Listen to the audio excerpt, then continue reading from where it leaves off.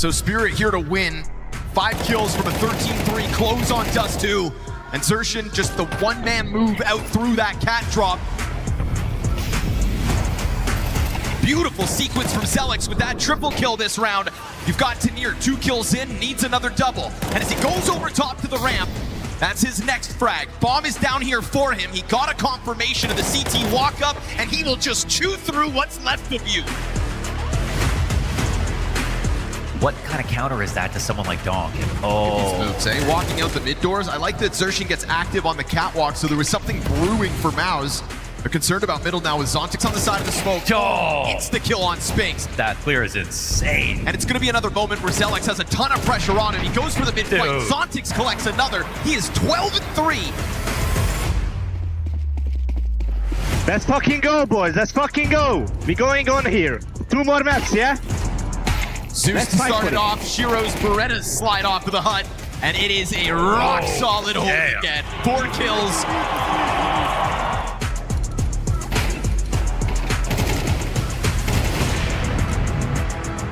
Now Torzi on the prowl outer, using that AWP. We see the crossover. Zontix gonna tap away. The sniper trades back in this 1 versus 3.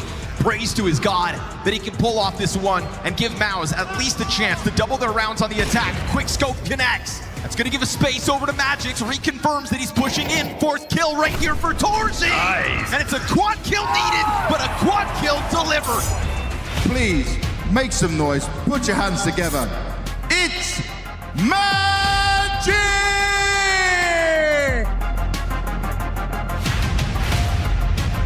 Team Falcons!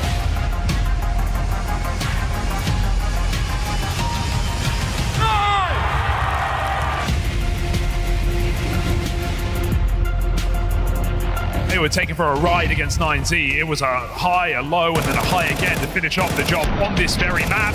And they will meet them in the middle. Ace for Tenzi in the 2nd round. He goes back to try and sniff out Tenzi. And then they've got him trapped out here on his lonesome out in middle. No! MongolZ!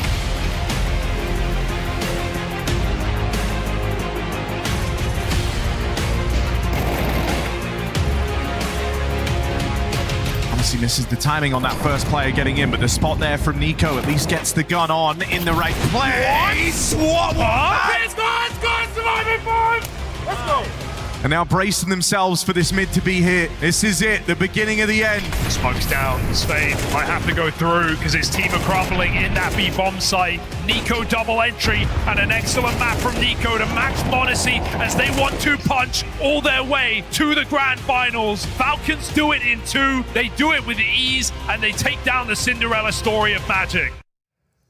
Good morning, Kazakhstan, and welcome to the grand finals here at PGL Astana. What an incredible day. And I have to say, after being here last year, here today, for this 3rd place curtain raiser, there's already an incredible crowd coming into the arena, getting ready to support MOUZ up against Magic. And I suppose to just wet their palates a little bit before we get to see Spirit take on Falcons. My name is Sam. I'm going to be keeping you company for the start of the show. Joining me is Prof and Blair. We're ready to break this all down.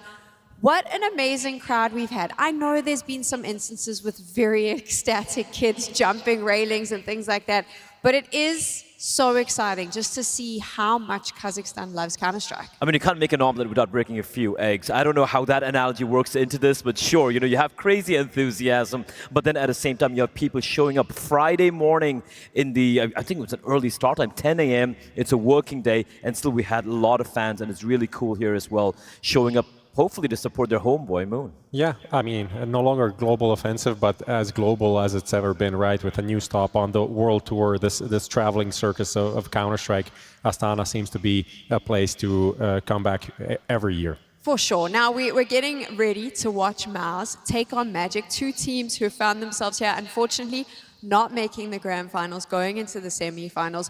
But they've had a good run. I want to talk about their opposition, though, that was able to knock them out. Spirit, our reigning champs, Blair.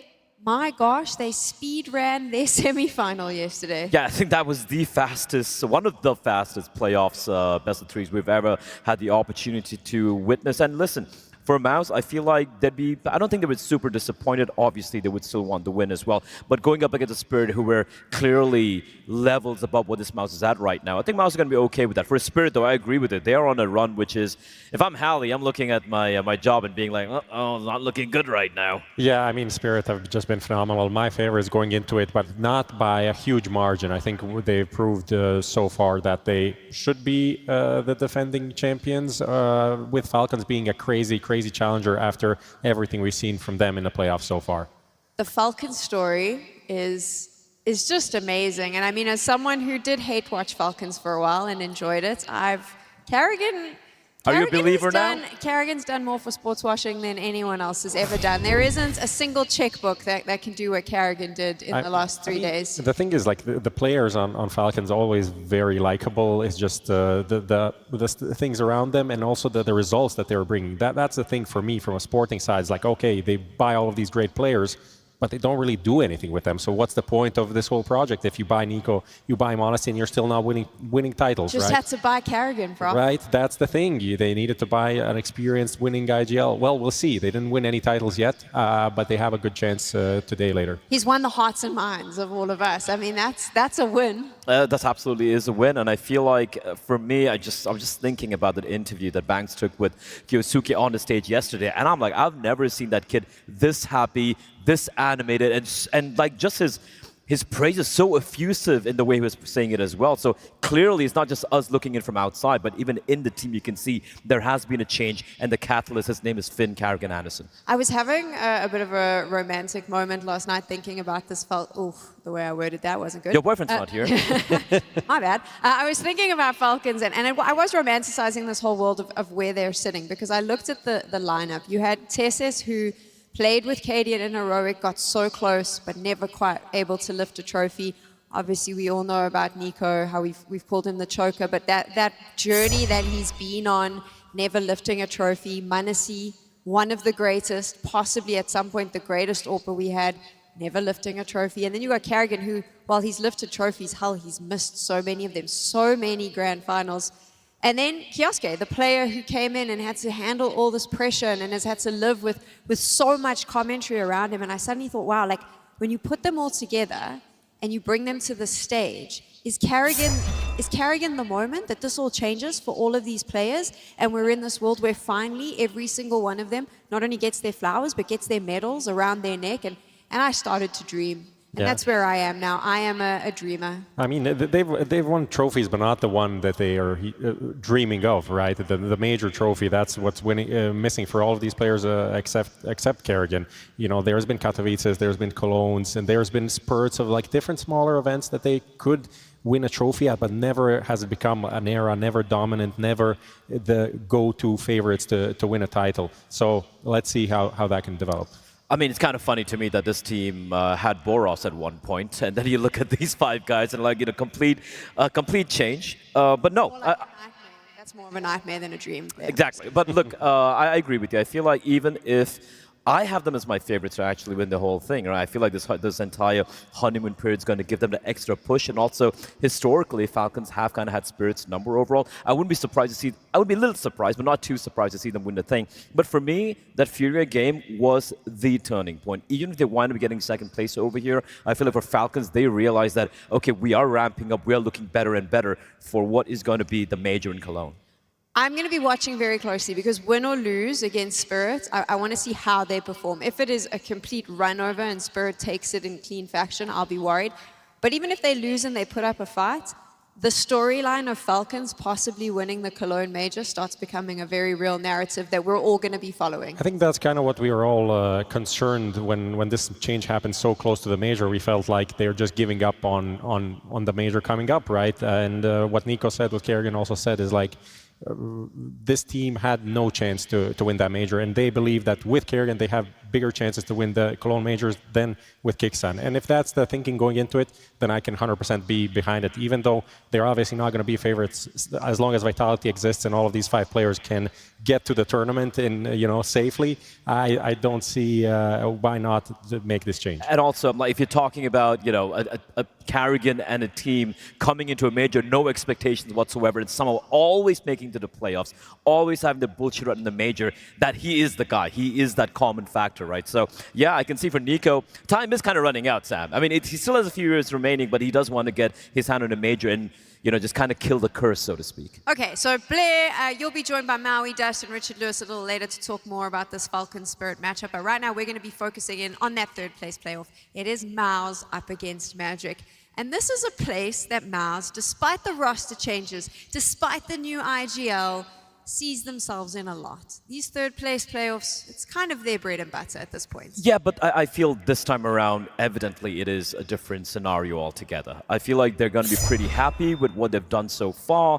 Yesterday, losing to a Spirit playing at an extremely high level, I don't think they can be too mad about that. You got to remember, again, Exertion coming as an IGL, finally taking full reins of the team. You had JL coming in as a bit of a stand-in situation, kind of like a temporary fifth on loan. And then you have Zelix, for him, by the way, first time ever in an arena on a stage like this as well, right? So for them, I felt like they've over-delivered a little bit. So they're going to be reasonably happy with the way, with the run they've had so far. Of course, would still be looking to get the third place. Yeah, I think anything more than this would have been insane. For them to beat Spirit, that would have been Herculean undertaking, right? Beating Aurora twice, first in the group stage, then in the playoffs, I think that's like, okay, we're still in that top 10 category despite making these changes, despite bringing in a complete rookie into the tier 1 scene. But there are still some things to figure out. Overall, good showing, but I think they need to win here again, this third place decider, to say like, okay, Astana was a successful tournament for us. Do we like the changes so far that we've seen from MOUZ? I mean, you've had a lot to watch now. Are we excited about them? Is this a lineup that we can get behind? Yes, yes and no. I feel yes because, like, overall, like I said, kind of, I like what we're seeing. Zelix is looking like he's really solid on a T side. CD side still a little bit rough, but again, it's a work in progress. They're not looking for the major; they're looking to win the next major, make a deep run in Singapore, right? So, and JL coming in, I feel has been just a pleasant surprise. You can see the mood seems elevated overall, and JL also for himself, even if he winds up not being on his MOUZ lineup post the major or post his loan, he is showing that he still has it. He still has the chops, and more importantly, he still has that charisma for which everyone loved him for. For me, it's a passing grade on this like first test so far. Obviously, we'll see how this series goes, but I still need to see more, and I definitely need to see how it goes at CIC next week, where they'll be having even more competition, playing even more people, being kind of more aware of how they're playing, because that Spirit game, yes, it is against Spirit, but that's the worst defeat they ever had. 5 rounds in a playoff game, in a group stage game, MOUZ never felt that bad. What do we think of Exertion as IGL? This is the main point for me, because it kind of plays into this Spirit game that we had yesterday, where he wasn't on point individually, and then the whole team around him crumbled. Yes, it's great when your IGL is dropping 1.5 ratings against everyone in the group stage and in the first game of the playoffs, but you're putting even more pressure on a piece that crumbled under the bright lights. Yeah, I agree, and I feel like that is what the learning experience is, right? Like when Exertion's not really fragging out, how good can his calling be and how much can the remaining pieces really step up to the plate? We saw Zelix have a pretty solid tournament overall, but he's someone who's being set up by his team. Who else is going to shoulder the responsibility of having the fragging output when someone like him is having a bit of a quiet game? Maybe the birthday boy, Torji. It is his birthday today. Can he rise to the occasion? Oh, I mean, his year has not been that great. He's seen the smallest uptick. Good job, PGL. I like that a lot.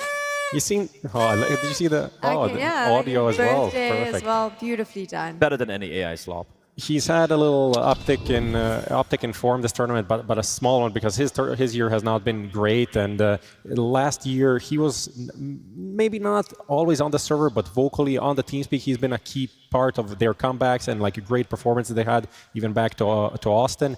And they definitely need more of that, especially if Spinks fall off needs to be studied for this tournament and the first tournament other Exertions IGL. Yeah, I think that's a big question, right? For someone, especially for Spinks, who's so experienced, having played under multiple IGLs, multiple iterations of different teams, and so to speak, when you have a new IGL coming in, you're looking at him to adapt. You're looking at him to help your IGL, be the secondary voice. Yes. But it really feels like he's kind of lost in the sauce, even individually as well. We're seeing so much failed utility, not working in tandem with Zelix. He's supposed to be kind of the Carrigan, kind of the Carrigan to Kiyosuke relation with him and Zelix.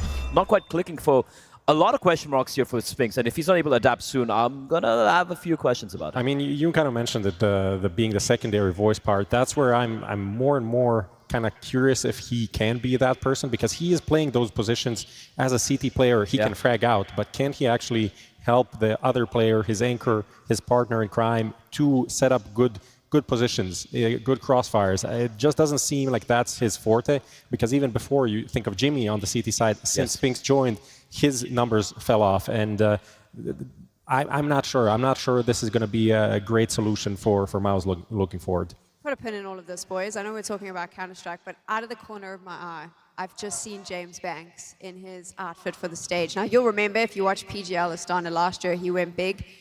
Ladies and gentlemen, boys and girls, he is going large. This is like Met Gala ready. I hope that you're ready for what Banks is about to bring to the stage. Let's talk about Magic. So that's not the bear over there. But we'll see him later. Don't ruin the surprise for everyone. Just a little right? tease. Just a little tease. I was under the impression he was coming in on a horse, but apparently that PGL said no. We're drawing the line there. Reasonable and understandable. Completely understandable. Let's talk about Magic, though. Obviously, they have Moon in this lineup from Kazakhstan, getting a chance to play for the first time. I think other than AW, for all of these players, first time on the big stage.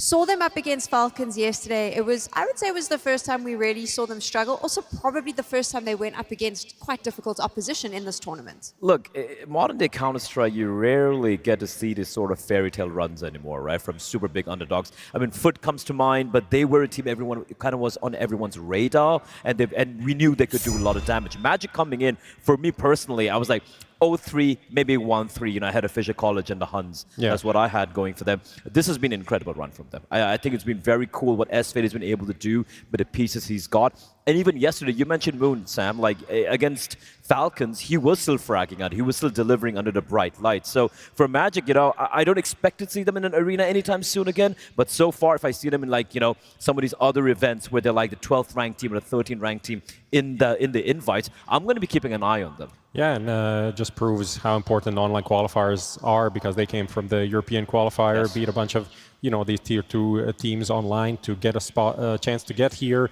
and then obviously here 0-2 to 3-2, and then beating 9Z in the quarterfinal in a quite tough game to then face Falcons and unfortunately get quite a rough wake-up call in that one.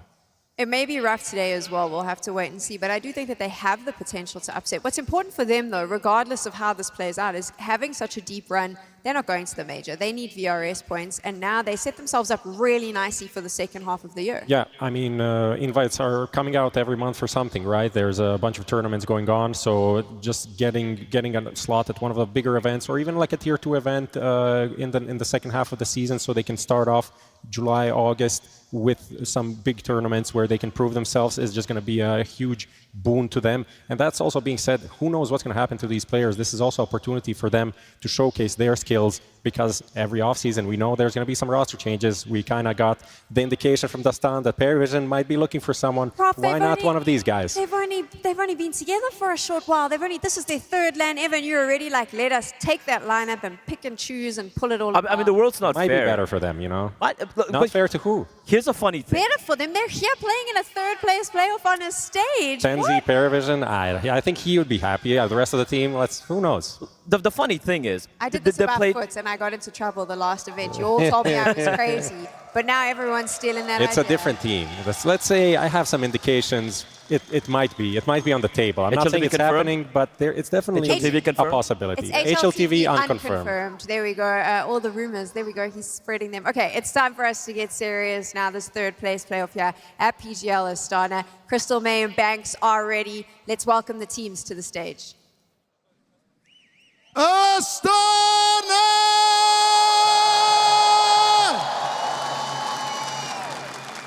We got our third place decider coming your way, and the teams want to take this one more seriously than you would expect. Because for Magic, every moment like this is incredible. They do not know when the next one will come. For MOUZ, they've got a lot of learning to do across the whole way. Now, I know we are just filling out inside the arena. We're just getting started. But you know I got a question for you guys. Are you ready? Well, let's start with our first team. New players, new opportunities, new leader, but they got absolutely dominated yesterday. Now it's about showing up, delivering, and learning as a team to try and just gain some more experience to see what this team can do. So, let's hear it for MOUZ!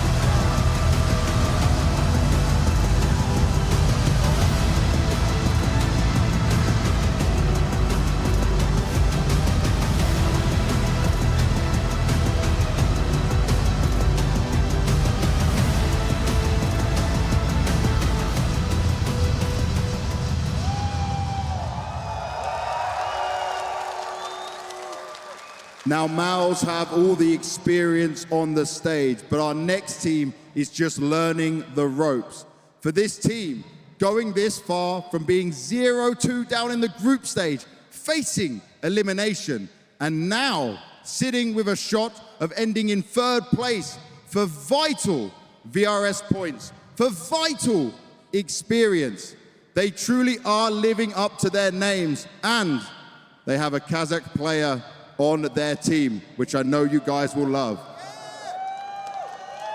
So, with that being said, raise the roof for Magic!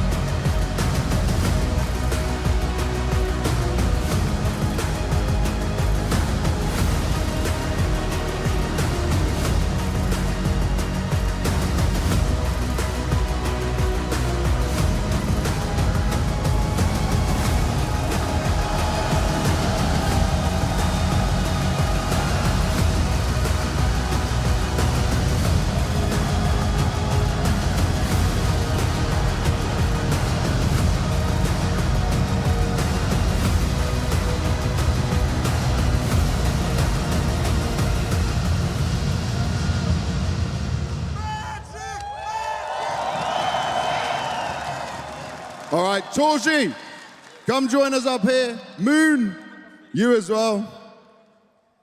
Everyone else can take their seats and get ready for the third place decider. Moon, yesterday was a tough day for you guys, going up against a team of that level, of that skill. What did you guys talk about last night, coming into today? What did you try to improve and fix upon to make happen? This tournament is just, for us, it's good experience, and we know just these tier 1 like teams, they're just better right now, but in the future, I know that we show our best and we can beat them.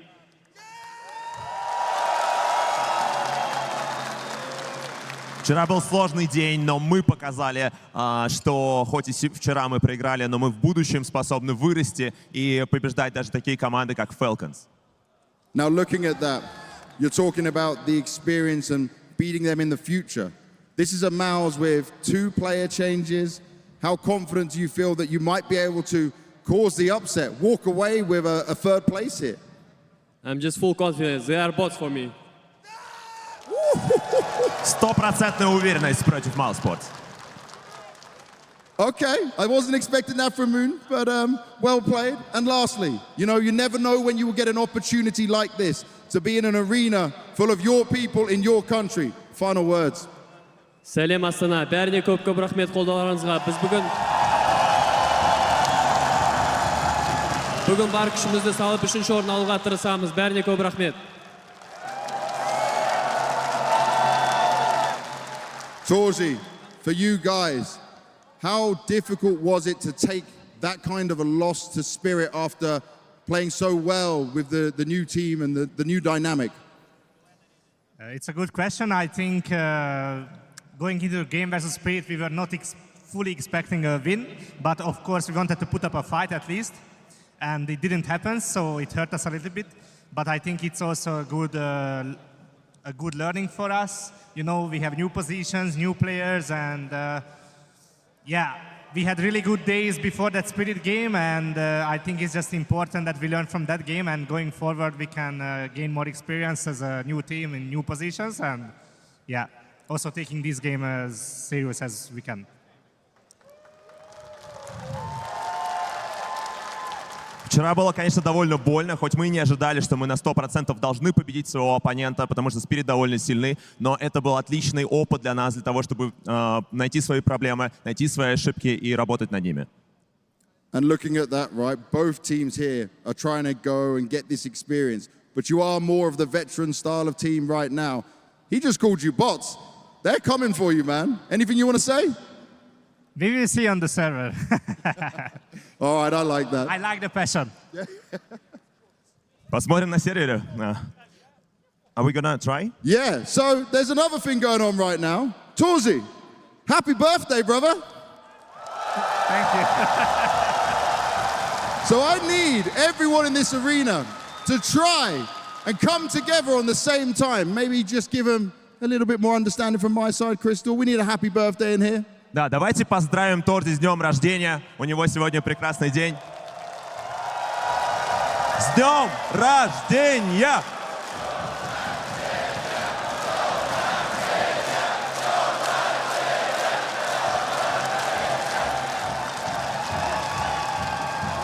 Perfect. Shake hands. Go and take your seats. A birthday battle and a battle of experience and a lot to play with in here. But I'm already feeling for this Championship Sunday that this is a crowd with great energy, and we do appreciate that. Crystal, mate, I need to understand which way this is going over here. So, is it in Astana that you guys are cheering for Magic?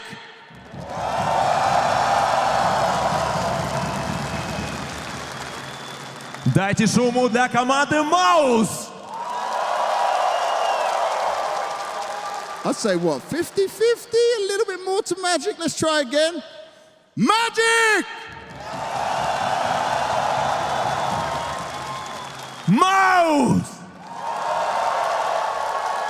And now for everyone in here, we got a birthday boy on the stage. We got a team that are not used to this situation.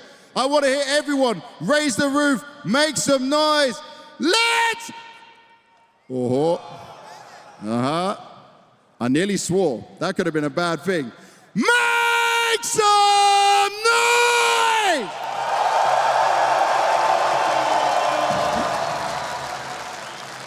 All I want to say is there is a streamer here with a drum, and I do not understand why we've never been given this drum for the desk. Well, because, damn, it would be fun. Mainly because of people like me and Prof. Oh, we'd have the best time. The two stupid dogs would thoroughly enjoy it. That's also, by the way, the new nickname for these two when they're together. You'll see that later. Let's talk now about what is about to go down in the server. Banks' outfit. Banks' outfit was banging. How fire was that? Straight fire. I saw it coming, but I didn't see it coming. Like, it still surprised me when I turned around. Insane. And a great little moment there at the end. And happy birthday to Torzi. Happy birthday, Torzi. Well done, Banks. You get best dressed for the tournament. And we would like a drum on the desk. Have we covered everything? Can we focus on the counter? Yes. No, I want to talk about him calling MOUZ bots. That's straight fire. I love it. I don't think they're bots. I think it's going to be...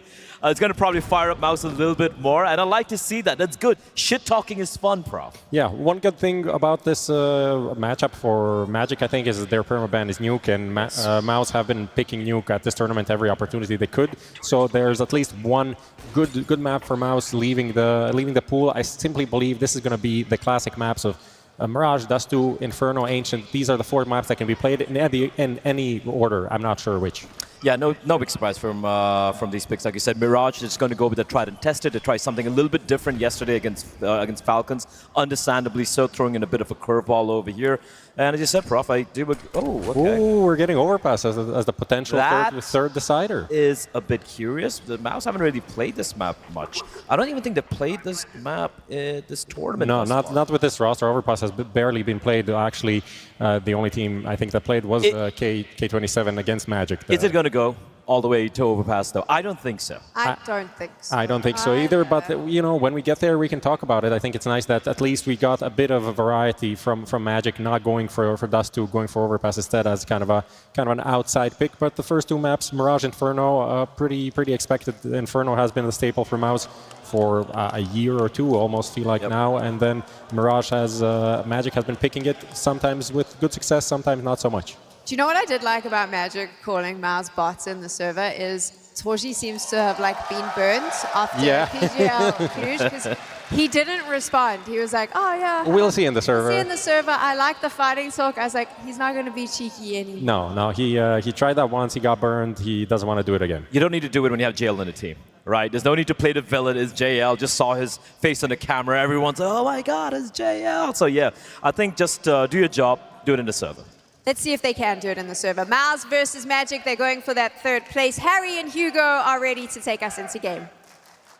That's right, Sam. An experience gap, an age gap, even a birthday gap here for MOUZ on this very stage. A 3rd place decider, a place MOUZ have been many times before, up against a squad who are just taking their first chances at a Tier 1 tournament, let alone in front of a crowd. But I gotta say, Magic yesterday, they may have lost to Falcons. They still played their hearts out. They played the exact Counter-Strike we saw in the group stage, the exact Counter-Strike that made us enjoy watching this team. So I hope they bring it to MOUZ today.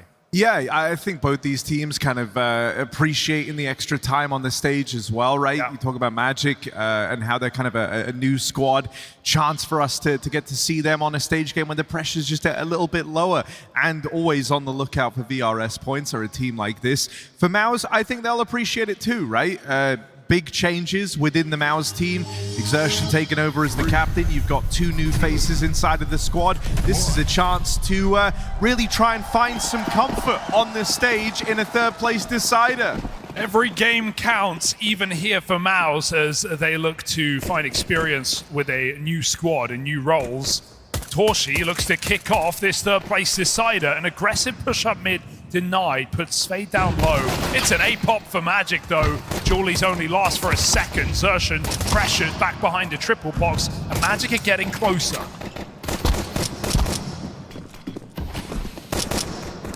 They've been stalled out here by Exertion. That's allowed the rest of MOUZ to come on over. All right, they will get past him. What else have they got for us? Slowing this down initially felt like it was to their detriment, but some dinks put down range. Spink's the only guy with health. He's had some struggles here, it has Spinks.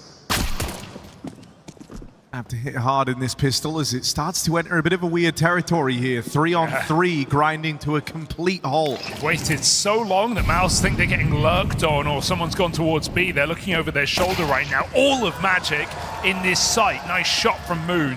With these 2 low players, you've got to hope you don't get cleared, but missed chance for JL back at the spawn.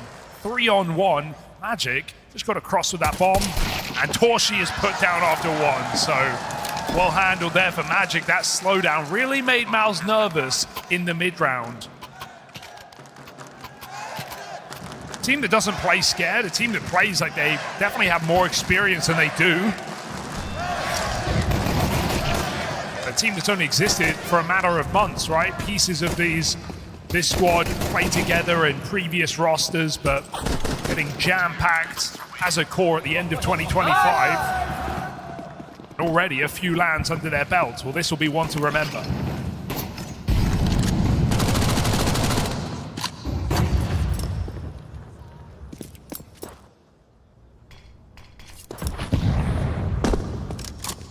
Remember, last year it was MongolZ in this very match who also fell in a 3rd place decider. But it was that one extra game in front of the stage. You know Moon is soaking it in today.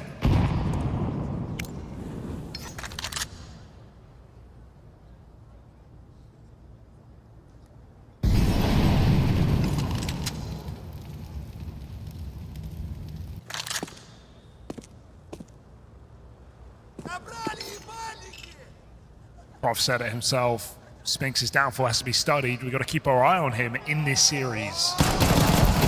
He's had a bit of a poor tournament by any standard, let alone his high standards. Rotation to be for Spinx, but Magic are coming in.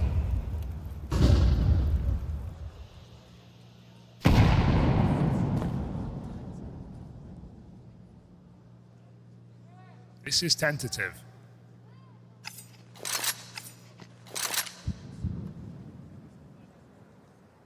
Again, MOUZ doubt themselves. Mates ain't going anywhere. He'll be the guy that could try and steal this whole thing away. And the bomb crossing in with very little time left. Gets out with one. Oh, and Torchi's hit a no-scope. Now a quick turnaround. Good chase for Spade to stop that from getting too weird after a pretty gnarly sequence from Torchi on that scout. Exertion. What's he made of? They're both tagged up. 35 points of health each. Far from impossible here. The MOUZ's new captain. But they're not moving a muscle. So Exertion's got to bring the fight to them. Out through the window. Oh, sees them both. Exertion collects. And that's an early game clutch for MOUZ's captain. It's one way to put it on the board. I like Magic's setup for the moment, right? Just static, but ready to swing off each other. They didn't think he'd find that gap.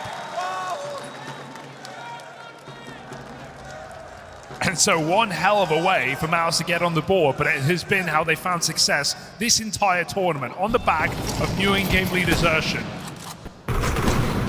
Torchi, some banger scout shots, but you have both players spotted by MOUZ captain.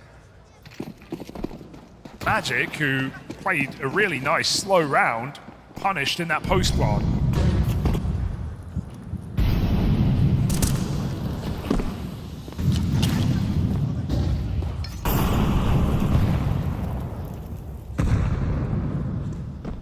Now we have MOUZ trying to take a bit more of a risk here, very active out towards middle. Spinx gonna fight first and gets out with an opening. Takes a lot of damage in that head-to-head, but he'll take the 5-on-4.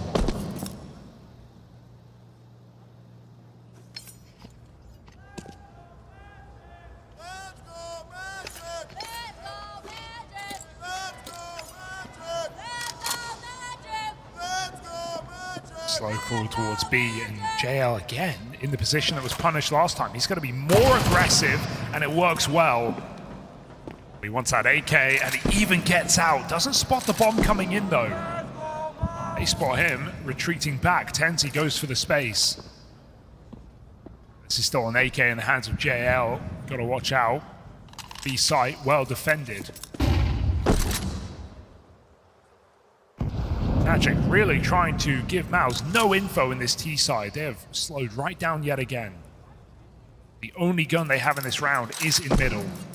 So Deagle's getting a double entry here. Feels unrealistic.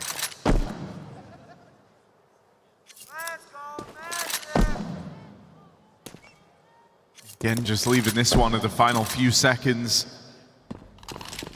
Footsteps heard now. They've got to make noise eventually. And again, Spinx stealing himself away bench side. Gets to swing out early, low on HP. It's no problem. Spade might have made it through the back line, not for long. Exertion, quick to turn around and put him down. That force buy goes nowhere for Magic. They're now down in pistols. This is the early lead, more than built up in MOUZ's favor. Yeah, just stacking this B side, playing mostly retake on A. Magic are giving them exactly what they want, despite these slow rounds.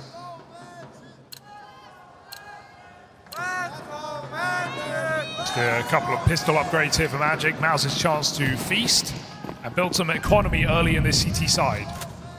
Magic's map pick as well.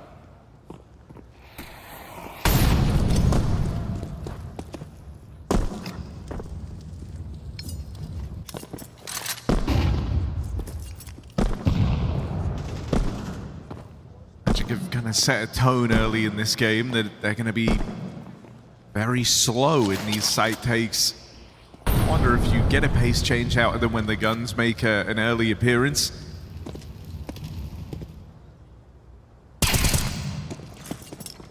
Yeah, because I think some of their best rounds yesterday against Falcons in those first 12 rounds, where they got 6 on Ancient T side, were the set plays. They tried to do some mid control, they tried to battle the firepower trio. Hey, bomb plant's nice. But at the end of the day, I think their best rounds were set pieces, faster approaches, catching players off guard. See if that's going to be the case on Mirage, though. Asval, dead man walking. So money is made, but MOUZ are all the better off. 3-1 lead, everything they need, and Magic coming in with full guns. I hope we get more orbs from Moon today. That was something that was lacking in the Falcons game. I feel like he didn't get a lot of opportunities to have that open play.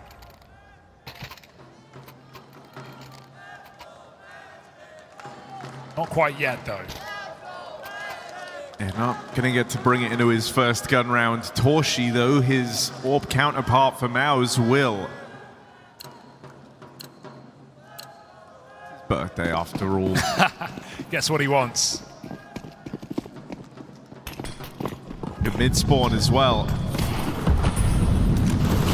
Makes the jump happen up into the window. MOUZ once again look to try and fight for this mid-control early. I think it's important for Magic they're able to kind of put the squeeze on MOUZ in these mid-fights. You don't want MOUZ feeling confidence in them. Kind of want it to be a problem area early on.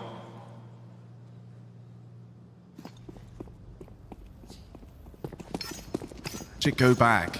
Don't elect to hang around out in middle.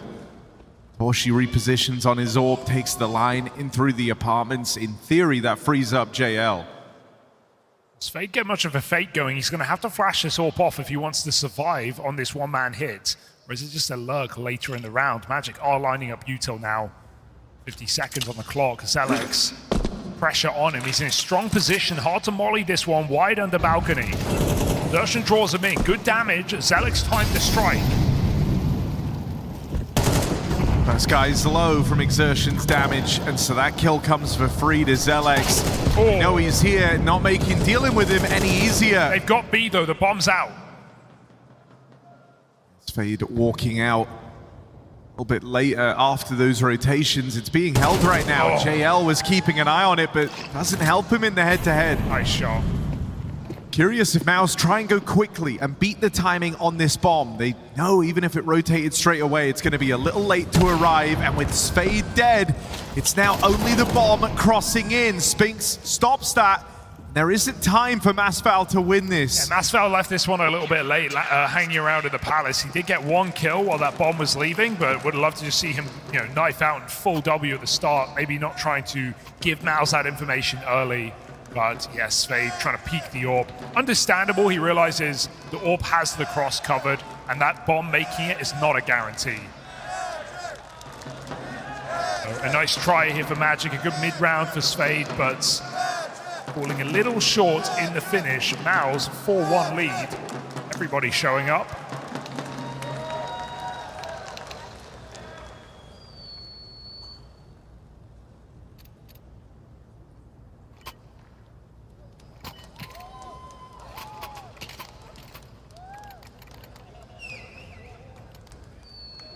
What more the Magic have? Just a hero AK and pistol, so expect something quicker. Moon is saving for the orb.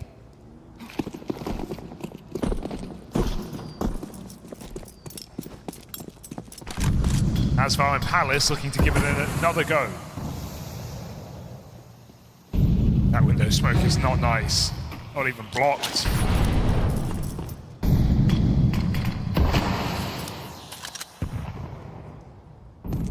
They got to feel pretty confident that no one's out middle right now with window being peaked and now Spinks aggressive on catwalk. It's kind of mid-fake, it's not going to do too much.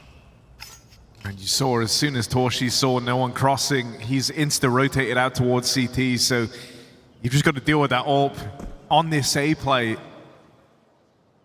Exertion's also been a real nuisance over here towards the connector. That's set to continue. Damage put down range as he tries to deal with the lurker. Torshi providing cover out from the spawn side.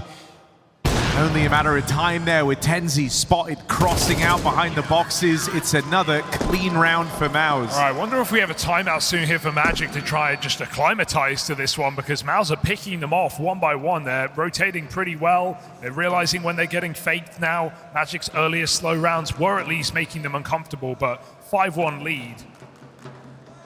Nothing's come through for Magic yet since that pistol win. Moon's AWP might have to be the difference maker here in this gun round. Could just see him get a boost up, go for the con pick, hold for mid control.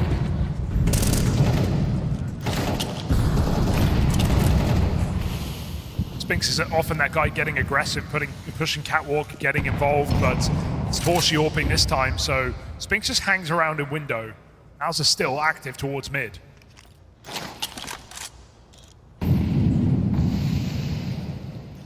And Magic still haven't really given any reason not to be. That's a good nade combo there. AW brought down low. Now they've got him trapped out behind the boxes. Love one more nade.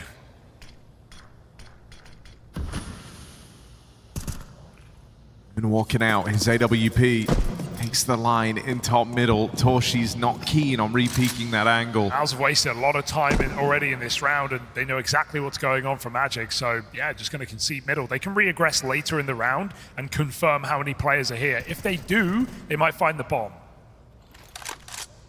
Window re-aggress. Spade has missed that. It's the opportunity for an opener, but Moon goes and collects one with his AWP. They know the bomb has to leave. In towards his A side of the map with the bomb rotating around very, very late. You kind of need these openers and you need them cleanly. Time's going to prove to be a real problem for Magic here. How much can Zelex buy you? But the Palace going to go unchecked. No one's looking, and so Zelex free reign. Maybe plays a little early there. Lots of kills in front of him. Yeah. Line up for exertion. He's got it. It's done, but Moon will have this bomb plant. Seconds to spare. So it's MOUZ on for a retake, catching Moon as he tries to cross away from that bomb. You're left hoping for an AW clutch. Try and strike as they cross on in. Catches Torshi. AWP dropped. JL, how's he gonna play this? Very JL. Just the commitment, just the stick. AW, never believed it. Oh dear. Not a surprise on that one, right? JL sticking the bomb right in the face of his opponent. Maybe realizing AW was low, maybe not. It was the guy who got nade stacked top middle, so no confirmation there for MOUZ, but a perfect play for JL, wide off that defuse.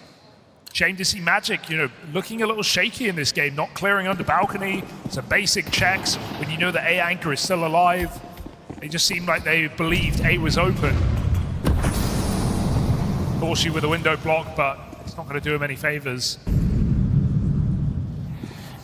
It's a great start to the game for MOUZ, where everybody has had their moments. Even JL, bottom of the board, with a 1v1 to keep MOUZ unstoppable since the guns have come out.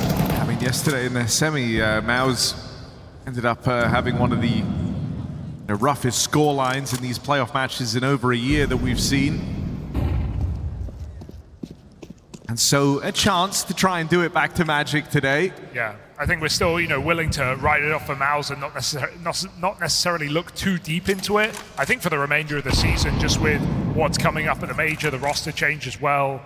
But even here, I don't think it was reasonable to expect this team to be a front runner by any means, and even just getting back to the semis was an improvement from how these last few events have gone.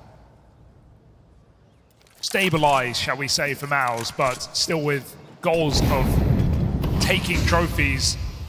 Just won't be now. And Spade able to regain control over his rifle.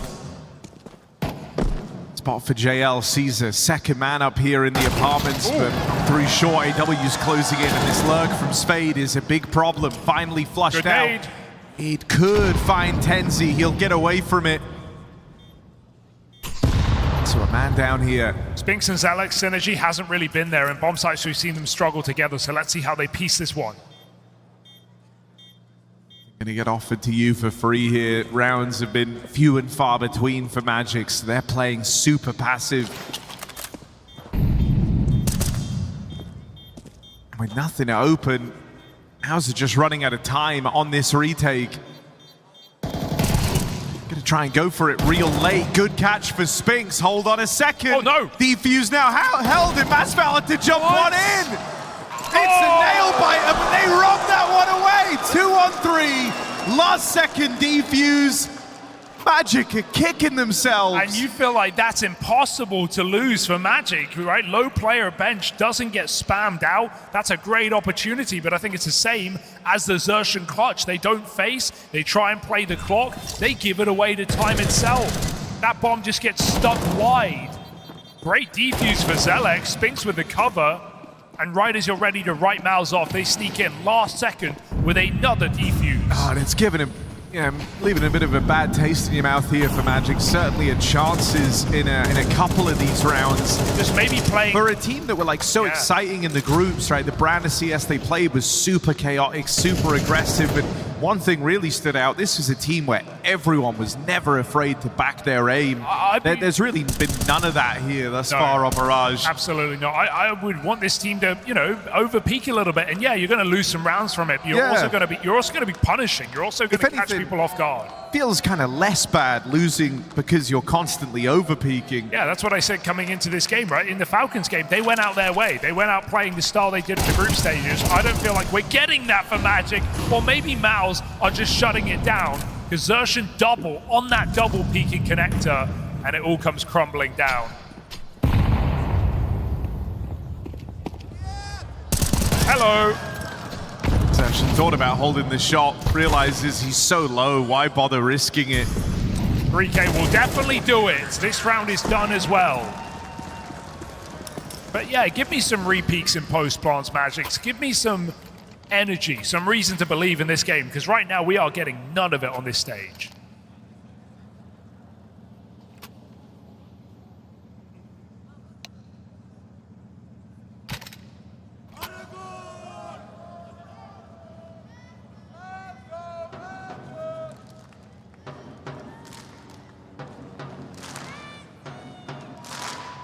I'm out called in.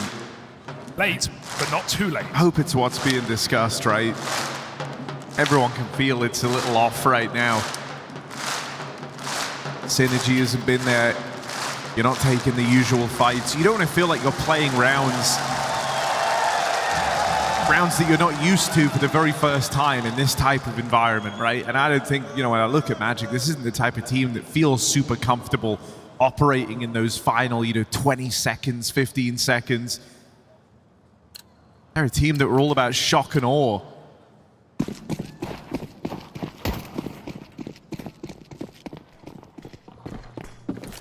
They got pistols now. These can sometimes be liberating rounds, right? You play a little looser. You're not fearing for your life. You're not trying to play to avoid the gunfights here. You're looking for them on the Tech 9s. You've got util. It's just a set piece, a rollout here for Magic. This could be the type of round needed to bring them back in to the fold.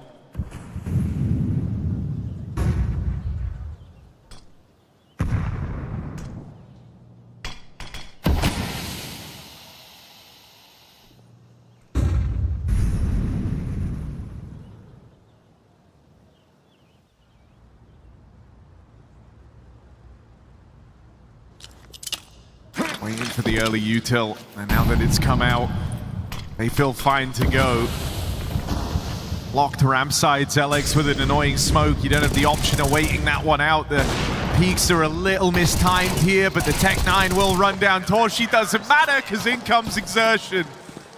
And man, it feels like, right when you kind of get these opening kills, it takes a lot to get through, and then Xerxen just swings you. 15 and 6, top of the charts right now for MOUZ, as has often been the case in these MOUZ games.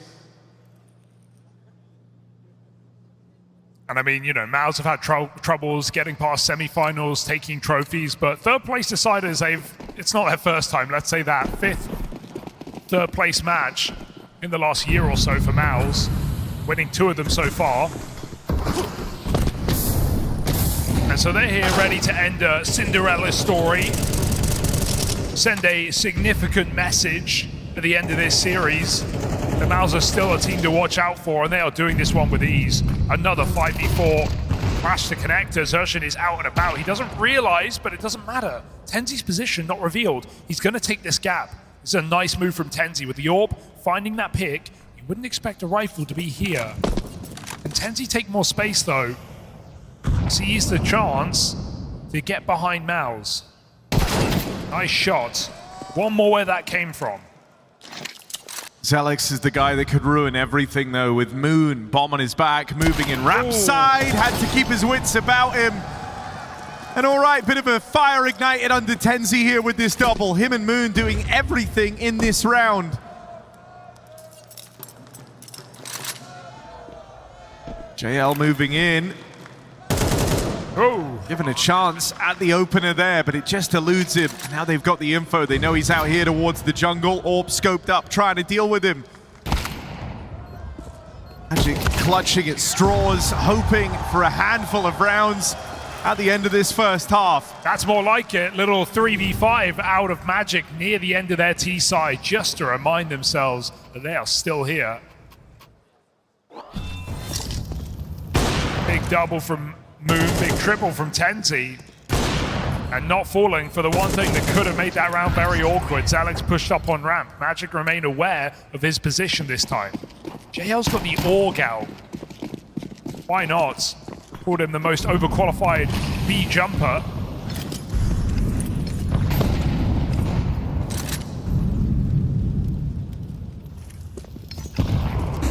After some time away from the game, he never wants to be AUGless again. He's brought one into the fray here.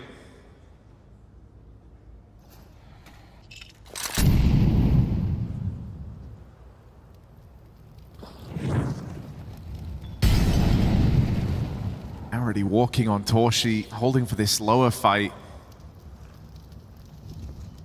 Spade be able to get ahead of him. He's got Exertion nearby to help out. Meant to have his back.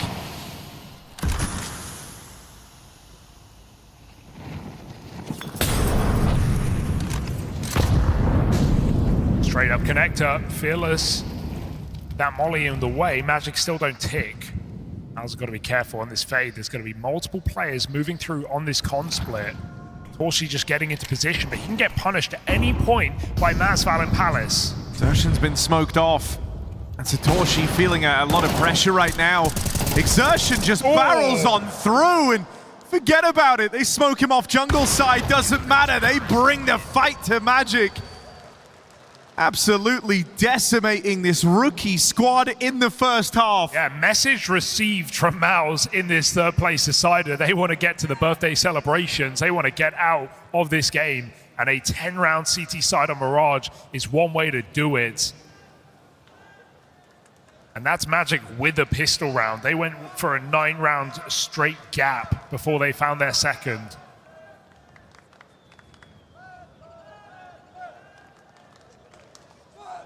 A reassuring game for MOUZ, I think, right? We can have maybe some expectation of Magic, but must be remembered that this is still their debut at a top-tier event, let alone a stage.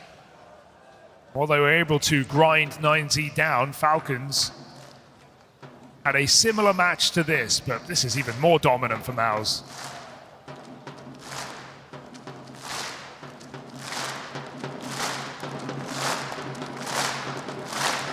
MOUZ, I guess, who want to end this event reminding us of what we saw in the group stage. Don't want their memory to be getting blown out by Spirit in the semi. This is more like it.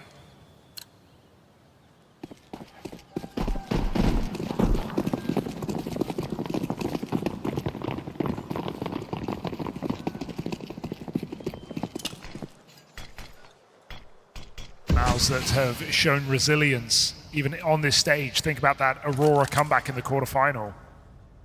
Aurora was feeling like a bit of a hot prospect even at this event with some great T-sides called by Maja and some pop-off games from Arcadia, but MOUZ pulled that one all the way back and 2-0'd them. Okay, we got a bit of a move out of Magic. Fearless push from the captain is going to free up everybody to rotate. AW staying in sight, but everyone else shuffling towards B, and it is the right call. MOUZ are all here. Even though they have all the info, rotates is still pretty labored, so you need this sight hold to look good. My God. Exertion mid-air, able to get past the short player. That'll be a plant. Dink downrange on a Tenzi. Spinks even finishes the job. Really, it's Fade on this flank with the dual Berettas that has to do a lot. Gets past Torshi, but his job's far from over. They get the kill to open up a post-plant, not even required. This is on rails for MOUZ. Yeah, and a banger pistol for Spinks. Every important kill, well, 4 of them in that round. Every fast rotate for Magic just cut down out of market by Spinks. He is rivaling Exertion on the scoreboard right now, a player who went very quiet across this event. A player who sometimes felt like the only one performing for MOUZ. Him and Exertion are showing up. And that pistol all but seals it here on this first map. Commendable resilience for Magic to eco this round. I don't think many teams would have.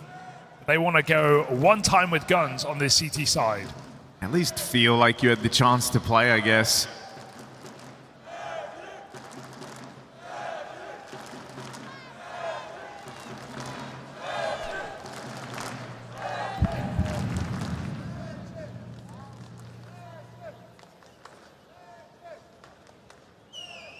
That set piece out towards A. When you get past the 10Z 5-7, that was really the only damage-dealing thing in this round. So about to be map point for MOUZ, and barely even a noise for Magic here on the first map of this third place decider. Have one chance with the rifles. You do have 2 players hot on your heels for a backstab, but they don't have much to work with. What are you up to? Nothing much, I'd imagine. MOUZ have guns in place and have spotted those flanks as well, so just getting flushed out here are Magic. 12-2 is the score. And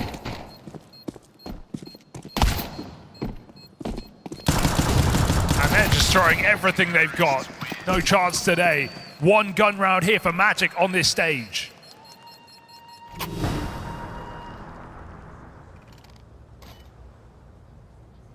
Yeah, that's both all they've been able to win and all they're going to get to play on this CT side.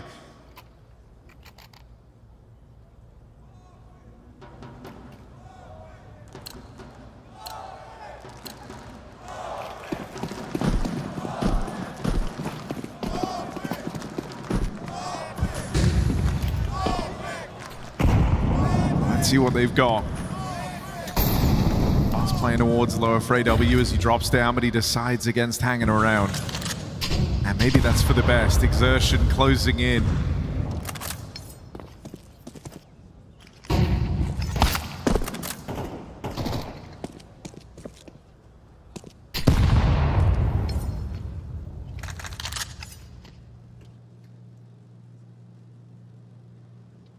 Triple B. Giving MOUZ a lot of room, but the whole map being quiet is going to make you paranoid. Perhaps a window repeat together here for Magic.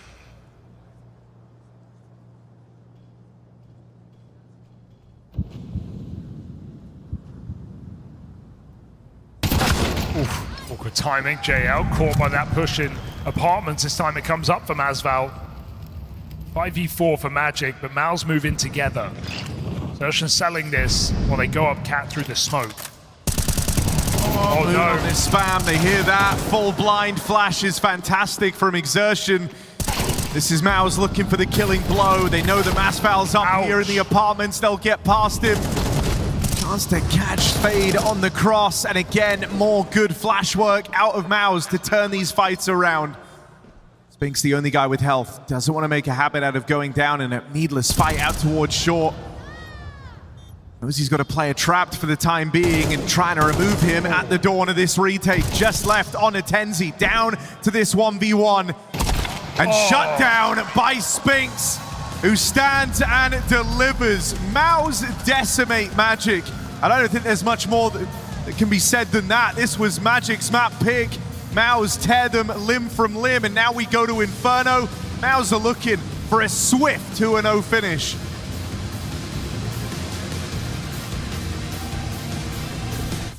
She said she loves you, but she can't love me. But I love you.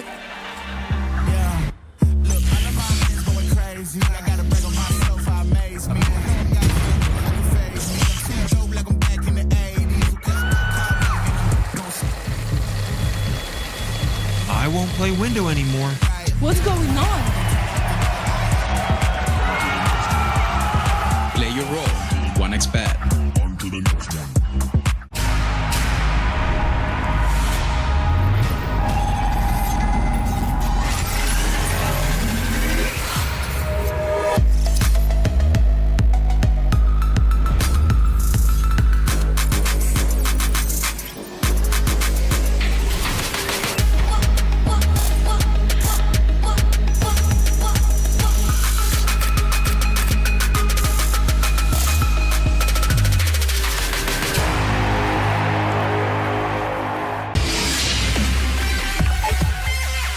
The human body was built to move, not trapped at a desk in one singular posture for 12 hours a day. It's time your chair evolved. This is Secret Lab Titan Evo. Ergonomically engineered for you, gamers, hybrid workers, artists, backing your every move.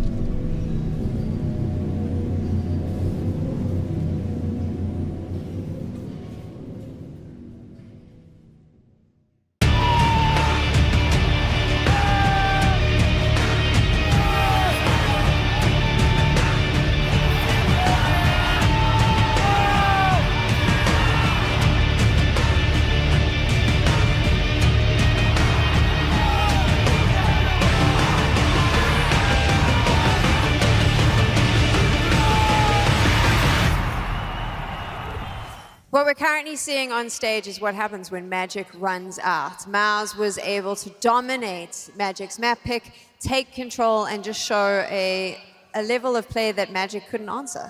Yeah, they kind of ran out of mana, it felt like, while playing that game. And just in the end, Torji showing who's the real boss in the server, I guess. He looked, he didn't look pissed off or anything, but the players individually just showing that they're a couple of classes above the side of Magic right now. Yeah, not enough mana. I need to tap some lands. Is that the Magic that Gathering? Is okay, Meta, reference. let's go. Yeah. I know what to say. Just absolutely outclassed in every way. Winning the pistol, after that losing a 2v4, 3v5, 1v2, all of these situations. Every step of the way they had advantage in that second round. Still managed to lose it this one as well.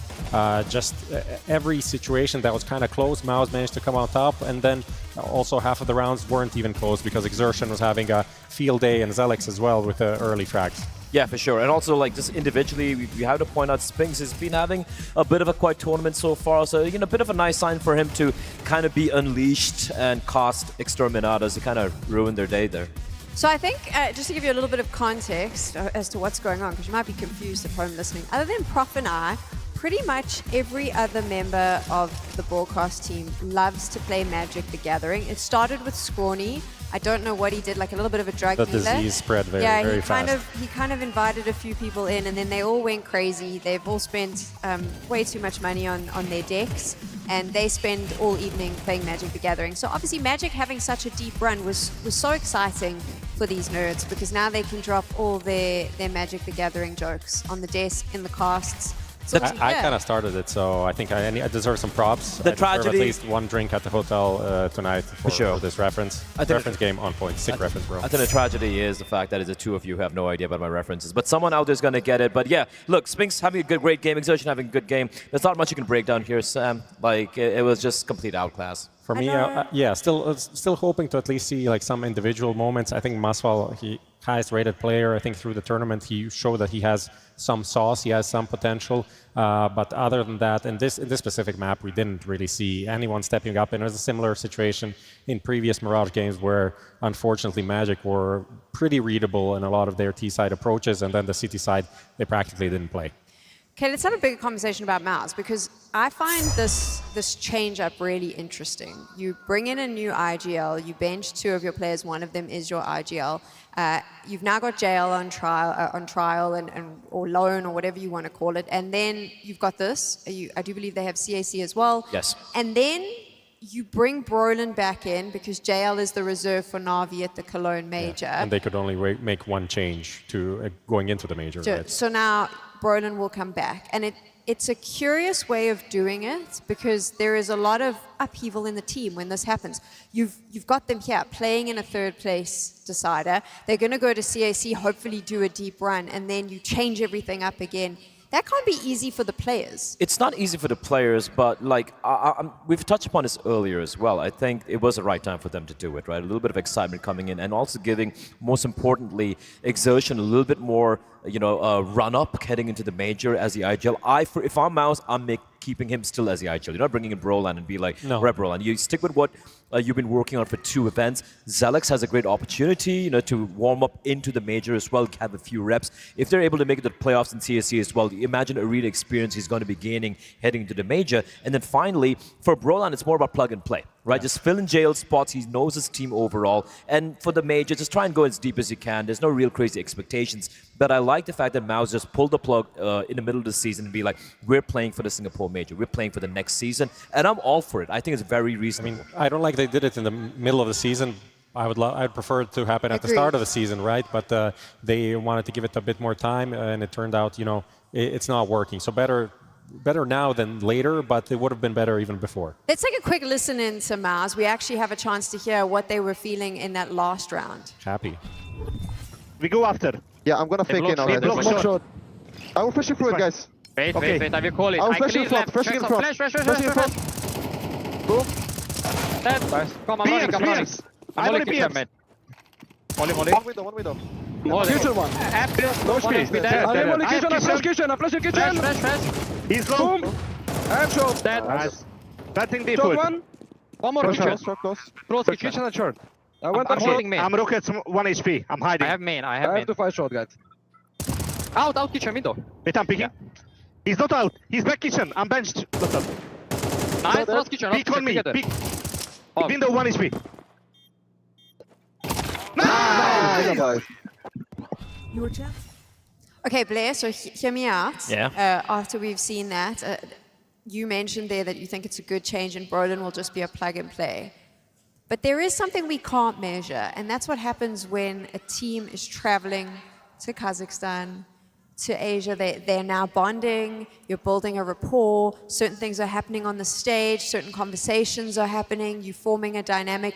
You can't just bring a new personality in. Sometimes it works, hey Falcons, but a lot of the times it becomes problematic, especially when everyone in the team knows that that player coming in for the Major is not staying. I really do worry about, we've spoken so much about this during the course of this tournament, the intangibles that happen come Cologne Major for MOUZ when you add this new player after there's been this bonding that's occurred in these last 2 tournaments. Look, I agree with you, right? There is going to be a little bit of uncomfortableness, kind of, so to speak, but at the end of the day, you're professionals coming in, right? Even for Brolan, even though he might feel a little hard done by him getting removed from the lineup, he is going to be playing in. I'd be very surprised if he doesn't you know, he's been around for a long time. Yeah, he just does his job, which is why, though, I'm going to say I don't have crazy high expectations from MOUZ come the major. I feel like for them making it to the playoffs itself they'll be kind of happy with that. Any deeper run than that, they'll be okay. Again, I'm going to reiterate, for me, it's the next season coming in, right? So again, these are all professionals. I'd be really shocked if Brolan coming in, suddenly they completely shit the bed. I don't think that's going to happen. Yeah, I mean, I think he's a soldier, and that's what he's been since he joined this roster. He wasn't originally supposed to be the IGL. He was a stand-in for a bit, and the Shui kick happened. And if we go back to the comment from Cyclone being like, I wanted Exertion to IGL for a couple of years now. He probably wanted him to IGL back when Brolan came in and took over the reins, and he did it because he was the guy with the biggest cojones to step up to the task, and because no one else wanted to do it. And now he's going to be like, okay, I'm not IGLing, I don't mind, I'll just come up and play some good Counter-Strike at the major, why not? And then hopefully, you know, push himself somewhere out there into a new team, because people wrote out Brolan completely not that long ago. He was just a Krieg abuser and everything, but he showed in MOUZ that he still has a lot to offer. Do you think that the organization sat this team down and said, this is a change for the Singapore major. This is a change we're making for the long-term success of the team, and therefore we need you to understand that a deep run in the Cologne major is not expected. We understand the situation we're putting you in, but this is what we think is best for the team. I'm presuming that conversation happened. I can't imagine they're going, hey boys, by the way, we also want you to win the Cologne major. I think that is a reasonable expectation. Like what he said, I'm sure Sigrid would be the main guy pulling all the strings, right? When it comes to the majority of the strings at the very least. And listen, go back to last year. You know, the season started, you know, you think MOUZ are going to stick with the lineup, and suddenly, all of a sudden, Shui is no longer the IGL. Brolan's, you know, kind of stepping into the plate. I think that's a similar situation. Obviously, we don't know what really happened back then, and they had a miracle start. They won the first event over in Cluj, if memory serves me right, multiple second places. That was something which no one really expected to happen. Here, I think they're being way more reasonable. 2 changes is quite a big deal as well. So I'm sure like everyone's kind of on the same page here. And honestly, I'd be surprised if the players were surprised with the changes coming in. Yeah, I mean, the major, they have the main part of the major sticker money, stage 3 invite, which is super important. Yes. And then just giving this new academy talent some experience. I liked in that little listen-in, we didn't hear much, but Zelex's comms seemed very sharp, very clean. He's like, this is where I am, this is what I'm doing, reacting off of a flash of a teammate, going for a pick, communicating. He's in a position that it was kind of an awkward position, but he clearly said, okay, instantly as he died, you know, someone's coming out window. Obviously, the guy came back and someone else communicated that, but he seems to have like a good head on his shoulders. I really like what this guy has to offer. Obviously not like a superstar yet, but he was in tier 2, and he did show some promise in roles where he was more comfortable so far in MOUZ. And also one thing that MOUZ is doing right now, which I'm really enjoying watching, is the way they're setting up Zelix on the T sides, right? Yeah. You know, he's a really up-and-coming, super sharp rifler, and just the way the flash is, just, you know, going in with him, allowing him to be traded, or, you know, him trading or him being the tradee, so to speak. Just very good work from MOUZ to kind of set up his young star, instead of just putting him, relegating him to kind of like a shit role, you know, just going on by yourself, do everything by yourself. It's always either JL or Exertion with him on the default. Yes, and the CD side, still a little bit of work to be done, but again, like you said, the more reps you have, Sam, the better you're going to get. Do you think JL will be a permanent addition to this lineup after the Cologne major? I think it's like 51%. Wow, that's useful for us. I'm like I think slightly that it will happen. No, I don't have any. I don't think they have any. It's a situationship, all right? It's a situationship right now. Where you're an expert on these. I am an expert on these, indeed. As they're trying to figure out, for JL, it's more about, hey, I want to find my old form, right? And see if I can still be back on the market, if other teams are going to be looking for me. Because obviously, you want a major winner on your team. For the side of MOUZ, it's like, all right, we don't really have a 5th available, no new fresh talent. But if JL is kind of going to be the face of the team, so to speak, this could really work out. So I feel like the next event, this and CAC is going to kind of dictate how that's going to play out. But for the time being, no commitment yet, Prophet. Some people are okay with that. Just dating. Just dating. I mean, are they dating, or are they just kind non-exclusive, it seems like. Feels like a bit of a booty call right now. It does seem exclusive, to be fair. Is it exclusive? I think both are still on Tinder. Both are swiping. Brolan's coming back. That's not exclusive to me. It's kind of like a one-off thing, you know. The X is going to be staying over for like. All right. Let's move on. Let's move on. Why? This was so much fun. AW didn't have a great showing. Obviously, I think in the games that they won and the games, the halves at least where they were competitive, he's been kind of shining star. Just these double kill moments, these spray transfers that he can pull off seem it seemed like just based on that, you would think he's like a much better player than he is. You would expect him to like regularly top the scoreboard and be maybe even in a better team. But he has that one thing going for him. Some other things maybe not rough around the edges, and also relegated to some more supportive positions on certain maps. It's surprising to see how all these individuals on the side of Magic, they have these moments. Like I said, we saw Masval with that spray transfer on the small bomb side. AW, like you said, always good for a double kill. Even Tenzi as well, right? Just out of nowhere gets a 2K to open things up. The only problem is they just don't seem consistent enough. You can't find one player who's able to continue that form throughout an entire series. But once again, very young team. You got to remember, they played 2 kind of local LAN, and now they're playing an S-tier event. They haven't had the opportunity to play like a studio event, like a PGL Bucharest or some of the smaller events. So again, very young team, very untested, and this is how they kind of find themselves in arenas like this. MOUZ is currently flirting with the opportunity to claim 3rd place. All they need to do is win their map pick here on Inferno. Can Magic bring it back? We're about to find out. Well, MOUZ may be seeing other people in the future, but for now, they're here to make a statement. They're here to shut out this 3rd place decider and send Magic home without a second of celebration on this stage. That was a dominant Mirage. And now we go to Inferno. It's MOUZ's map pick, and it's Magic with their backs against the wall. Yeah, now in the groups, to get into these playoffs, Magic played a really, really sick game versus Gentlemates. It was super chaotic. It went the distance. I hope that's a bit more of the Magic we get to see in map 2. Otherwise, I think MOUZ just going to run over them. Inferno's right around the corner. 3rd place up for grabs. It's MOUZ with a T-side start. They'll be the ones setting the pace and the tone. The opening of this map. Yeah, my eyes on AW in the CT side here. He was a monster in Banana back in that game you mentioned. How's it going to avoid him for now? Look, we promised you an action-packed, chaotic 3rd place decider. And I'm sorry, it's not been that thus far. Still time, Harry. Maybe here on Inferno, that's where things can kick up. Yeah, the rotates are coming in. We're going to have a 4v4 on this bomb site right now. Spink's late doing utility. MOUZ are actually locked out by that smoke, so well timed by Magic. There's no kit, they have to lock down this bomb site.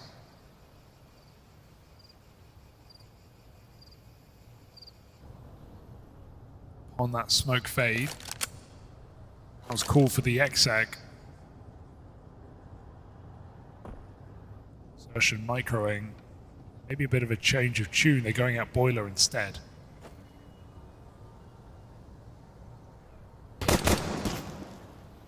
To the stack. Ooh. There's the opener. Spade dead first. Molly down here into the pit comes to a real surprise. Bit of an issue for Zelex tracking, but suddenly it's only one guy left in the site. Masval getting pressured. Gets out with a double. Why not? JL's 3 kills deep. He's got Zelex with him. It's the 2 new boys chasing down Masval down there in the pit. Huge round for JL. Didn't really have to contribute all too much back on Mirage, but leaves an impression from the get-go on map 2. Yeah, give it to Zertian as well, because that looked like just a straight-up apps pop, but then they get blocked, they change their mind, they realize Magic are probably playing to deny this, and so he calls a new strat on the fly, they hand over the util, they put everything into place.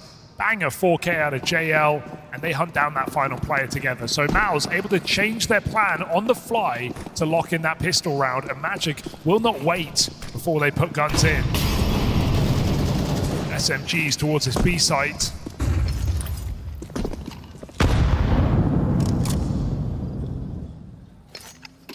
And I'm sure MOUZ, if they watch that game, if they saw what Magic did on that CT side, they're going to be very careful towards Banana here. Watch out for these setups. It's quite passive for now. Magic just playing the delay. Just falling short on that HE.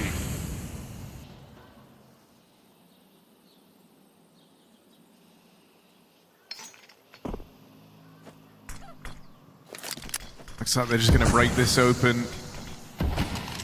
Zelex waiting with a nade to do exactly that. Into the triple stack. Oh! Good spray, and it all does damage downrange. Killing blow on a JL as well. Chance to steal away this force and to do it cleanly. Well, that would be a great feat for Magic. Torshi wants the AK. They're in spawn. leaves the bomb behind, so not going to attempt this miraculous 1v5. He might just die here trying to save that AK. All right, flawless round. And that's what we expected from AW here in Banana. Sure, it's a triple kill as MOUZ do come through a smoke, but it's more of what we wanted from Magic. Some firepower, someone standing tall in this series, because didn't have any heroes back on Mirage in that 2-round game. Awkward hit for MOUZ. Execute only goes so far. And now they're put to pistols themselves.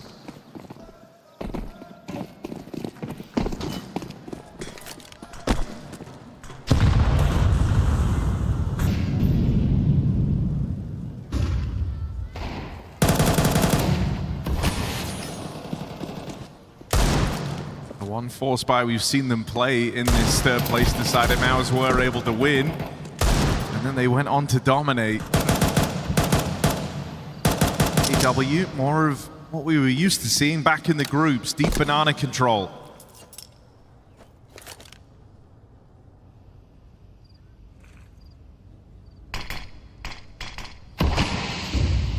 He would rarely commit here though. So util down and he can pull back. So Magic keen to play 4-1 setups, leave him alone. This round, MOUZ could appear at a moment's notice with pistols. Gotta watch that smoke. JL and Zertian together. And AW, that's quite an audacious position. Just what we wanted to see. Open, but he gets triple swung. And down there all on his lonesome, that's an opener. MOUZ gonna try and follow through with this. They've got 30 seconds left for the B hit. Smoke down out towards CT, cuts off rotations. For now, only one man in the sight. Masval needs a multi-kill. It's done out from the spawn side. Flash to try and tee up this peak. Masval swings, but only finds the one as the JL Deeg hits hard. 2 kills secured from it already. Boost up over the top, and a lineup for Tenzi.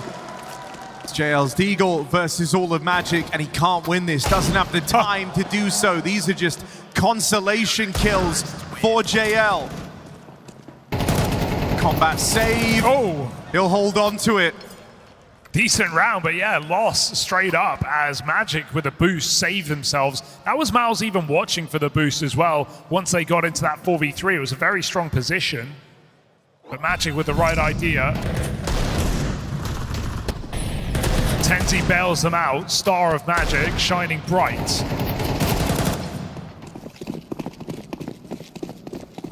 So just this hero Galil, and they buy around it. MOUZ want to put money in.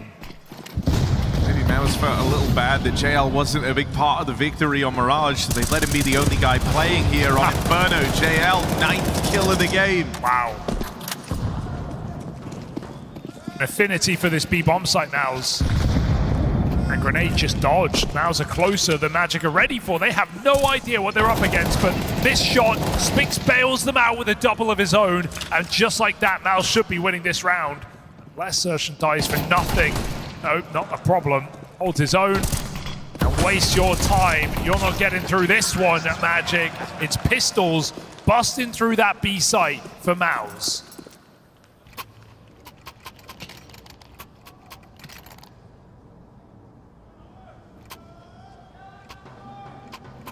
Nice, okay, good damage.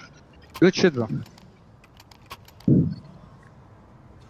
It's been off the JL save, and boy, was it worth it here for MOUZ. Put to use to find that entry kill in Banana, and he is off to a rip-roaring start. Magic instantly back down to 2 rifles.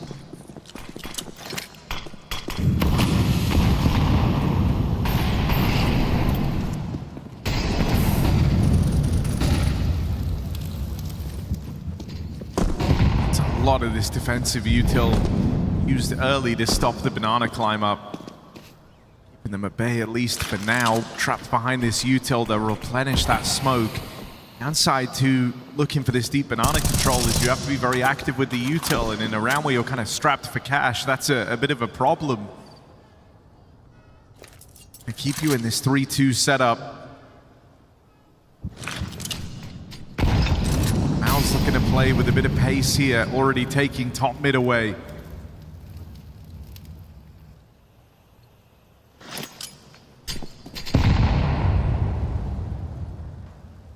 Again, another quad setup, and MOUZ just picked through it. Easy entry for Zelex. They grab that rifle in time. AW's been flushed out as well. Only 1 for 1, and none of this enough here for Magic. As Spade is on his own, too many targets. MOUZ clearing their corners and putting that bomb down to find a 3rd round. Now they've broken Magic fully. Climbing into a very powerful position early on. Chance just to keep Magic on the back foot, and I think that's the aim of the game for MOUZ. You know, never let them feel like they warmed up into this series.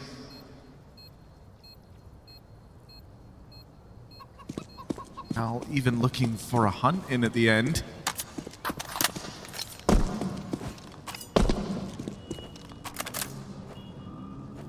Sides against it. They'll let Masval get out with this gun. It's 1 M4. Be enough to cause you too much concern in this next round. And yeah, it'd be reassuring to see MOUZ come through today and you know, stomp out this map and look really, really good. But it's still, you know, we can't look too deep into it at the end of the day. These are still very experienced and very strong players on MOUZ. You would have every expectation of them winning this game against, you know, an inexperienced team like Magic. I think it would be more worrying if this even got close and if Magic took maps away. MOUZ doing their job, shall we say, and doing it well. 3-2, and their chance to start steaming ahead.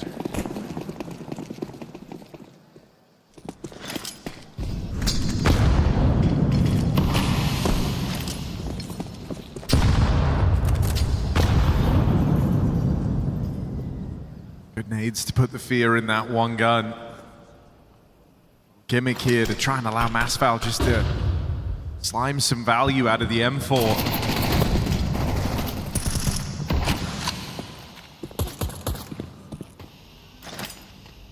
Oof. Right on the money with that one. No Kevlar on any player. There's one guy you want to be hitting with the util, it's that one. Bring Masval down to a shot from certain death. Magic were hoping for chaos at car, but now with double mollies locked out of this B bomb site, this is just a setup for a round for MOUZ. Will they overcook? Shouldn't look like it. Smoke is down, and even if players come swinging through this smoke, they got the guns for the job, waiting for exactly that play. Simply done here for MOUZ. No casualties to that saved rifle.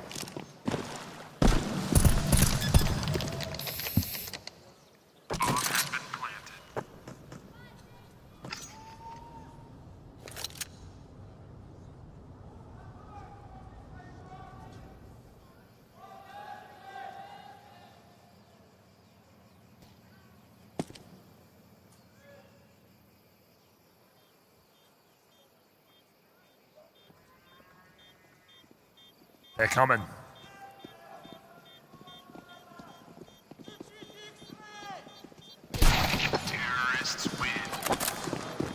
Nod of approval here for JL. Happy with how this is going. 11-2 on JL. Like you said, 9-1 at the dawn of round 4.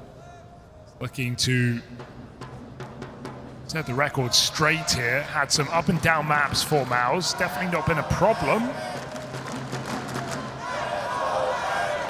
We all know that the real uptick for MOUZ in this tournament has been exertion, especially on these T sides, finding some crazy entry rounds, calling the shots.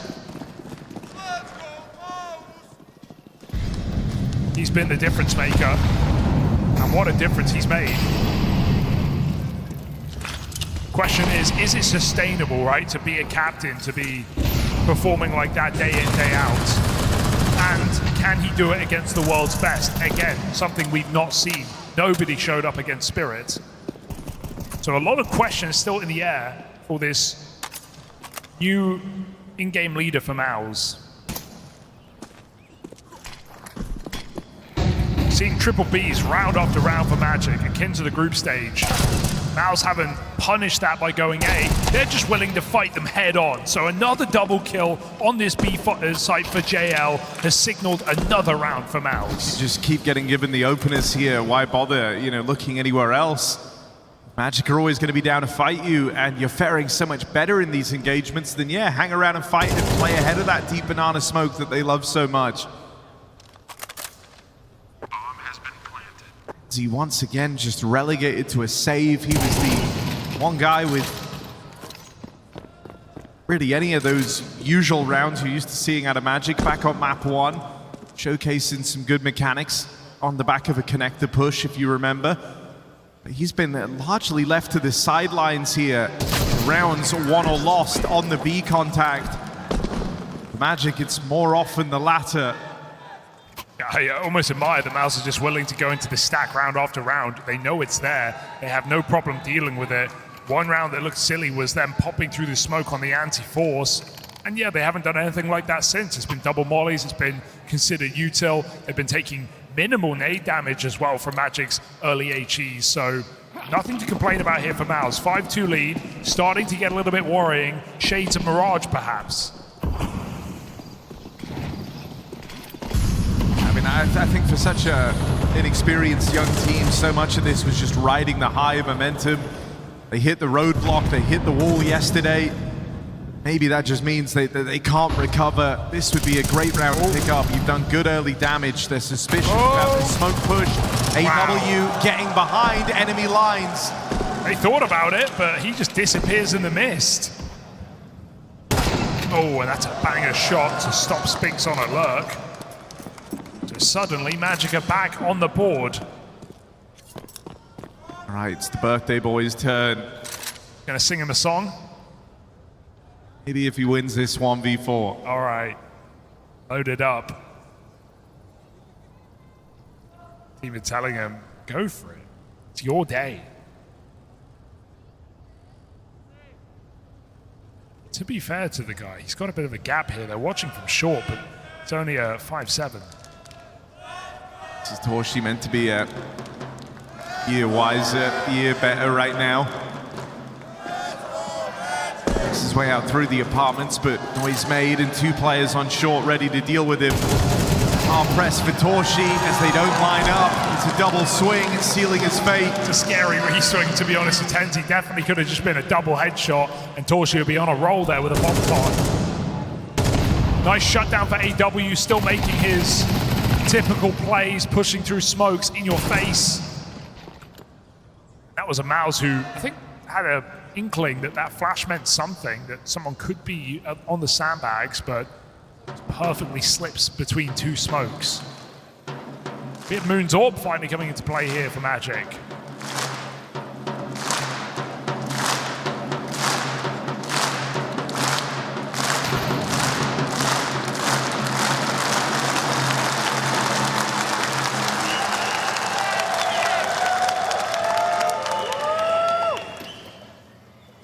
She will meet him in the middle.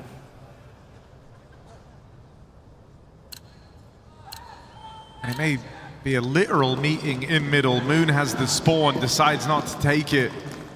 So no aggressive peek here to open up this round out of Magic, or at least not from this AWP. Not willing to make the same statement down here on Banana. They've shown they want to fight it every single round. Instead, it's aggression into the apartments for Spinks. Swiftly dealt with. Is he ready for that move? Actually elects to hang around. We said he's largely been left out of the picture here. Trying to make his own luck.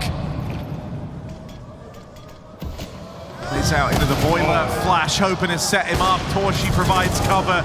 And Moon only good for the first as they close in very, very quickly. Those 2 entries in the triple B stack for Magic means this one's going to come down to a retake. Massive trade for Zelex. He's only on 5 kills, but he's had some very impactful entries that have turned the tide of the round here on this first half. Careful with the smoke spam. Torshi's peeking the corner. Just lives to tell the tale. Back into the pits. Magic may as well give this a go. They've got a kit, they've got a chance. AW back up middle. Re-smoke is a problem. They're considering it. Time's ticked off this bomb. If they are going to go for it, they've got to go soon, and that's the kit dropped. Round decided. You lose AW on that swing. And with it, the kit is gone. So are the rest of Magic. Porsche, I think, full blind there on short, just able to pick up that shot with the AWP. Bail out his team from an aggressive Tenzi from Boiler. One player performing, as you said, alongside AW. He's not having the most fun, it looks like, as Magic shrink back in their seats. Another round loss. Puts them closer to the end of their Cinderella story.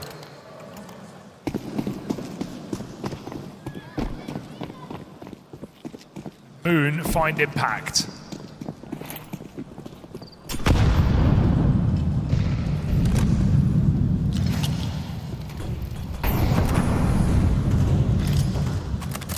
Moon as an individual, I mean, one of the last cool things he has left to try and do is to look to go further than MongolZ did. MongolZ ended up falling in this third place decider last year. Going to take one hell of a recovery. Again, a man down with JL just continuing his terrifying form. He started the second map in. Torshi's now the one giving gifts. Hands over that AWP to the very low JL.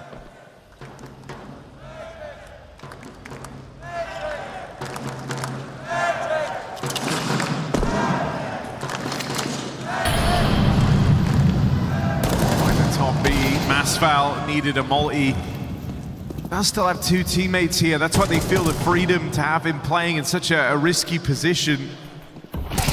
It beckons him into the stack. That's really not the end of the world for Magic. Making the runaway, they still leave Xerxen here. They can go back to B if there's a re-aggression, and Svede's fallen for it. Absolutely fallen for it. Perfect play from MOUZ to punish the re-push, and with 20 seconds, that bomb is still in middle. Xerxen going to call them back. Magic aren't panicking right now. That orb spotted. An opportunity for Moon, misses the shot, and JL with the repeat punish and plant. JL, one hell of a map right now, and no signs of stopping. Whatever gun you give him, he'll deliver the round.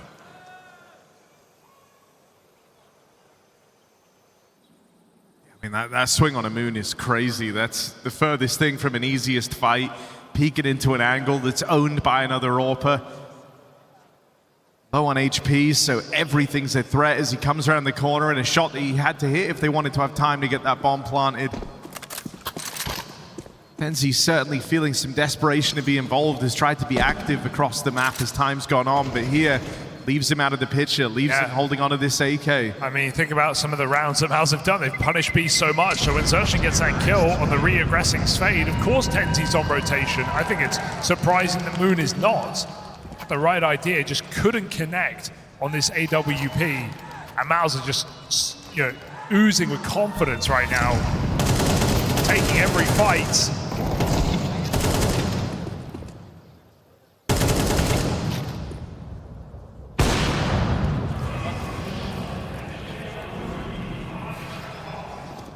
Fearless T-side. 2 chances left here for Magic on their defense.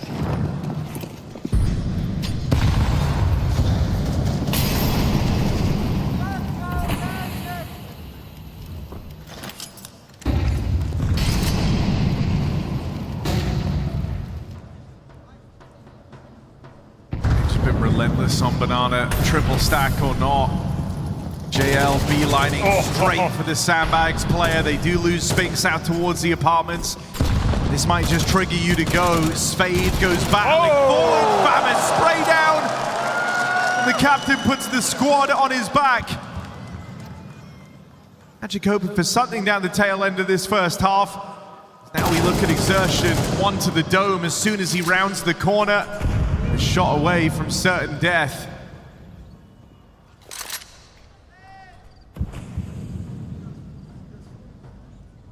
Might just be tempted to save because of loss bonus. I mean, you can't blame him at this point. Magic, get that info again.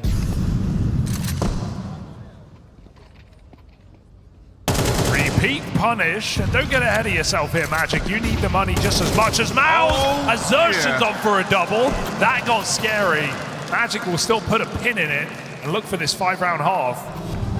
MOUZ have done their job on this T side already, just trying to sweeten the deal with an 8th.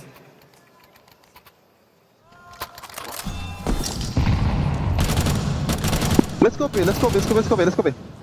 East side. Smoke city, I smoke ruins.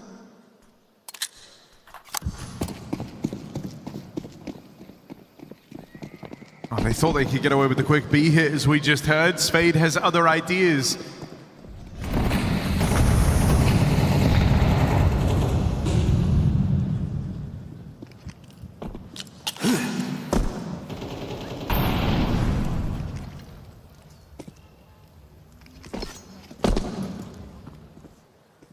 Just surprised that MOUZ have never kind of picked up the pace and gone for a faster A. Like, at no point have Magic started 3A in the CT side. They've been triple B every single round, and MOUZ are just brute force towards this B side time after time. AW getting cheeky yet again. Oh, in behind enemy lines, gets him with the util out. Smoke push for AW. I love that he's just a big reward. Doing it round after round, even when MOUZ know it's coming. And yeah, why not make it gamble? So, ooh, or smoke. Punishable. But MOUZ want to get their ducks in a row. They've got util of their own. Spink spotted in middle. Rotate's coming to B. It's heard. Alex, can he find one of those crucial entries that have won MOUZ rounds? Makes that one feel nice and easy. Swing out into the spawn. Now it's just Masval over here at B. Teammates starting to rotate. You got a flank on the cards for Tenzi. 10 seconds left, as it will be a late bomb plant here. He finds a bit of chip damage. It's the spam connecting. And now it's just Zelex and Torshi side by side. They're going to look to play around this bomb. No molly to burn either player out of position. Nades could be nice, but with a missed shot from that orb, Torshi given a chance. It now falls on a Zelex, the rookie for MOUZ. 1v3 gets denied. And a little streak accomplished for Magic right at the end of their CT campaign. A very nice try here from MOUZ in some of these rounds, but it's the chaos that AW adds in Banana that is causing a lot of problems in that first half. MOUZ never really moving away from the game plan. Felt like there was an opportunity to, but they can laugh it off. It's a 7-round T-side here in this third place decider. Absolutely no complaints for MOUZ, and Magic have to dig deep. It's going to be a long walk. I don't think you're thinking about the walk, because MOUZ don't look like they're going to lose. 5 rounds gives you a bit of hope, but I think JL is here to suffocate that. 16-5 on the half. Excellent game out of JL right now. Just what the doctor ordered, and that's right, BO5 Grand Final, Spirit defending their title, and Falcons with unshown resilience popping off in their quarterfinal, going all the way. Coming up in a couple of hours.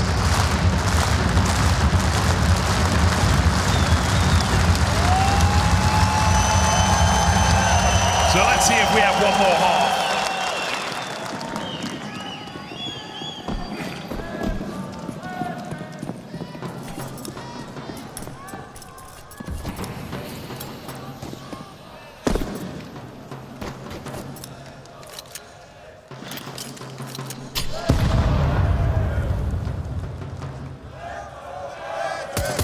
Be a mid-play spam for Spinks. Tips the scales very early in the pistol round, and now the remaining Magic players trying to come up through the short side. They get turned to dust so quickly. This one looks to get away from you, and if you blink you miss it. This one's already done. Pistol round secured. Now is taking strides towards the finish line. One thing that's excellent for MOUZ in this match, but even across the tournament, is their flashbangs, right? Just assisting each other all the time, T and CT side, right? Everyone facing there from Magic is blind, coming out of abs, pit, short. They're all just full white. MOUZ keep offering very strong util to their teammates. And look how easy that makes your job. Magic forced by out of desperation here on this T side.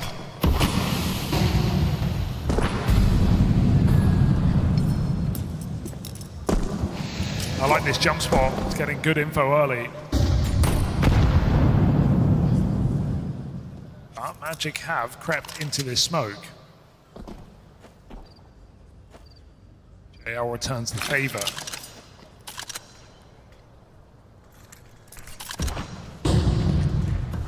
Looks like the commit.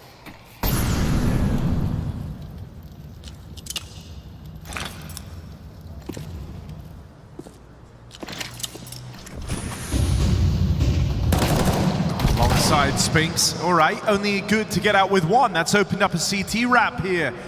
A chance to go B. Hinges on getting this bomb past JL. Deep down bottom banana. First player to face him all alone. Spacing very wide there. It's foul at least, or MOUZ rather, providing the way back in. With spawn cut off, it's a fast flying cut through banana for MOUZ. You would have loved Exertion to come through with anything here in defense of B. Bare minimum just to buy your banana flank a bit more time. Torshi might be here early. That smoke used against him. He tries to play ahead of it. Big damage put down range. Still can't finish the job. Alex left in another one of these tricky rounds, a 1v3 where two of the players are low. Shaw doesn't feel like he can go for it, so Magic break through with their force buy. All right, they give us something massive here to find that force with no bomb pod, just Tech 9s and a really nice call. That was from the get-go intending to wrap back to B. So great space taken by Mazval, and even if Xerxon went back to concede B and look for Mazval, he was not giving away that kill in CT Sport. So very tricky round, one where Xerxon probably feels like he wishes he used his util, but chose element of surprise. And Magic punish all across the way. Just a single M4 saved. To keep MOUZ in with a shot of this round, but Magic might just close up the game now, all of a sudden, with a chance. 268 hours. Walk in the park.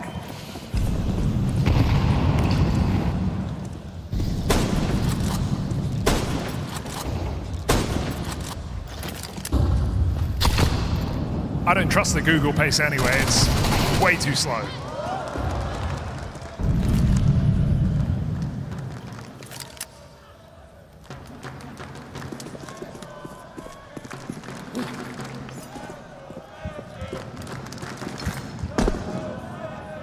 I set on A.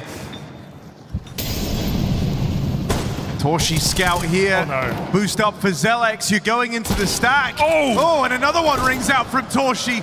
He's painted a lot of damage downrange. They weren't ready for the re-swing. Oh dear. They give it right back to a MOUZ force.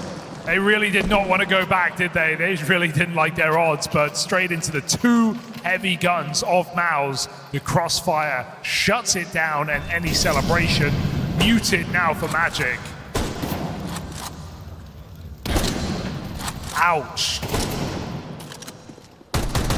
It's not been Moon's game, let's say that much. Shame to see with some of the great moments we've had from him in this tournament, in this playoff.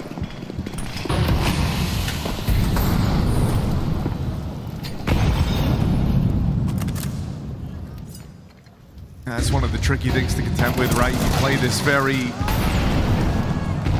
usually kind of exciting, ouch, looking for gunfights, back in your aim style of Counter-Strike.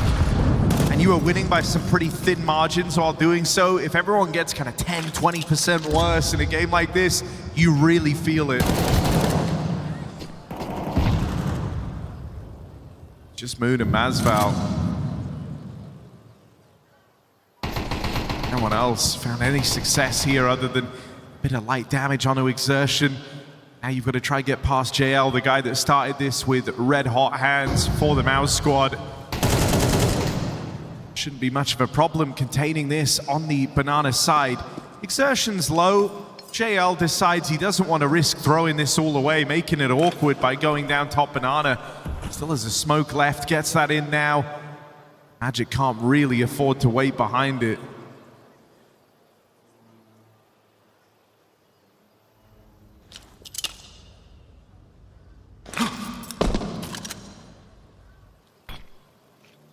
All right, Masval, got to be the hero here. Zertian gets blocked, but Spink spam. A couple of shots could end this round. The flash comes out, JL keeps with it and isolated, picked off. Nice dink, but not to be. JL masterclass here on this CT side as well as the first half. MOUZ building quickly to that finish line. It's going to be a case that there's one gun round left in this for Magic. That's not coming out in this round. It's a full eco. Unable to capitalize on that force buy win in the second round, and really it's left them with no wiggle room, no room for error.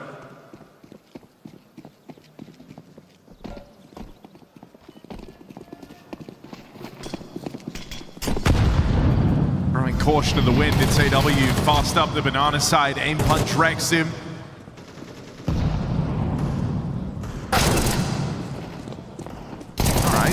Try and hound down Zelex.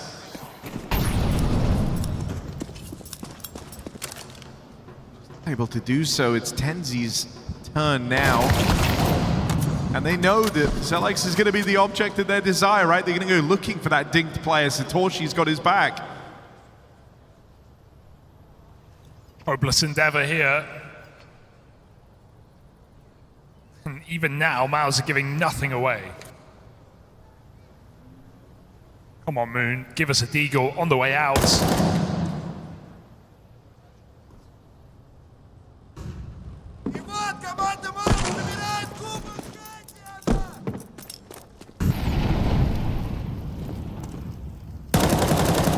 Or she.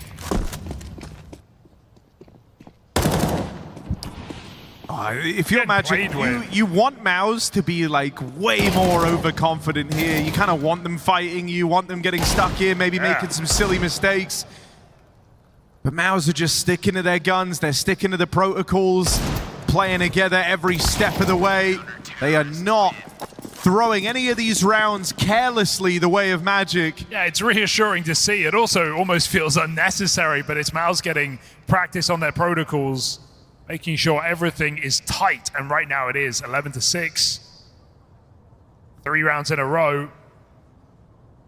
And Magic's final chance on a 4 buy. Astana, do we still believe in Magic? Well, let's see what they've got. One more try on this T side for this Cinderella story. One of the biggest underdogs we've seen in an arena.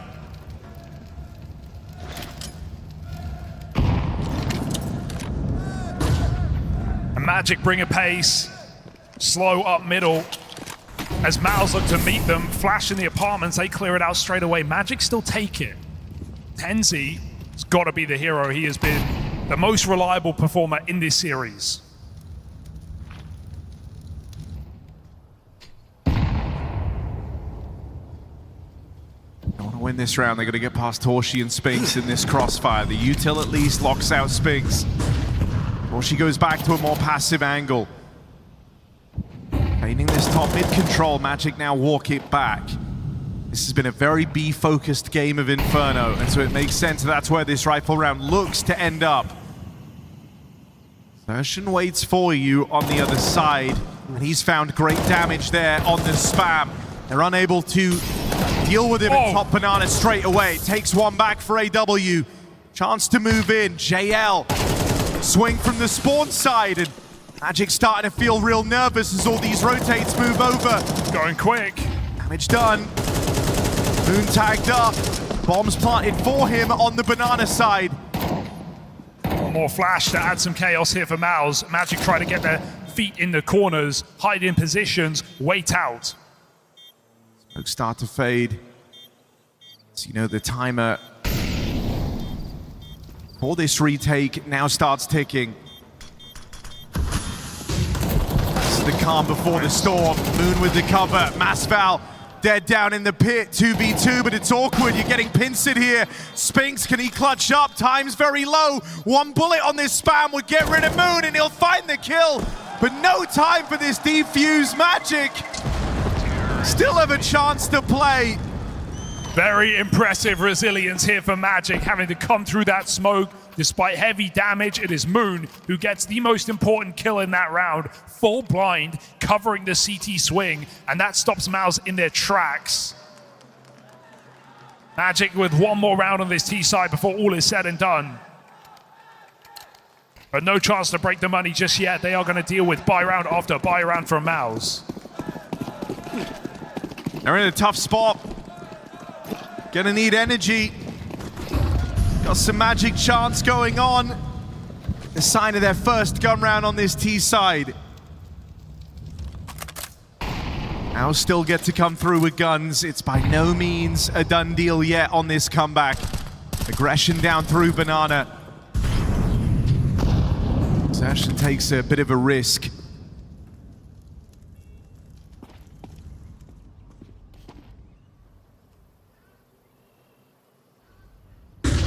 Committed. Block at any point. They want this fight. JL ready to play off Xerxion's contact. Forget the utility. This is MOUZ looking to strike. Oh, Xerxion hung around for a second there. Tried to see if he could get any more value out of that, but only good for the one and done. All over the map. It's split up here, 2-2.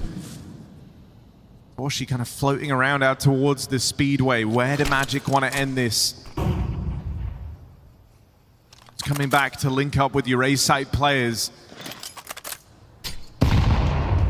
Things here looking to be their first point of contact, and he's not been as loud here on Inferno as he was back on Mirage. Maybe they can try and exploit Spinks to find their way back into this round. Yeah, but can they find Zalex? He's hiding out in the pits. There is one molly available, and now they know position. Tenzi with a banger headshot. Spinks, a lot to do, but maybe the man for the job. One is all he gets. Break on the smoke. Torshi coming in, and a pistol tap to remove Tenzi leaves this in the hometown hero's hands. Does Moon have it in him? He's dead on the first swing. Torshi takes it wide. And MOUZ arrive at match and series point. Moon unable to hack it, locked in that 1v1 versus MOUZ's Orpa.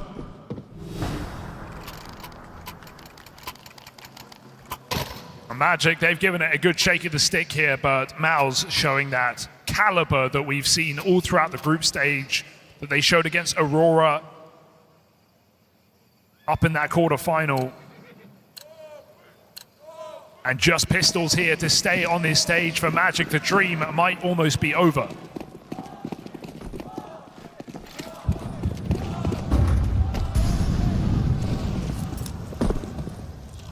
Go on.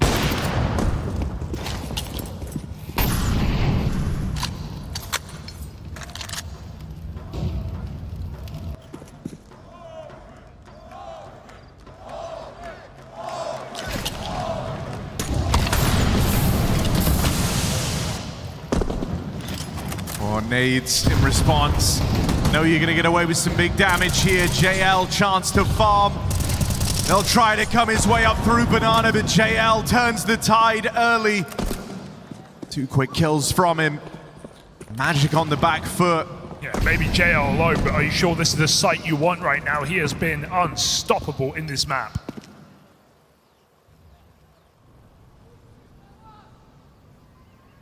Magic go back.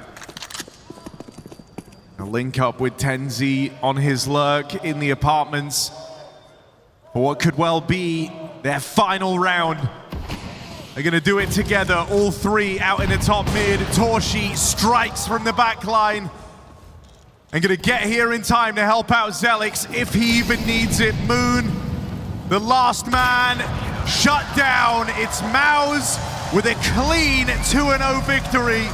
And never a moment where you were worried about this getting away from them. That's 3rd place secured for this new look MOUZ squad on their first outing. Yeah, a lot of positives to take away from MOUZ here in this tournament. A fantastic tournament for Xerxion, the new captain as an individual. Some nice mid-rounds as well on T sides. And sure, playoffs with a sour note in those semis, but that quarter-final comeback for MOUZ shows their resilience. They stormed through Magic on this stage in the 3rd place, and I still think Magic have given us a lot to like. This is a team that came from the online qualifier who went 0-2 on the group stage, showed tenacity, pulled it all the way back and survived for one more fight in Kazakhstan. Yeah, I think the thing with Magic here is like this was not the best game from them. This was not the best they played. You go look at the groups, you go look at their quarterfinal. That's the brand of CS that got us so excited for them. They did lose that momentum a little bit down the tail end, but nothing short of impressive regardless, even making it this far.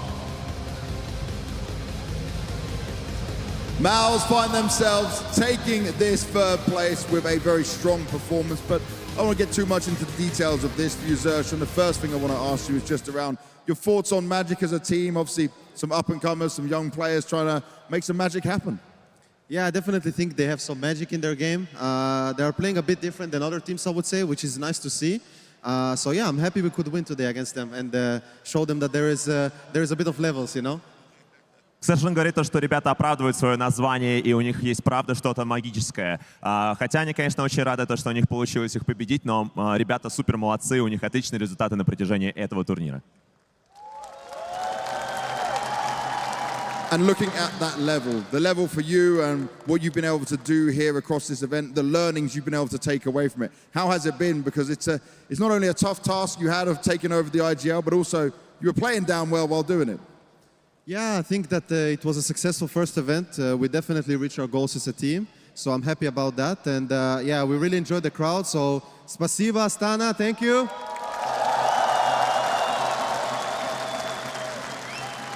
Да, это мой первый турнир в качестве капитана. Я считаю, что мы достигли довольно хороших успехов в рамках этого турнира. And what's the biggest thing that you were able to learn as the captain, as the leader now of this team on this journey that's going to help you, obviously leading into the major? You got CAC coming up as well.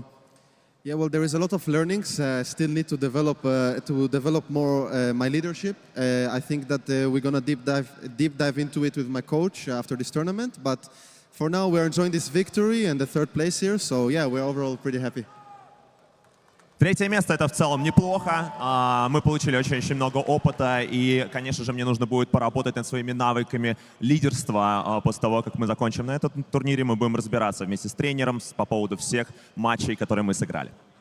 Well, that's it, guys. Give a big round of applause, make some noise for Zershan and MOUZ!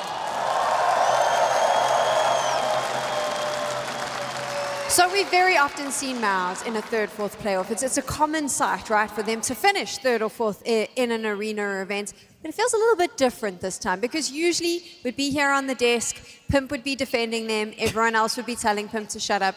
It's not the same this time. Now we're kind of excited about a third place. I'll be a pimp this time around, and I'm just going to say that, you know, completely different expectations coming in. New IGL, we have JL coming as a bit of a temporary fifth, perhaps, new player coming in, and overall, just a very respectable third place for them. Also, this wasn't close at all. The fact that they came in, they weren't dejected from yesterday's slaughter, like we are the better team. Hey, we even had Exertion say there are levels to this shit, and they showed them in the server. Yeah, I mean, Cyclone even said it yesterday after the defeat that they're going to come here in the third place decider, and they're here to win. They're not just here to play. They wanted to take this. They wanted to take the extra $80,000 on the line. They wanted to get the VRS. They didn't want to donate it to Magic, make their lives any easier, and they've done that. Moon with big words before the game, calling them the noobs.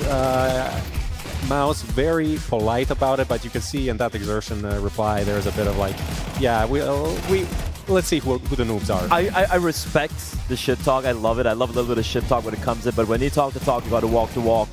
They stumbled. They did stumble, but to be fair, they'd already climbed the mountain because we've spoken about this so much, obviously playing through the online qualifiers.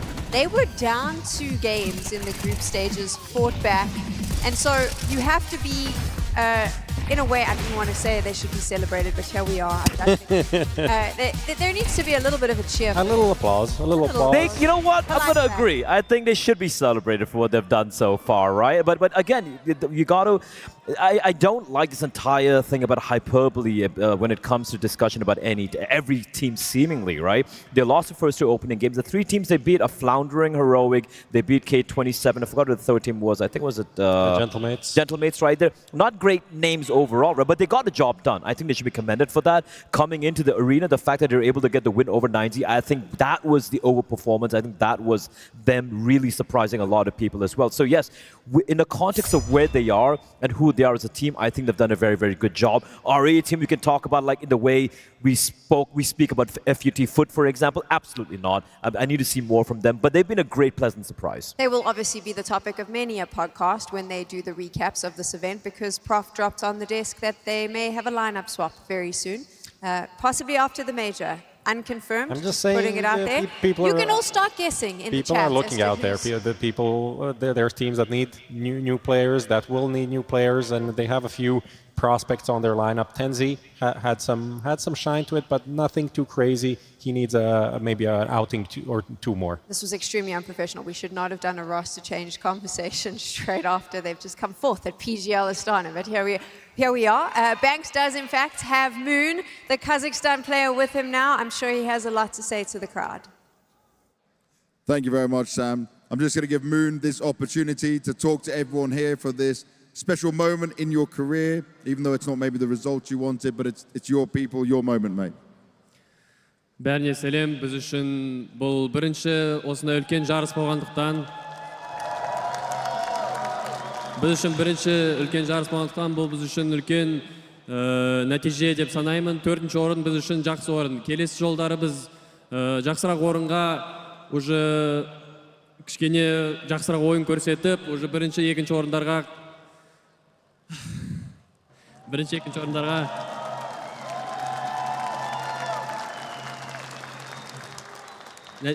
жақсырақ нәтижелер көрсетуге уәде беремін. Хочу сказать, что это наш первый тир-1 турнир, и на самом деле это получилось очень хорошей историей. С 0-2 прошли до полуфинала. 4-е место для нас хорошее место, так как это первый наш тир-1 турнир, и больше ссылаюсь к опыту, и надеюсь, что в следующие турниры мы сможем показывать еще лучшую игру. Всем спасибо за поддержку. Thank you very much, Moon. I hope to see you many more times in the future, man. Sam, let's go back to you. Thank you so much, Banks. So great to hear from Moon. What an opportunity, though. First time on a big stage, first time in what is a S-tier playoff event. You've got all the top teams here other than two. What a moment for him in front of his home crowd. Yeah, I mean, at the end, he matched MongolZ's team performance from last year. Individual, obviously not, but still a good showing, and nice to have some local talent in the arena. You can also see how much it meant to him as well, right? Choking up a little bit over there with the overwhelming support he received from his countrymen. So yeah, I said it from the beginning itself, they should have just soaked in the moment. They did so, commendable performance, and they can walk away. Rarely say this, Sam, but with their heads held high. For sure. Now let's focus in a little bit on our third place team, MOUZ. We always like to get a little bit of a listen, and PGL's making that possible for us. So let's hear what was happening in the server. Yeah, Lotan, I'm ready to flash you mid, you can clear it. I can molly and... Smoke out, one more sick, two more. I smoke, wait. They're chasing me, You want to peek it, Lotan? I smoke. Lotan, I think he will look long. Yeah. Down, I smoked TB, they're not committing. I smoked TB, they're not committing. Care they go back A. I don't see me there, take it out short now. Play 3. Okay. Yeah. We play retake B, it's fine. I'm holding ups. I'm coming back. I can only HE. I don't be flash. Just nade and pick with it. Nade and pick with it. Nade. I HE now, HEing in front of you. Nothing mid. I'm running away second B. Could be contacting B, I'm chilling coffin, I'm not peeking. They could be contacting. They can Walking mini pit or something along this wall, something. I will flash over the camera. Take, short. Okay. Short, Adrian. One long. It's face short. Epstein HP. Too short. I need me that chance to kill short. Too short, and Epstein HP. Nice. One more telescope. Nice. Side. Lock him. Just lock him. I'll with you. Wait, I'm Default. Ready? 3, yes. 2, 1. Nice! Good job. Oh, this is speaking. Did you like my shot? That was nice, no? Wait, don't defuse it. Clean headshot. Oh, sorry, bro. All good. I was just looking for something. Thoughts on that? I actually really like the calling there from S-Fate, right? The way they were able to deny information. Yeah. Double, they went for info play twice over, they didn't find anything. But that's when just the caliber players comes in, man. Torji with 2 blinders with AWP. Yeah, I mean, Magic did everything right in that round. They were in the better position and still lost. What can you do? That's just something that happens, and sometimes people are, you know, you look at the outcome of a round and you look at the outcome of a game and you think like, oh, we got out-called. And in this round, for example, wasn't even the case at all. They did everything right. Even though MOUZ was going for information, they were going for these plays, trying to read what was happening. We just saw at the end they were not in the right positions, but a bit of individual magic from Torji. Bigger picture conversation around PGL Astana now as we get ready for that grand final. Of course, Falcons up against Spirit. We have seen the best teams in the world descend on Kazakhstan. Yes, we were missing Vitality and Na'Vi, but I think what this event has really done for us is give us a litmus test of where we're sitting as we move into the major. With CAC as well, that will be all eyes there. But I am starting to feel quite excited about Cologne, because I think that what we've seen at this event is that the level that the teams are bringing to the table is rising. They are coming in for the fight, and no one is safe. I mean, finally we're seeing some changes also that were necessary. I think for Falcons we saw them play out almost 2 seasons with this roster and never truly being a contender for titles. This year even going backwards, right? MOUZ, same story. They were contenders, never could actually reach the big titles aside from Cluj. And now they're doing the changes before the major to give a bit of fire to invigorate the teams, and also the not on purpose, but the change with Sotvik coming in as the coach temporarily for Spirit did give them something new. They're not playing the same way they were under Halley. I 100% agree. Even though we've been kind of memeing saying this is the battle for the rest because of the lack of Na'Vi and Vitality right now. Just the fact that maybe not MOUZ, because I still feel it's too early and the changes were a little bit more drastic, if you ask me. But for the side of Falcons and Spirit, the way they're kind of just starting to ramp up, it makes Cologne exceedingly exciting. I don't think it's going to be that much of a walk in the park with Vitality as it has been in the past. I do think it's the Vitality effect, right? Because obviously we saw this team dominate, arguably one of the greatest of all time. And in order to beat them, you have to make drastic changes. You have to change an IGL 3-4 weeks before the major. MOUZ has to look at their lineup and explode it and go, okay, we've got to change everything. Not necessarily for this major, but if we want to be in contention for the rest of the year. Hell, we've even seen FURIA step up. I know we haven't spoken a lot about them. There might not be changes, but definitely a different team on the stage this event than what we've seen in the last few months.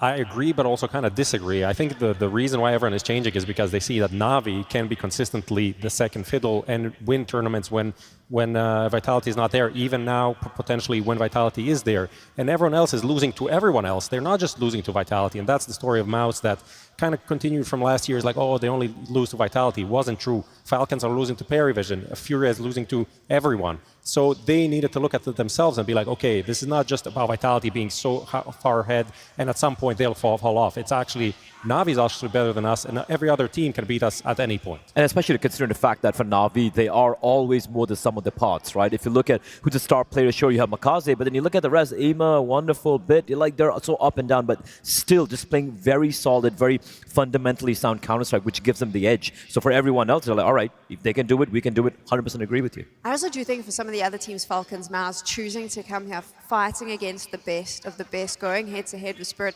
puts you in a better place for Cologne, because if you're playing the top opposition this event, CAC, you're going to be properly warmed up when the major comes around, versus maybe a somewhat easier run if you're facing a Gamer Legion in the finals. Yeah, but it's also nice to lift a trophy here and there, you know. I think that's something that they're looking for over there. But for me, I'm just looking forward to Spirit and looking at Spirit. Can they be that title contender? Can they? I mean, they have Donk. They have Donk. This guy is insane. And for him to not win an MVP in 9 months, for them to finally reach a final in Rio after they haven't for over half a year, this is their time to shine.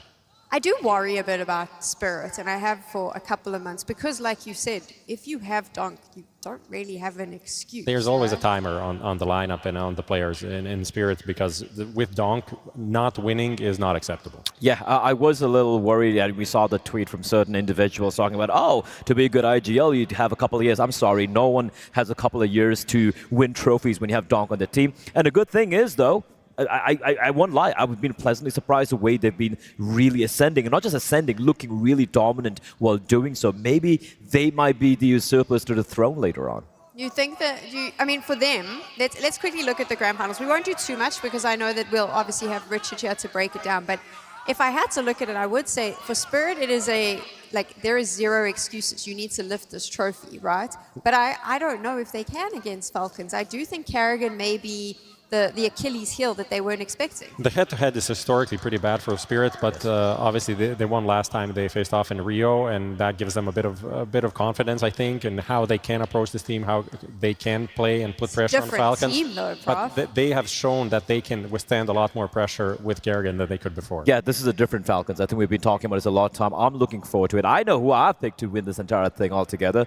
I'm just looking forward to the finals. Let's just quickly go into those predictions. I got to give Blair his flowers because I don't know if Maui and Dust will let you have them on the desk later, because you were in fact the only talent on the analyst desk to claim that you thought that Falcons were going to win the whole damn thing. Yeah, I just believe the Kerrigan bullshit, the Kerrigan magic, whatever you want to say, right? And also, by the way, I'm also one of the few guys who put 9Z in the playoffs, right? So maybe I know something that these other two fools don't.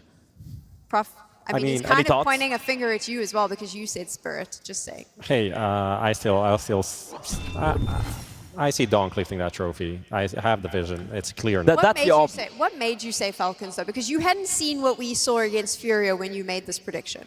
No, I hadn't seen that, but I feel like they kind of are in this honeymoon stage right now, and the pressure's really kind of off for them as well. And remember, for Falcons, whenever beginning of the year, when they didn't have Kicksan, they had that run. They looked so very good, right? Later on, even in Rio as well, when they knew it was the last match, last tournament they're going to have with Kicksan, pressure is off. They seem to really thrive in this environment. In this event coming in, if you don't win it, everyone's going to be like, it's okay, guys. It's the first event of Kerrigan. Pressure's really off. And on top of that, you got the Kerrigan aura around you. I feel that just might be enough to take down Donk, the Destroyer.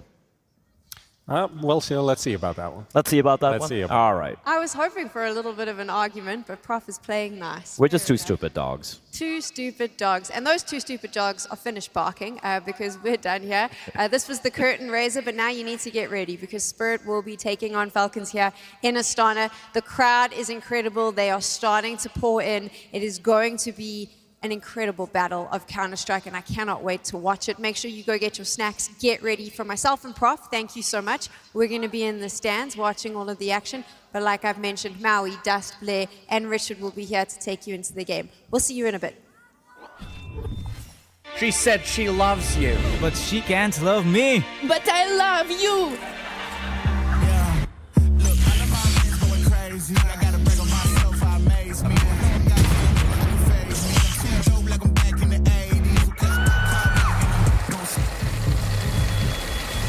I won't play window anymore.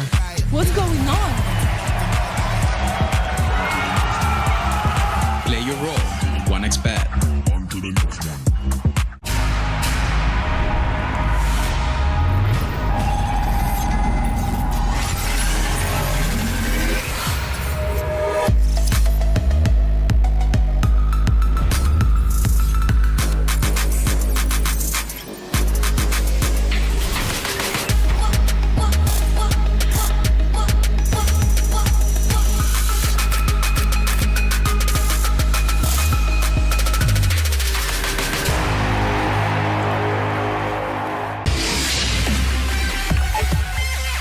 The human body was built to move. Not trapped at a desk in one singular posture for 12 hours a day. It's time your chair evolved. This is Secret Lab Titan Evo. Ergonomically engineered for you. Gamers, hybrid workers, artists. Backing your every move.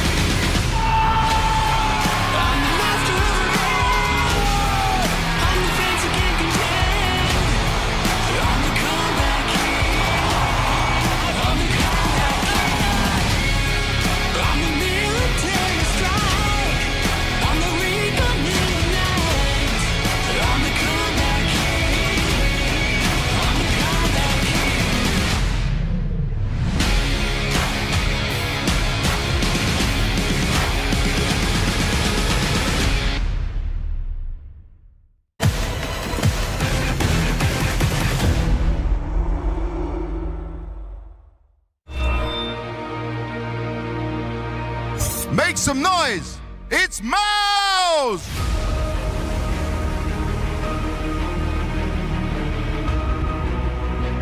Let's hear it for Aurora.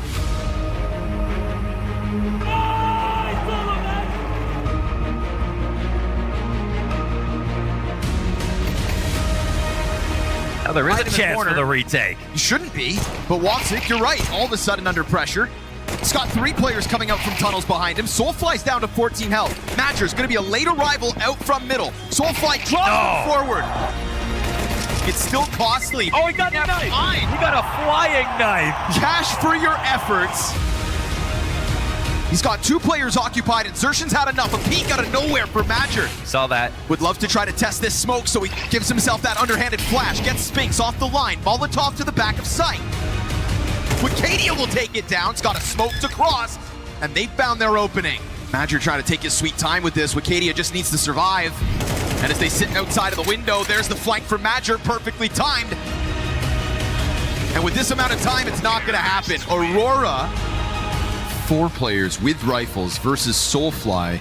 He's got a pistol to try to play with. They give him these duels. He's still working with 50 health. They have a... JL's low, multiple bodies spotted. He is drawing them into perfection. Now they're starting to consider it. Oh, the lineup there. It's Xerxion's full health dead, still low HP. JL, no way. Think of the value they've gotten out of this. It's all dead on long.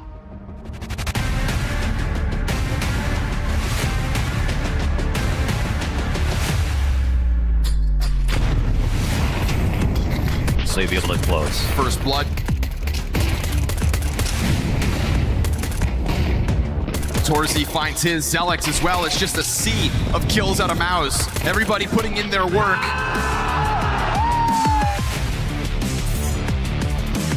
Please give it up for 9C.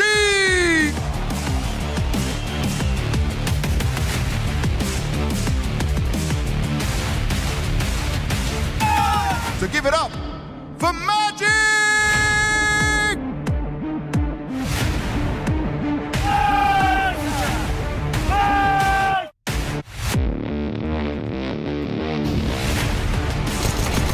Awkward. Kind of a tier 2. Oh, that's a rush. Like that, DGT Tech9.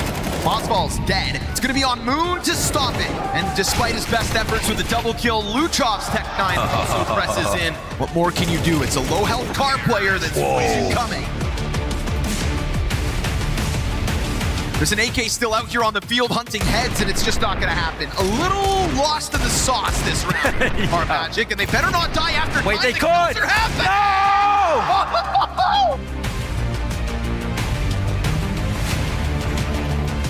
Doesn't look like you're going to stop Magic from getting inside of this A site. Bomb gets dropped. Still tries to press his line, and from the bottom of the health bar, 3 kills It's on the Mayer. jackpot for Mayer. Just all off the audio. Masval has no idea what he's done. It's going to cause AW to scramble. He will find at least his 1. And then Tenzi's catching Luchov. Oswald's outside the smoke, got himself the double. He's going to try to press into Mozval and obviously loses.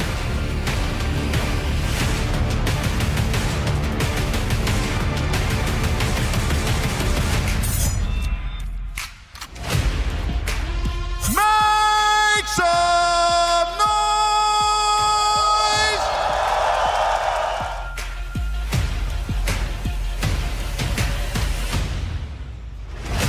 Pressure onto the captain. Takes one of the dome straight away. It's on their way over, but the nades will dislodge Hunter. More damage put down range from Mattis. There's a lot of low players here. Mattis, bit of a headhunter. Looks for his second. Learns about the long player in Tania as well. They can't flush him out. But you're still looking at Mattis to be the difference maker on for the ace in this force buy. 5-7's treated him well on that swing. Lets him down, but in comes some Pius to make sure it's not in vain.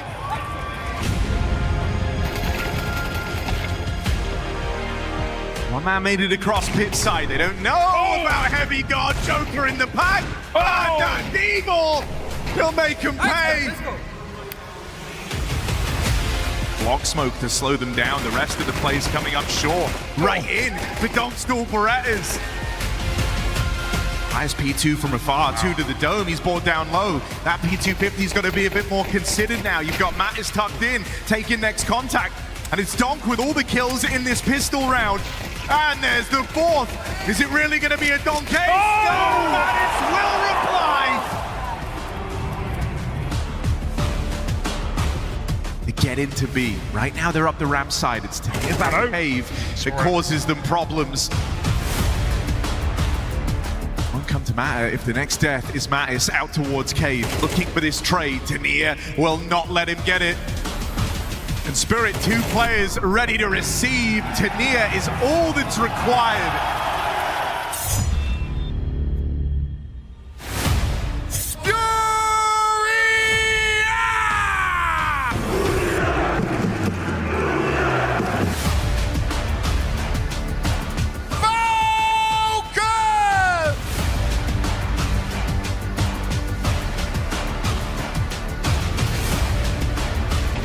Up connector. Karrigan selling this, but it is the B hit you've got to worry about. Kiyosuke, clean entry onto Fallen. Oh, there's the double up. Swing out from Yakinda, won't be able to punish, but MongolZ will. The AWP firing off, and they know they've got Karrigan trapped here. Oh, that's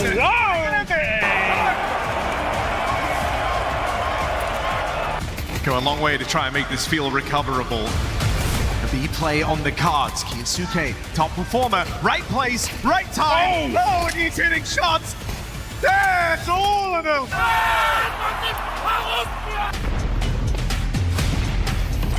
Pace, disrespect, pissed off. Yakinda's had enough. Oh, where's this come from? All game, FURIA trying to play it safe on Yakinda. Last time they weren't able to stop it. This time is a different story. Line up in at the tunnels. Big damage from the rifle. Tries to be the guy fighting first. Scared back from the window. Side by side with Fallen. As this is for all the marbles. This is for those semis. Yuri holds on.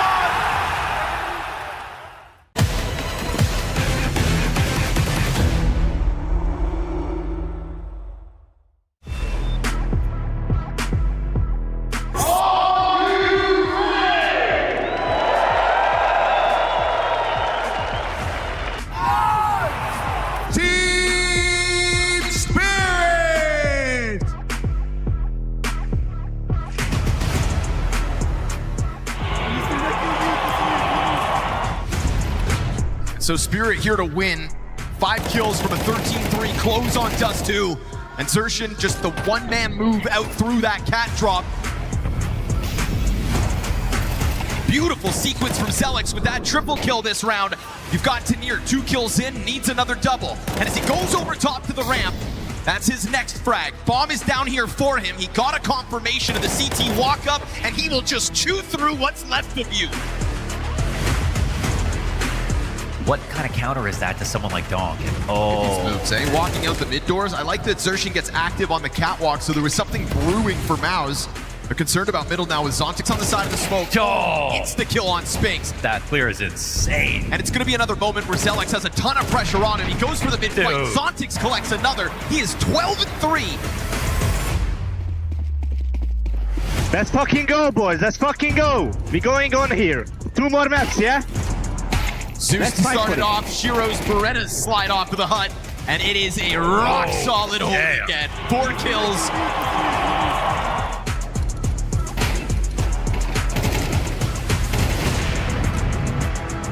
Now Torzi on the prowl outer, using that AWP. We see the crossover. Zontix going to tap away. The sniper trades back in this 1 versus 3. Praise to his god that he can pull off this one and give MOUZ at least a chance to double their rounds on the attack. Quick scope connects. That's going to give a space over to Magix. Reconfirms that he's pushing in. 4th kill right here for Torzi. Nice. And it's a quad kill needed, but a quad kill delivered. Please, make some noise. Put your hands together. It's Magic!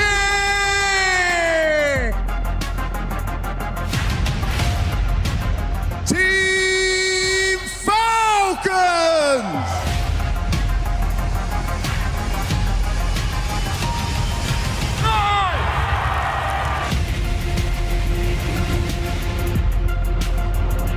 They they were taken for a ride against 9Z. It was a high, a low, and then a high again to finish off the job on this very map. And they will meet them in the middle. Ace for Tenzi in the second round. He goes back to try and sniff out Tenzi, and then they've got him trapped out here on his lonesome out in middle. No! Monte!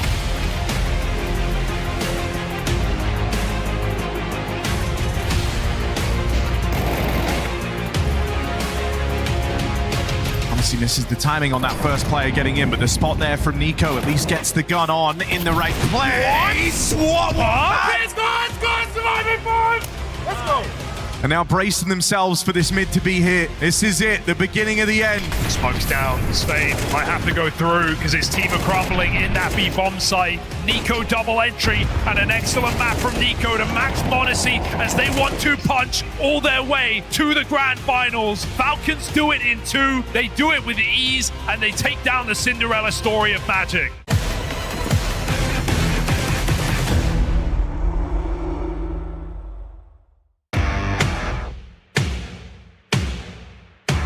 I've got Falcons, Monte with me here today. Nilo from Heroics, JL from MOUZ.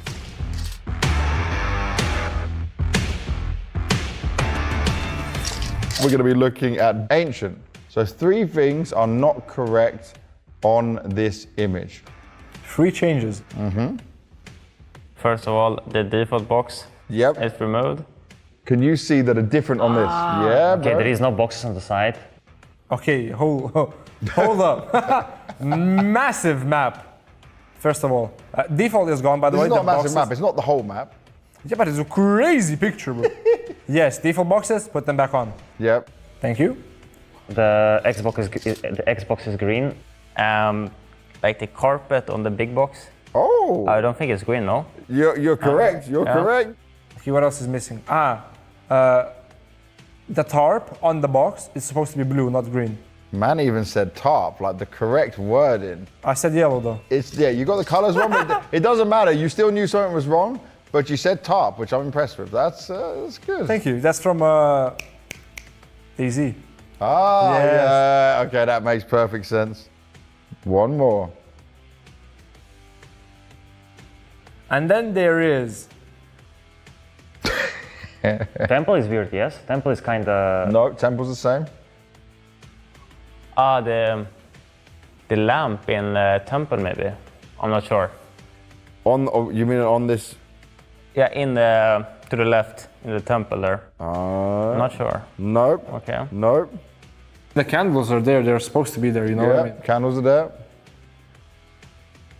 Yeah, I mean... You're gonna concede? No. I have no idea. Can you give me the answer? No. I mean, maybe there's a box at the back of like the right side of the main, but no. Maybe there's one more box on top of the box. Is it easy, or I'm just? I think it's hard, personally. You think? I think it's hard. Because it looks so good, the edit right now, that you would believe this is real. Wait, am I being a little bit delusional here? But I feel like the temple side is a little bit like narrower. No, probably just the angle. I'll say probably that's the not angle. one of okay, it. Okay, I see. Something in main maybe. Mm-hmm. The main is weird, but what? Yeah. But what? Maybe this small thing in main, no? It's very big. I'm gonna tell you, it's very big. But main is very wide, no? The whole main is just very open. It looks different, right? Yes. That should give you an idea. It's not what you're saying, but that should give you an idea. You are seeing something right now that you wouldn't normally see if you looked at this angle. Oh, the light. There is no light at the back tunnel of me. No, there is. What? The confidence he said this with. Something I would not see. I said you said you saw the box, yeah, and you thought that was a new box. Yeah. It's not a new box, it's always there, but you would never normally see it from this angle. I'm really trying to help you. Oh my God! I see. It covers, there's like a main cover on top of it. Let's see it. See? Bro, it's crazy, huh? But you do see it though. But? You see? Yeah, but you don't see the whole box. You see the whole box. You see a small bit. Yeah, but you see the whole box. Still covering something. It does Hey, cover, okay. It worked. I gave you help and you got the answer. But this looks weird now. Yeah, now it doesn't look normal. Yeah, it doesn't look normal. Maybe this is a future change. You never know. Where do you think there is something? At the entrance. At the entrance? Yes. Boom. There you go. That's all three. Tak. That's it. Boss. I'm watching it from my side. Yeah, okay. Yeah, I understand now. I should know this. That's hard to see. So you got the default box. Yeah. You got the color. That was crazy. Yeah. To know the color straight off the beginning. And then the final one Alex showed again. Yeah.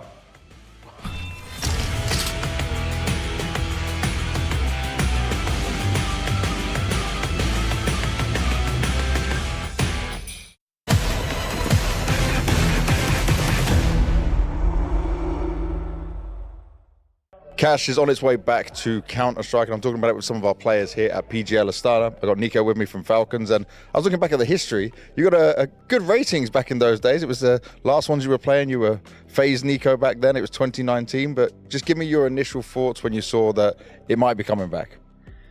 Yeah, I mean that was a while ago, you know, and I used to be, you know, one of the best on the server, but still are. I'm trying. No, but I haven't touched the cache, so I have no idea, you know, how it's gonna work. I think they should have done some changes. I think the map should have maybe worked a little bit differently. But I'm still, as you mentioned, I used to be pretty good, and I'm looking forward to see if I can kind of maybe not replicate it fully, but you know, just find a good confidence from the get-go if it comes official, of course. But it's exciting. It's exciting to have such an old map in the map pool, and just in general with Valve now, you know, changing the map pools quite often. It's pretty exciting. So yeah, I just hope they're gonna find a good timing to you know implement it. So yeah. I was playing a lot Cash on Faceit. I'm enjoying a lot. I think it's a good map with good memory, you know, for example, simple highlight, a lot of these things. And also we have Dastan and Jam. They was good on Cash, like I know. I was small, so they was playing in Avangard, so yeah. I think it's a great map and I'm waiting this so hard. I think it's good. We definitely need some maps changing on the pool, and I think Cash was very competitive in the past. I like the fact that they made the older version better instead of going completely new, because I didn't really like the new one, the greenish one. Yeah, that was really terrible. I had a chance to play one time already, and it was fun. It was fun. Did you experiment when you played on it? Did you test anything out? No, honestly, I was just playing around. I was playing a pug with MongolZ, I think, and yeah. But you remember me a little bit of a couple of strategies we used in the past, and pretty much same gameplay, honestly. I was really liking to play the map as well, and also like a Faceit and stuff, like not just officials, and also the officials you could able to do like many different things because the map was overall too big, and I think it was like a great place, like you had more opportunity to move like a T side that you can do boost, you can just use A door, you can just go to B, that you can break the windows, you can throw nades, the B side fake and door is opening, going out, like this kind of many opportunities gives you like more kind of creative ideas for T side, and I think that's why I like more, and also you can hold with the output to some angle for the rotations because you can make them move, you can make them to CT the move. I think that map is like must to stay all the time, like I wish to come back. But now the only one thing that I don't know how it's gonna work, because they removed the sky. So but when we were playing that map, that was like you couldn't throw the nades from above too much. So now maybe people even can do like many tricky things, you know, like we'll see. So to be honest, I didn't play too much on the new cache. I only played one Faceit game. I think it's okay. I think the map changed a lot since 2019. So I'm curious if they introduce it to the map pool, how it will look, but I think there is still a time for that. I think they still need to change a little bit because I feel like the map is really city-sided. I think you can just double open on the sides, and I don't know, you can lock down instantly, and it will be a tough map if it comes in for the T's, I feel like. Honestly, I would like to see the map because I don't know, there is too many times that I didn't play it. I was like looking at some nades just to do the standard and all things, just to remember a few things.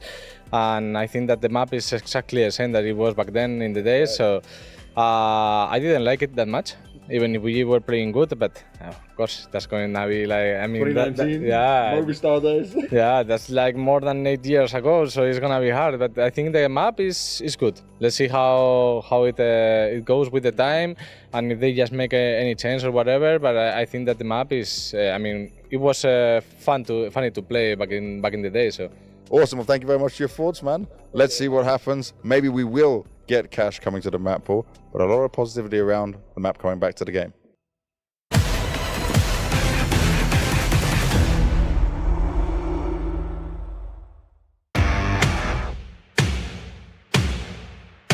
We are playing Spot the Difference with the Mongols Cobra Zero. I got G2's Maddie's with me here. I've got Aurora's newest member with me, Soulfly.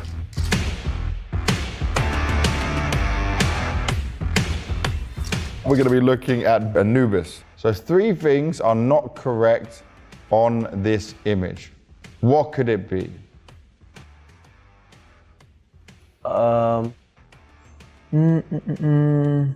Is it from the fountain, like missing the right side fully, or what? Is it the, or not really? No, we just can't see it. Okay, okay. Because So I felt fine. like the pull is more left Yeah, than yeah, right. yeah. It's just the Okay, still. alright, I like what you're saying there. It was close, but it's not there. It's a small thing, you think? Or it's a big position on the map in terms of how much it is used. But it's very, like, it looks so good on this edit that I can understand why you can't see it. It's not just moved though, it's like it's changed in how you would get somewhere.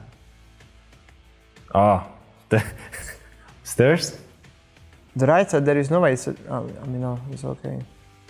Even the drop is a bit weird, or this one on the right. You mean the way to drop heaven? on the, yeah, it's not full stairs, so for sure 100%, or? Oh, okay, I see now. It's heaven. You're supposed to jump normally, yeah, and then there is a stairs, mini stairs there, right? Da-da-dum, let's have a look. Yes. See, so it's a ramp, not the stairs. Yeah, yeah. I think there's supposed to be something under the box, no? There is something under the box, but what is, you're in the right location. What looks different? I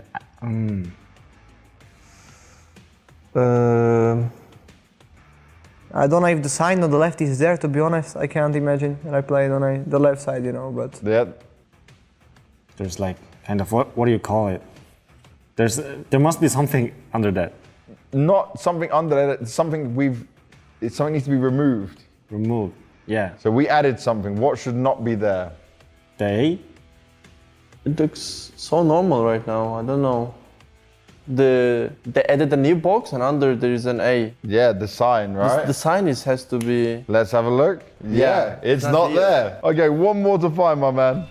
One more to find, okay. I don't see anything. No? What site are we on? I see the B, okay.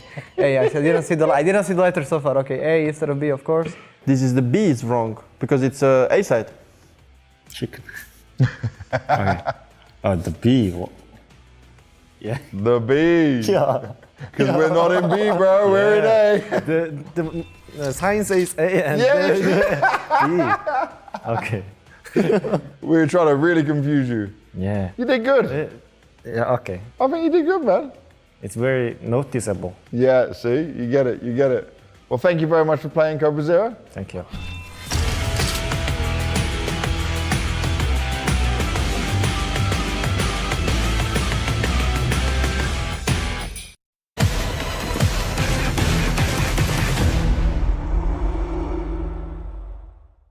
Cash has been back added to Counter-Strike, but we'll get added to the competitive map pool and be talking to some of our players here. And I got Torzi with me. What stands out for you maybe as a moment you remember on the map from other tournaments, from other players? I mean, I think obviously simple, and I think the other one is the rain clutch, the 105. Yeah. I think these two definitely. Also boost from Shroud, you know. Yeah. I mean, there is many good highlights from this map, and yeah, but if I have to highlight one, probably simple on the major. I mean, for example, it was two that's coming to my mind. The first one is the typical one, that is the simple, the clutch, when he just went down heaven and he killed the last one without without scope. And for example, the finally in EM Auckland from Red, that he was playing in the forklift every single round. He was getting 3 or 4 kills each round. Probably this map is the map that I have the most highlights on, I believe. So, but yeah, I mean, obviously the highlights with Eagle were, you know, one of my favorites of all time. And but I would probably choose. I think the one versus Titan was, you know, maybe more legendary because it was the first and it was a very, very long time ago. But the thing against FaZe was actually in an important tournament on B side. So yeah, it's. It brings back good memories, so hopefully I'll be able to, you know, do some deal shows again there. I have one favorite one. It's I was playing for Razors that day, and not sure about the opponent, but it must be Fnatic. Okay. And if he would have won that map, we were going to the last top 8 for the quarterfinal of the major, and. We beat 16-2 or 3 or something, and because you know I was like not experienced person in that time. I was like kind of like a newbie, but our like assistant coach Amiran, now he's like doing managing things for the Navi. He just said to me, bro, we can do it. You know, I was stepped down from the game because it was 1-1, and I was like, man, we had a chance, we could have been won the second map as well, and now how are we gonna win it? You know, they got the confidence and stuff, and he was like saying, bro, I know these things, like we can win still.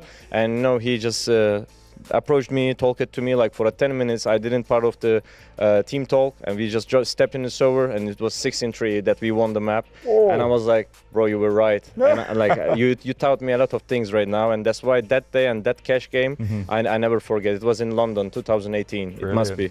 There's 2 things I remember. I remember at some point, because we're losing some cash games, people were making fun. They would call me Fallen Vito Cash, like something like that. No. Yeah, he was actually an Elias at some point.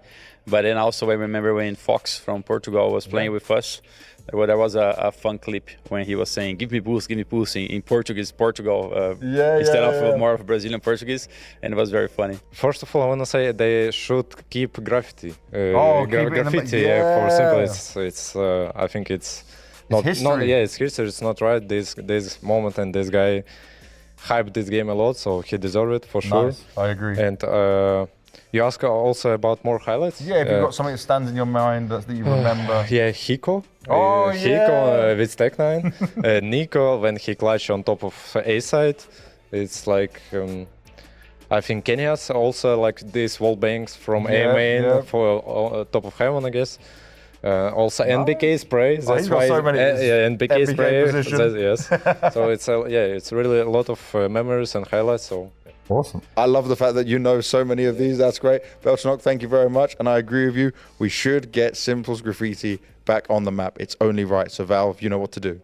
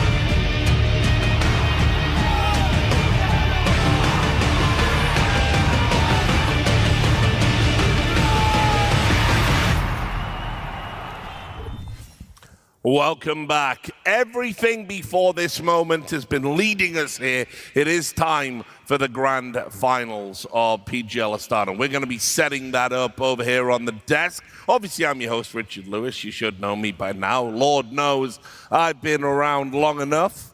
But joining me on the panel, we've, of course, expanded the panel for the final.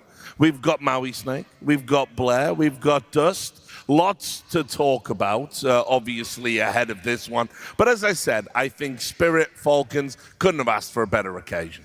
I feel like, Rich, we've been through so many group stages throughout our careers, so many studio environments, online tournaments. They don't always get the blood boiling, but every championship Sunday, without fail, I get chills. My heart flutters every single time. I was walking up and down just trying to calm my nerves and forget about the teams. But this, Rich, as that classic movie goes, it is going to be a Clash of the Titans. It is. Indeed it is. Spirit trying to defend their title with a new look and face with Falcons with a new face, trying to show that they can actually be more than potential on paper. And also, I want to give a shout out to this crowd in Astana. This is our second year here. You have made this incredible. Thank you so much, Astana. Well, the good news is, Dust, as well, the PGL Global Tour might just be expanding.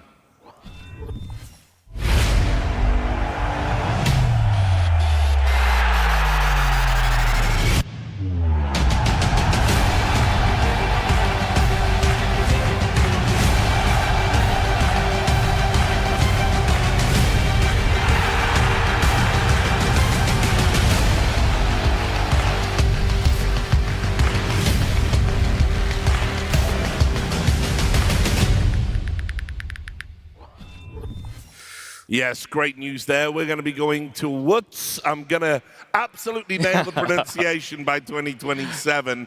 But look, what can we say about Poland's contribution to Counter-Strike down the years? So happy that PGL is going to be going back there. Kind of a slept-on location in Poland. I've been to Poznan before, actually for a Yusuke Yukimatsu DJ set. Kind of random, but great fun place. Like really You're fun. such a hipster Really fun college town there, actually. A lot of action. Really walkable. Really cool. No, it's awesome, right? Because obviously we have Katowice, we got Krakow, and now coming into another city. I think Poland absolutely deserves this. Absolutely. The site of multiple majors, a huge place in the history of Counter-Strike, and of course PGL has history there, and it's time to bring it back. I mean, let's be real as well. You know, right now, they might not have a hometown team. No reason that can't change by the time we turn up. There's a lot going on globally right now, a lot happening with the rosters, but I'm sure PGL, with its sense of history, I'm pretty sure we might get some special guests showing up for that one. Who knows who that might be? I'm not spoiling anything. We really haven't decided yet. Anyway, let's get into what we're here to do today, which of course is the grand finals of PGL Astana. It's the final I wanted. When I was looking at the bracket, I was like, Falcons with Karrigan, with that new IGL buff coming all the way through, for who are essentially the hometown heroes in the form of Spirit, the reigning champions. The crowd love them, adore them, but also adore some of those players over on the Falcons roster too. Yeah, it's one of these situations where both of these teams have something that they need to prove, a chip on their shoulder. Spirit used to be an elite team, a team that won titles, including here in Astana last year, as well as a prestige trophy in Cologne and multiple bounties, but they haven't lifted a big one in quite some time. They're looking to change that with this new look. And then for Falcons, look, we've always talked about how their potential on paper. But let's put a trophy in the cabinet. Let's show that one of these two teams is a true #1 contender to challenge Vitality at the top. Yep. If it was a couple of months prior, I'd be like, yeah, Spirit should be coming in this one, taking this one away. But one thing we've seen from Falcons thus far this year, when the pressure is off, they do really thrive. And right now, your pressure's kind of off. Your first event with the new IGL, no one's expecting too much. And on top of that, that new IGL is Karrigan, the guy who pulls out miracles. So for me personally, the perfect grand finals. What I find that this matchup does is it establishes and crystallizes the pecking order going into Cologne, because these two teams, along with Vitality, along with Na'Vi, are the 4 contenders to lift the trophy there in Germany. And so winning this one here, we always hear from the players how important it is to build confidence, to have confidence. Well, this emboldens you in a way where theory doesn't quite. I mean, the podcast set, we're all talking about this. I'm just throwing this out open to the desk. That Falcons, they're under no pressure. No pressure is the air quotes. I don't believe that. I've never felt that about this team. I think they're under maybe more pressure than any other team in the world. Why? Because they've spent the money. They've got the stars. They've got the names. And now you add an IGL to this lineup. I want instant success. If I'm, Big Daddy Falcons books, I want this to hit the ground running today. Richard, I'm going to steal a line from you. I'm going to make this abundantly clear. Falcons is not just some team. Any other team, when you bring in a new IGL, you know there's going to be a ramp-up period. You got to implement a new system. But this is an exceptional team, a team with elite talent across the entire board. The expectations are higher, and now they have an opportunity to hoist a trophy right away in this build-up to the major. They need to make it count. Yep. Nico said it himself, and I was surprised when he, at the end of the group stage, he's like, everyone's expecting us to just hoist a trophy with our first event, and he said it's unrealistic. Right now, you're in the finals. Right now, you're looking good. So I feel like it's them trying to put the pressure off themselves, but I agree with you. I have to echo your sentiments. The pressure is on right now because you have a real opportunity to shake off what's been a rough season so far. Am I going to actually trust the PR train, media train, Kerrigan and Nico to alleviate some of that expectation or pressure, or am I going to trust Kyosuke in the post-game interview after they win the semifinal that says, no, we are at 100%. Those are his words, and that's what I want to entrust Falcons with going into this matchup. Yeah, I mean, and being at 100%, you can see what that means. I've said it for a while now, and maybe it's harsh, but I think Kyosuke has been the bottleneck in Falcons. I think everybody else doing what they're supposed to do. MongolZ, top 3 player in the world, really trying to drag his team through. You're meant to be Dunk 2.0. That was the narrative. That's what we were sold when you came out of that Spirit Academy. You haven't been that. You weren't even Rookie of the Year. Now you got an IGL that's going to nourish you, nurture you. As a prelude to the quarterfinals, we touched upon, Prof and I touched upon how he's had his playoff woes, right? It's been a drastic fall off when it comes to all the playoff events. Under the bright lights, he crumbles, he withers away. What happened here is sitting next to Kerrigan. We're seeing him, sure, he makes mistakes, but he's still playing to the level we can expect from him, and that is what we've been waiting for, the catalyst. That is Kerrigan. Yeah. We saw in the interview as well. Have you ever seen that kid ever so animated talking about Not when he's not talking about anime, no. Yeah. Fair enough. Well, here's the thing. This guy has been a group stage star, but he's had a sub-1 rating in playoffs for a long time, but things have a little bit changed here, right? We know that this guy is one of the best entry fraggers in the world. When you look at his entry stats, they leap off the page to you. They look like a true elite entry-level fragger, like some of the other big names that are out there, but it's about reining him in. I think before he was trying to do a little bit too much, trying to push the issue. I think he's getting kind of corralled back into the place he needs to be, and I think he gives him such a huge threat because not only is he a fantastic entry fragger, he's a star CT player, and it's allowed Nico to not have to be the guy always opening things up. He can be an extremity playmaker. So I think it balances everything out properly, and this is his moment to shine. Yeah, I mean, for context on the whole group stage warrior but playoff choker, if you look at all of the group stages that Kyosuke's played with Falcons, all but one has he had above a 1.0 KD, but in playoffs, it's under 50% that he maintains that. That is a drastic fall off that Kerrigan is looking to remedy. And remember, whose roles did he take, right? Nico said, I see the future in this guy. I'm going to give up the roles I like, I have. This has been talked about a lot in all the interviews they've done, and it's like, okay, well, if you're the future, you've got to play to at least the level Nico used to, if not more. Yeah, absolutely. And I feel like for this particular Falcons team, it is a team in flux, right? We saw Kerrigan spend multiple interviews saying how we want Nico to be the guy, to be the closer, relegate your role, the role which made you one of the greatest rifles we've ever had, to be the closer, got experience. And now we're seeing Kyosuke take those roles as well. Even Tessus too, he is adapting. So this is a team who, in the process of being in a flux, moving pieces around, are still kicking ass. And that, for me, I think it bodes well in the future for them. It's a couple of factors here that you have to consider. I mean, for one, Nico's a Swiss Army knife rifler. He's been that way his whole career. He has juggled between being a lurker and an entry for the entirety of his time in Counter-Strike, and I think that therefore, you're not really harming him by putting him in the new roles that he's in. I think he can still help you find openings on the edge of the map. He still plays a lot of star CT roles. He can still trade for you in certain executes. And yeah, he's got the intelligence to handle the clutch moments. So I think it balances things out. And I also like that you have Kerrigan, who's willing to sack himself first to better set up Kyosuke in some key moments. So I think the widely distributed talent here is vast. What it means for Nico is that it's ushering in a new era to his career. He's been the #1 option on teams for about 5 years of his prime. prime. He recognizes his prime is behind him, and now he needs to make way for a guy who is just ramping up into his. So all of this is coming together where Nico is showing a new side of himself, a slightly more supportive element to make way for the rising star in Kyosuke. Yeah, and obviously doing it without having to resort to being an IGL, which we all thought was coming.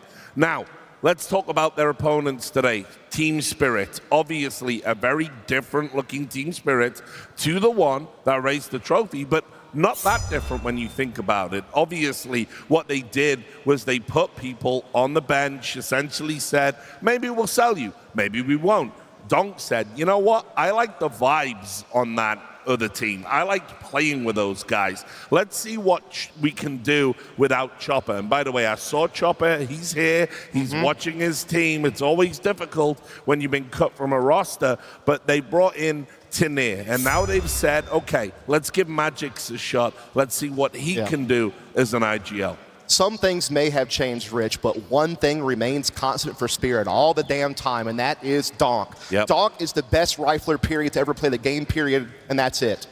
He is such a specialist in the entry role. The numbers always are astronomical no matter what event you put him in. The opening attempts on the T side are so high, and his ability to just win so many of them is absolutely absurd as he leads the MVP race. And look at the rankings, 1-1-1. With rankings like that, he could be number 2 on HLT. Well done. Well, it's still early this season here, Rich. You know what, Saudi Vitality just lose a tournament right now. But here's the thing, one more stat which kind of caught me by surprise this morning. I was going through, I'm like 1.63 rating over a course of an entire tournament. Yes, the finals yet to be played. That's the second highest rating since his debut in Katowice 2.5 years ago. This kid's just not stopping anytime soon. There we go. 1.75 in Katowice. Everyone remembers that debut, the greatest debut of all time. And ever since then, PGL Astana right now, if he continues his form right here, it could be the second highest ever, which is incredible considering how he's so consistent. Rating is a metric that is being tinkered with, toiled with, but KPR is the always constant stat that just shows how dominant some of these players are through history. You can see what Donk's KPR at this event is. It's a 1.00, but you take some of the all-time greats, some of the guys in the server against them, you actually face those guys off against each other. There's only been 3 other guys in history at these kinds of big events that have put up 1.0. One of those 3 is himself. So he's basically chasing his own ghost, and he's chasing he's chasing Zywoo, he's chasing Simple, but this guy's writing history every single time we see him load up in a tournament because he's breaking records like it's nothing. Yeah, and we saw him in the interview as well. You know, when they took on MOUZ yesterday, he said, like, you just don't have a chance. No one has a chance. Like, the way we're playing right now, we're better. We've actually arrived at what we think is the end point for Team Spirit. This is as good as it's going to get, and the numbers don't lie about that. Improved utility, people that were bit part players suddenly coming alive and having a series where, yeah, statistically, maybe they even outperform the Phenom. Call it the Sotfik effect for me. That's what I've been seeing. They don't want to call it that. Well, some of them do. Some of them do. Zontix did. Shiro kind of led us to it. But look at this. Okay, so at the very top here, all of the numbers you see, these are utility stats for all of these guys, courtesy of HLTV. With Holly, all of the numbers are a bit lower. What that stat means is just how many flash assists per round, how much utility damage they're getting per round. An algorithm combines them, and you get this nice, sexy number, and everybody across the board is leaps and bounds better. The utility that Spirit is throwing at this event would put Vitality's 2025 to shame. And even Donk almost doubled. This is the thing. It's not just the supporting cast. Everybody is learning and getting better. Indeed they are, and what this has provided is that we all knew that Spirit already played this really aggressive deathball style of Counter-Strike that overwhelms opposition with the pure entry power of Donk and the follow-up that they have in some other players. But what they have done is they've taken that tip of the spear that is Donk, the one that's so sharp, and they've honed it even more with this utility that you're talking about. They're making it easier for him to pass his way into sites. They're making it easier for Tinir to be able to trade off of that. It is making them so proficient in their attacking sides, and it's going to be very hard for Falcons to deal with today if they keep it up. And I think he hit a hit on the player's name who I wanted to touch upon a little bit, Tinir, right? He's been having a rough season so far. Everyone's like, what's a Tanir? Where's the Tanir we saw before he joined Spirit? Comes in Zotic, and somehow it's clicking in place for him. In Rio, that was his best event on land with the team thus far, and he's once again continuing his form. He's even said in a couple of interviews, Zotic's really working with me, and it's really clicking. So it's not just about utility. He's looking at all the weak points that they've had throughout this entire season, and he's fixing them. And he's just a stand-in coach, guys. Yeah, the big thing I want to point out about Tanir's activation is just the fact that you're seeing him be able to trade frag a bit more. He kind of got relegated to some anchor roles he probably didn't want to play. He's had to play some extremity positions on the T side that probably aren't necessarily the best for him to make room for Zontix's return to the squad. But what I love that they've done on some maps is he's the third guy in and entering, and his trade fragging is very, very powerful. It gives you that extra opening bit next to Donk. I mean, it's just like a crazy 1-2 punch with those guys. I mean, that's what happens when you have the lowest sensitivity in Tier 1 Counter-Strike. All you are is a trade fragger. Don't make this guy entry. For him to move his hand across this entire mouse pad, I mean, that's what it takes to do a quarter turn for him, okay? No. But 180, just forget it. He's going to rip his arm off. They can't afford that right now.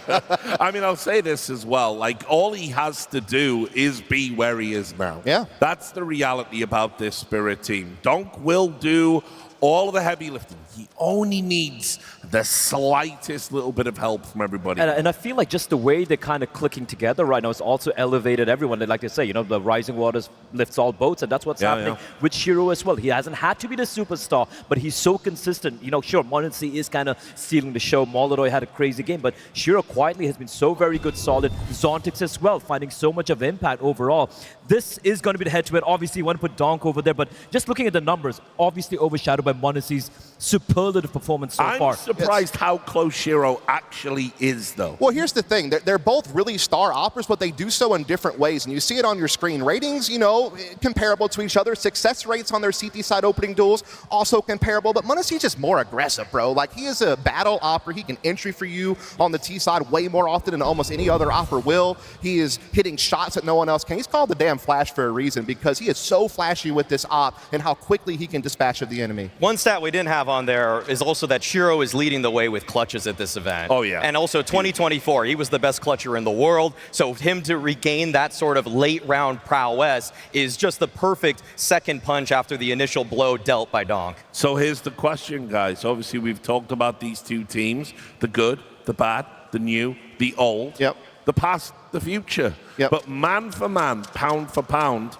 who's got the best roster? Because I legit think it is Falcons. Well, widely distributed talent, yes, but I kind of want to key on one matchup that everyone's going to enjoy today, Richard, before we get into this, and that is that you're going to see something absolutely special today on the server, because we get two of the best to ever play their role going head-to-head on the server right now. This is the MVP race, the Destroyer versus the Flash, the Opper versus the Entry, and they are leading in so many metrics. They're on top form right now, and they're two of the most exciting players to ever watch Counter-Strike, and now we get to view it on this stage. I mean, when I was watching that game on Nuke, what MongolZ did to FURIA with the AWP on the T side is something I don't think I've ever seen.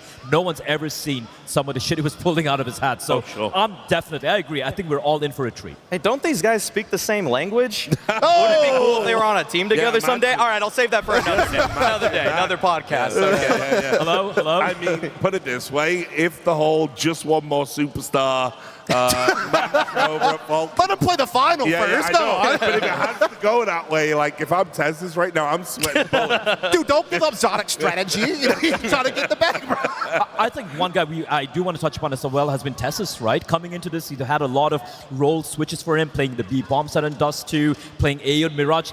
Positions he's not super comfortable with that, he said it as well. But despite that, he's been so pivotal in them closing out a lot of his close rounds. Look at Nuke, the final couple of rounds on the CT side, how he's getting his multi-kills, staying alive. So when you're talking about Falcons, the obvious conversation is Karrigan, Nico, Kyosuke, and MongolZ. But I think Tessus has been slept on. He's been so solid this event.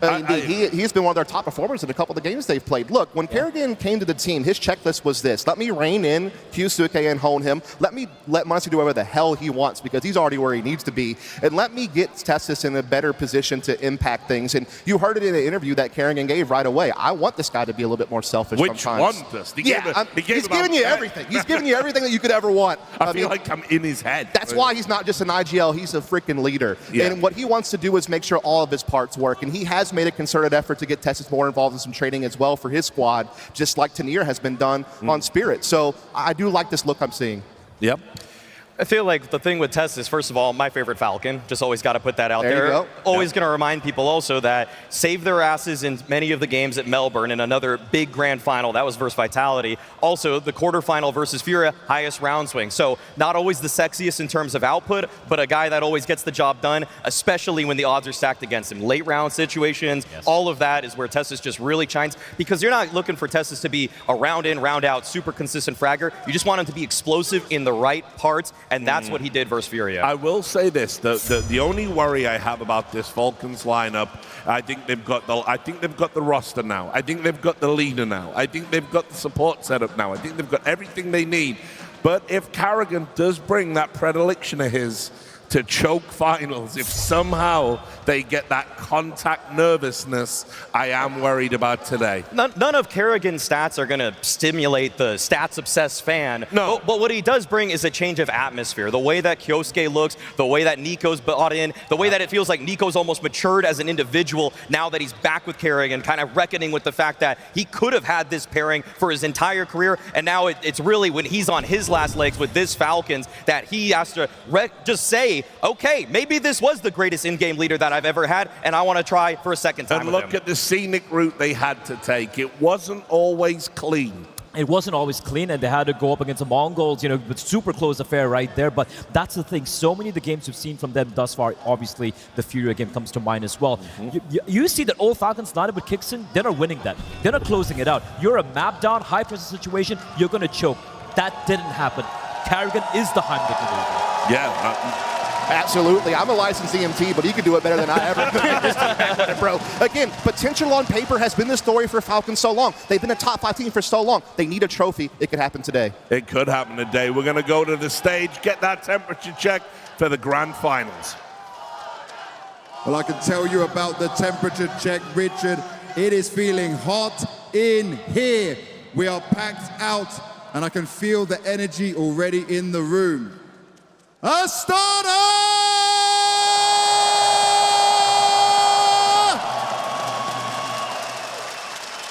It is time for the grand finals.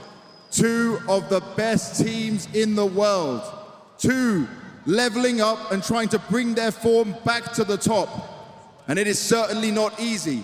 Everything they have worked for, everything they have fought for in the group stage, here in the arena, is all for this. But only one team will walk away with it. For our first team, their last trophy was lifted 273 days ago. But they have started to get back to winning ways. You heard from the players, you saw their dominance. They are ready for another trophy. So, bring it on, make some noise. It's Team Spirit!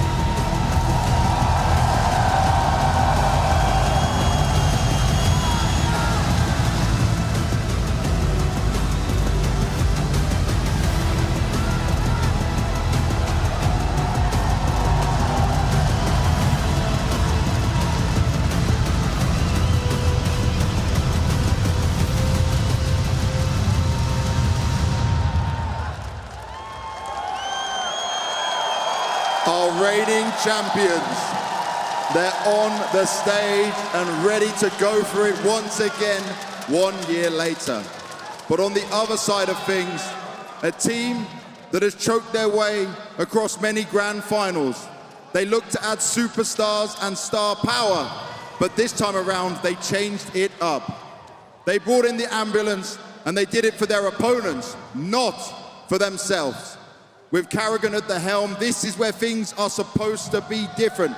But it has still been 399 days since they last lifted a trophy, and that was also not on the stage.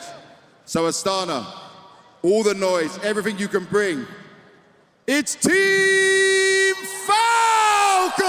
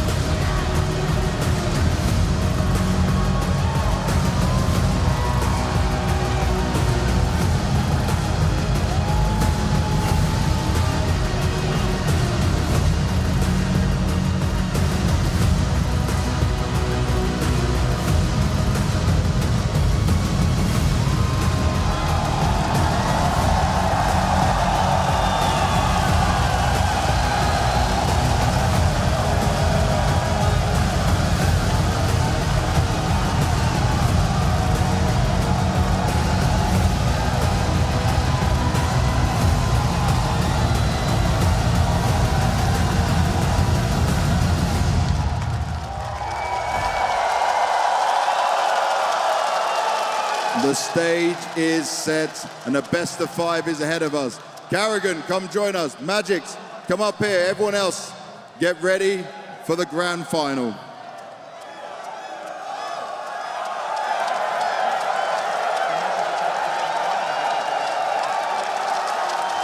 You didn't even say anything yet or do anything yet. And here they are. The ambulance siren is going off like crazy, but also for you, a grand final, the first since Budapest, your first time in the Falcons jersey. Just give me the temperature check. Oh, it's going to be a fun game. The guys are hyped, I'm hyped. I'm just looking forward to a nice grand final and just have fun in the end. This is very early on in the process, so a very nice team to play in the final in spirit. Что ж, это будет замечательный финал, будет очень весело. Все мои ребята на диком хайпе и хотят разорвать в этом гранд-финале. Looking back at some of the games you guys have had, the limited time you've had to prepare, I want you to be as honest as you can with me. When we look at that FURIA game, how many of those rounds were practiced, prepared, and how many were you calling on the fly? Not many of those rounds were practiced, I can tell you that, variations and the way we approach the game, but it's a balance constantly. We are playing free and mid-rounding a lot, and let's just see how much we can do in the best of 5 finals. Not gonna be easy, but let's looking forward to it. В катке, которую Falcons сыграли позавчера, Джеймс спрашивает, что зарешало больше, подготовка или решение прямо посередине игры. Карриган говорит, конечно, что к этому невозможно быть готовым, ко всему, что мы увидели с вами, но он говорит, что это, наверное, баланс 50 на 50 между подготовкой и решениями внутри игры. Now I also have to ask, Kyosuke stood on this stage yesterday. He was beaming, he was so happy. What have you done to him? I've never seen him like that before. To be honest, Maxim is my new bratan. He's my last nephew. So I'm the uncle, he's the nephew. I'm just having a lot of fun with him, and he's working really hard, and he's carrying me when we were in 20 sides. So he's a nice bratan. Братан, right? Карриган сообщает, что Киосуке Макс — это его новый братан, и он очень рад играть с ним. And lastly, you already spoke about it a little bit, but having this map pool ready for a best of 5, how much of this is going to be you're ready, you know what you're doing, and how much of it is going to be that mid-rounding calling on the fly? I think it's a balance. We will find in the game. Some are set pieces, some are mid-rounding. We will see. If the guys are feeling it, let them loose. Воу. Карриган говорит о том, что вы можете здесь проиграть вообще. Окей. Okay. So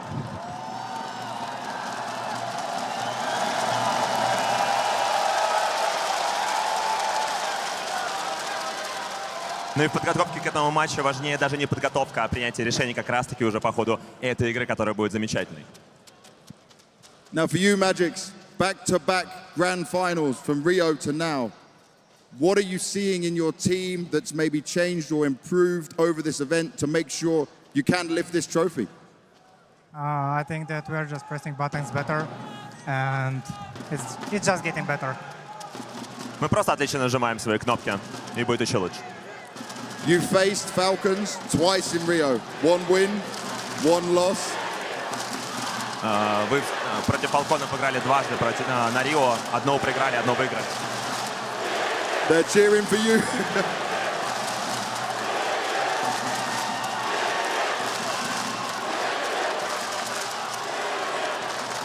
How much more deadly is Falcons with Karrigan compared to when you last faced them? Does it change anything for you?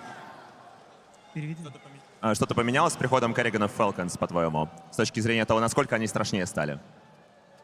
Ну да. Well, yes. The respect is had. Shake hands. Go and take your seats. Good luck.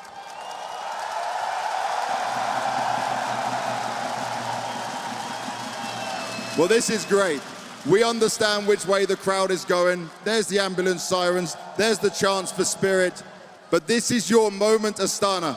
This is where you get to thrive in the grand final and show us everything you've got. So I want everyone, take your mobile phones out, put them in your hands, turn the light on. We need to light this arena up. Ребят, давайте сделаем этот праздник еще светлее. Достанем телефоны, врубим на них фонарики. Я вижу все больше и больше нас. Up, everyone up. We'll put down the lights in the arena. If you have a phone, put that light up there.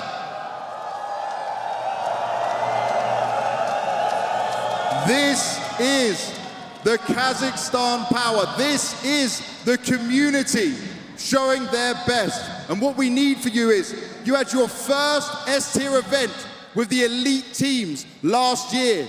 You wanted it so much, and PGL came back.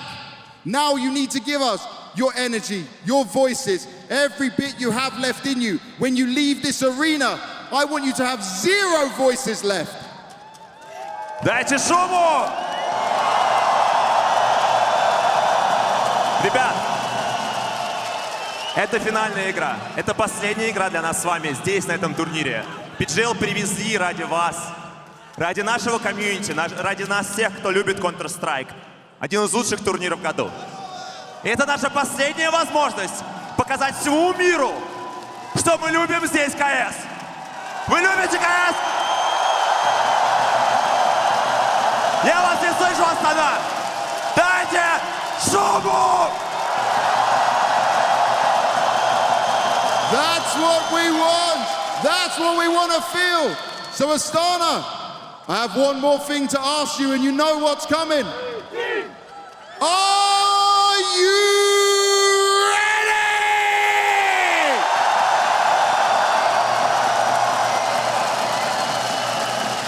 ready? We are ready as well, James. And as I said, remember, best of 5. Where you're going to hide? Turns out there's nowhere. It's Falcon Spirit, and they are going to have to go the distance.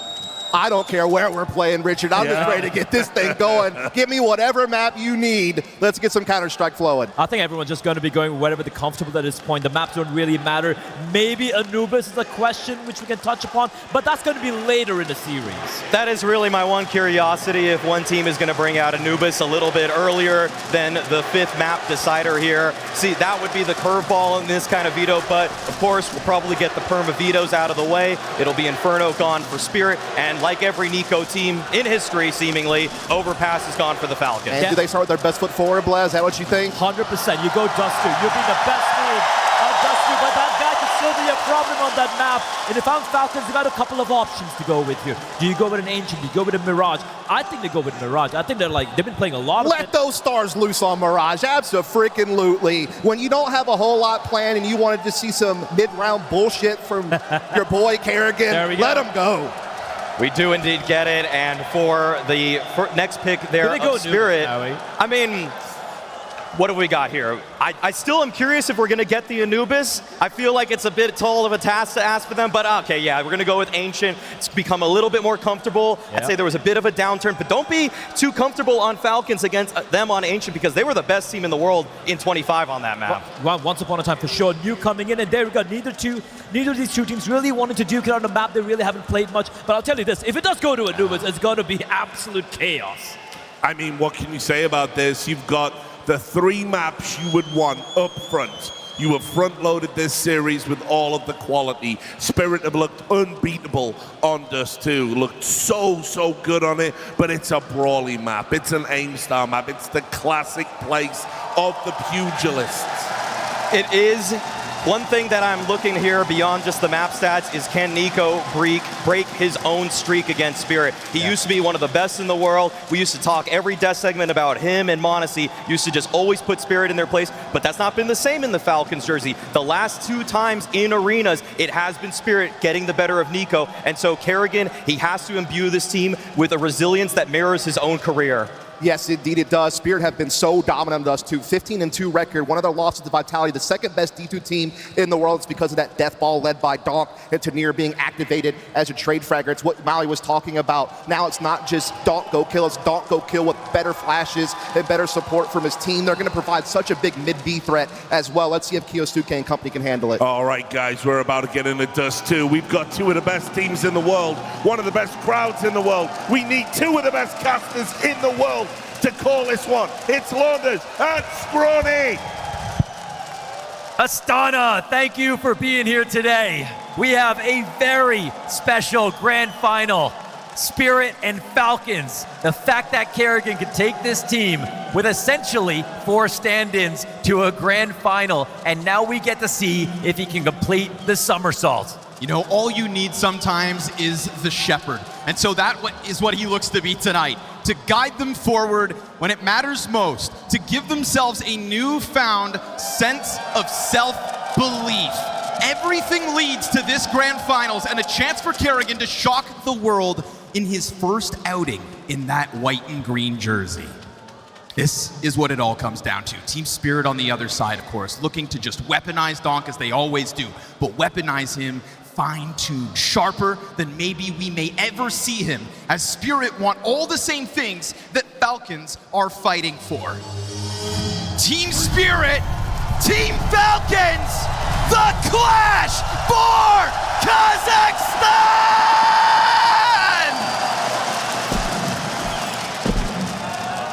Isn't this one gonna be special?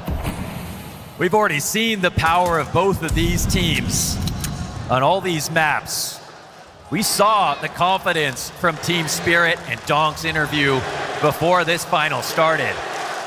We know that the atmosphere is that both these teams believe they can win. Kerrigan's trying to hide his power level and wants us to think that this is going above expectations. But he knows how to make it here, and he knows how to make it past here too. Oh, sick flick on a Monte to start. Just shuts down Donk immediately. Wouldn't you love that to be the tail of the tape all night long? 2 pistols, 2 opening kills.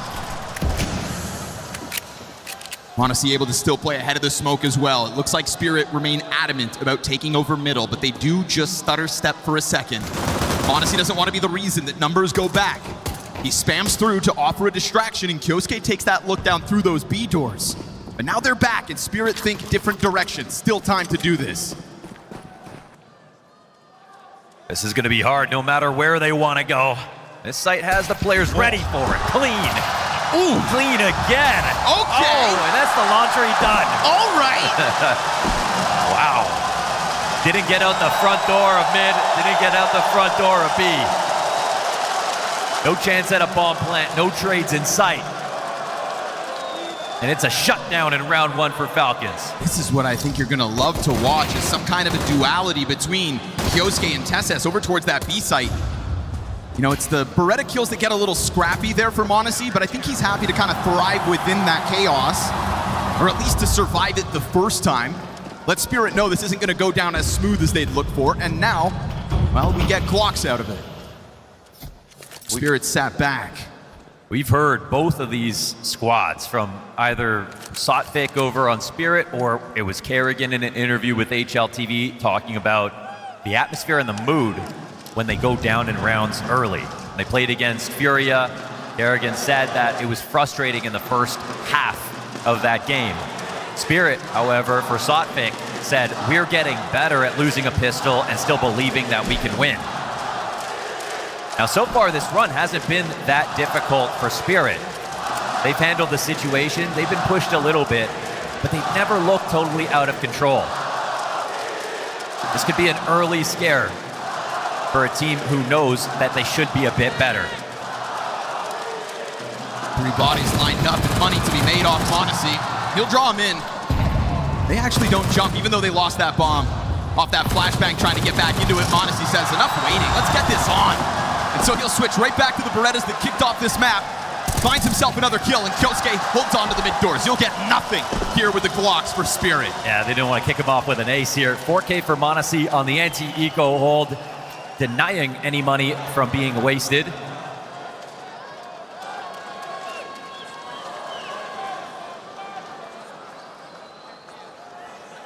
What's he talking about there? Demonic. Yeah, I mean, Donk 666 after all. Surely he's talking about Kerrigan.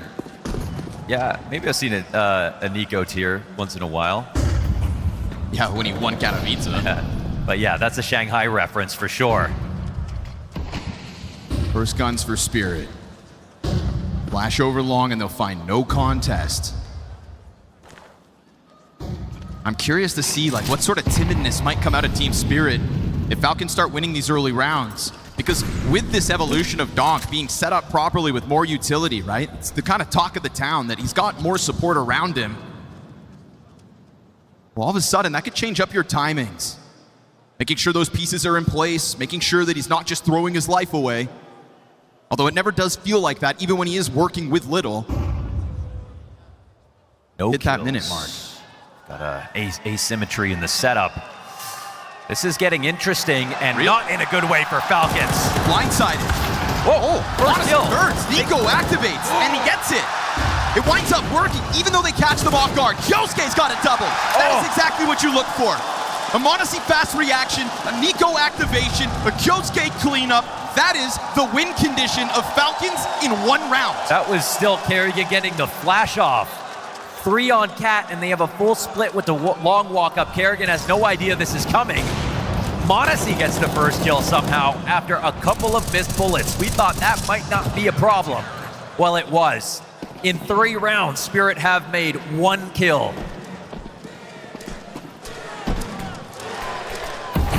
All the setup in the world in that round for Spirit, it just gets suddenly popped on.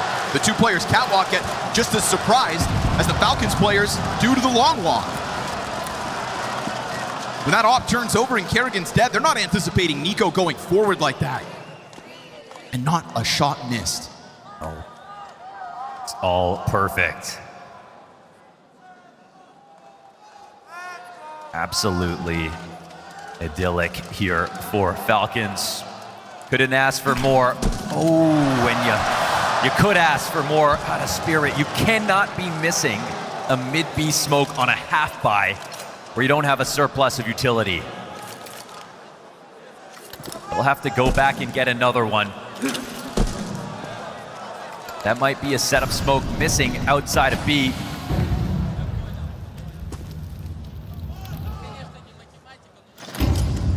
Made for your efforts. Could have been worse. They don't bother breaking this open yet. Nico's got a cache of utility. This next one could hit hard. Kyosuke's just gonna commit to the fight now. It's Nico blind momentarily. Here's that Hail Mary push out through the tunnels. TSS a little wild.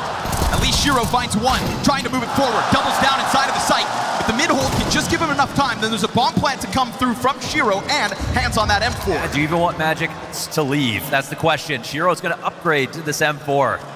But as he departs, the CTs get going, and they're not going to waste time. Kerrigan wins the duel with that AUG. Magic's tagged down to half. Tech9 bested. It's Finn with a couple of kills to clean up. And he senses that timing, the tempo. You know when that Magic's departure from mid happens, just go ahead and prioritize the retake. So in what was 1 kill going into that round, it's nice to see Shiro get a couple plus a bomb plant. This is a shocking start here for Falcons. Very quick to all the rotations. Everything in place. No one over 30 ADR so far here for Team Spirit. A little bit of utility missed. Shiro's kills allow for a bomb plant finally here for Spirit. That's the best we can say about this half so far. There is no scenario where you go to sleep last night thinking this is how the game will begin,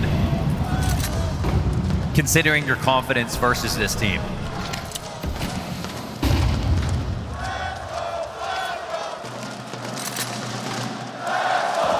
8-0 Monte wants blood in the 5th round of play.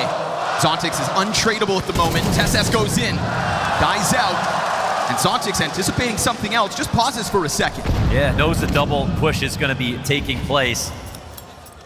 Tessis' spray's looking a little bit funky right now. Two rounds. He gets 1 bullet damage there.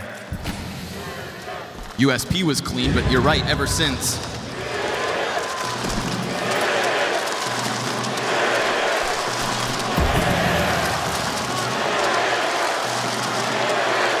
Now it's a risk. Right now, all Falcons want to do is just dissuade them from coming here. Pops it open, sees nobody close. Would love to get one off before the pack fully commits, but he's got no other way to reopen that, so he'll put a smoke in front of it instead. Monte holding this would just be beyond. Ooh, Donk's dead. No second kill. Zontix trades through. Magic's has got the mid-fight. Kerrigan's going to use that advantage of the AUG, but it's a man advantage for Team Spirit, and you could already see the hesitation there for Falcons to think about this retake. Spirit get through. Spirit are on the board now with a round. There will be Kioske coming in on a flank to look to try to deny exits if possible.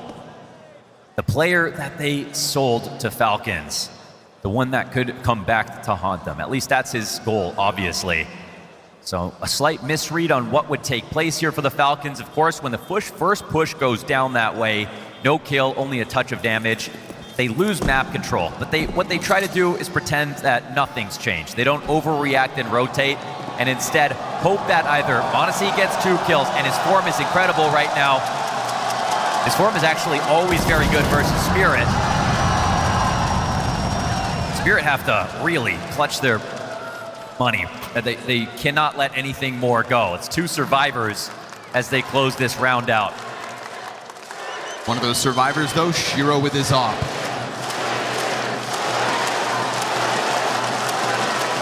Shiro, as he tends to be the 2nd highest rated player behind Donk coming into the grand finals. We have a full house tonight. Upper rafters stacked with fans.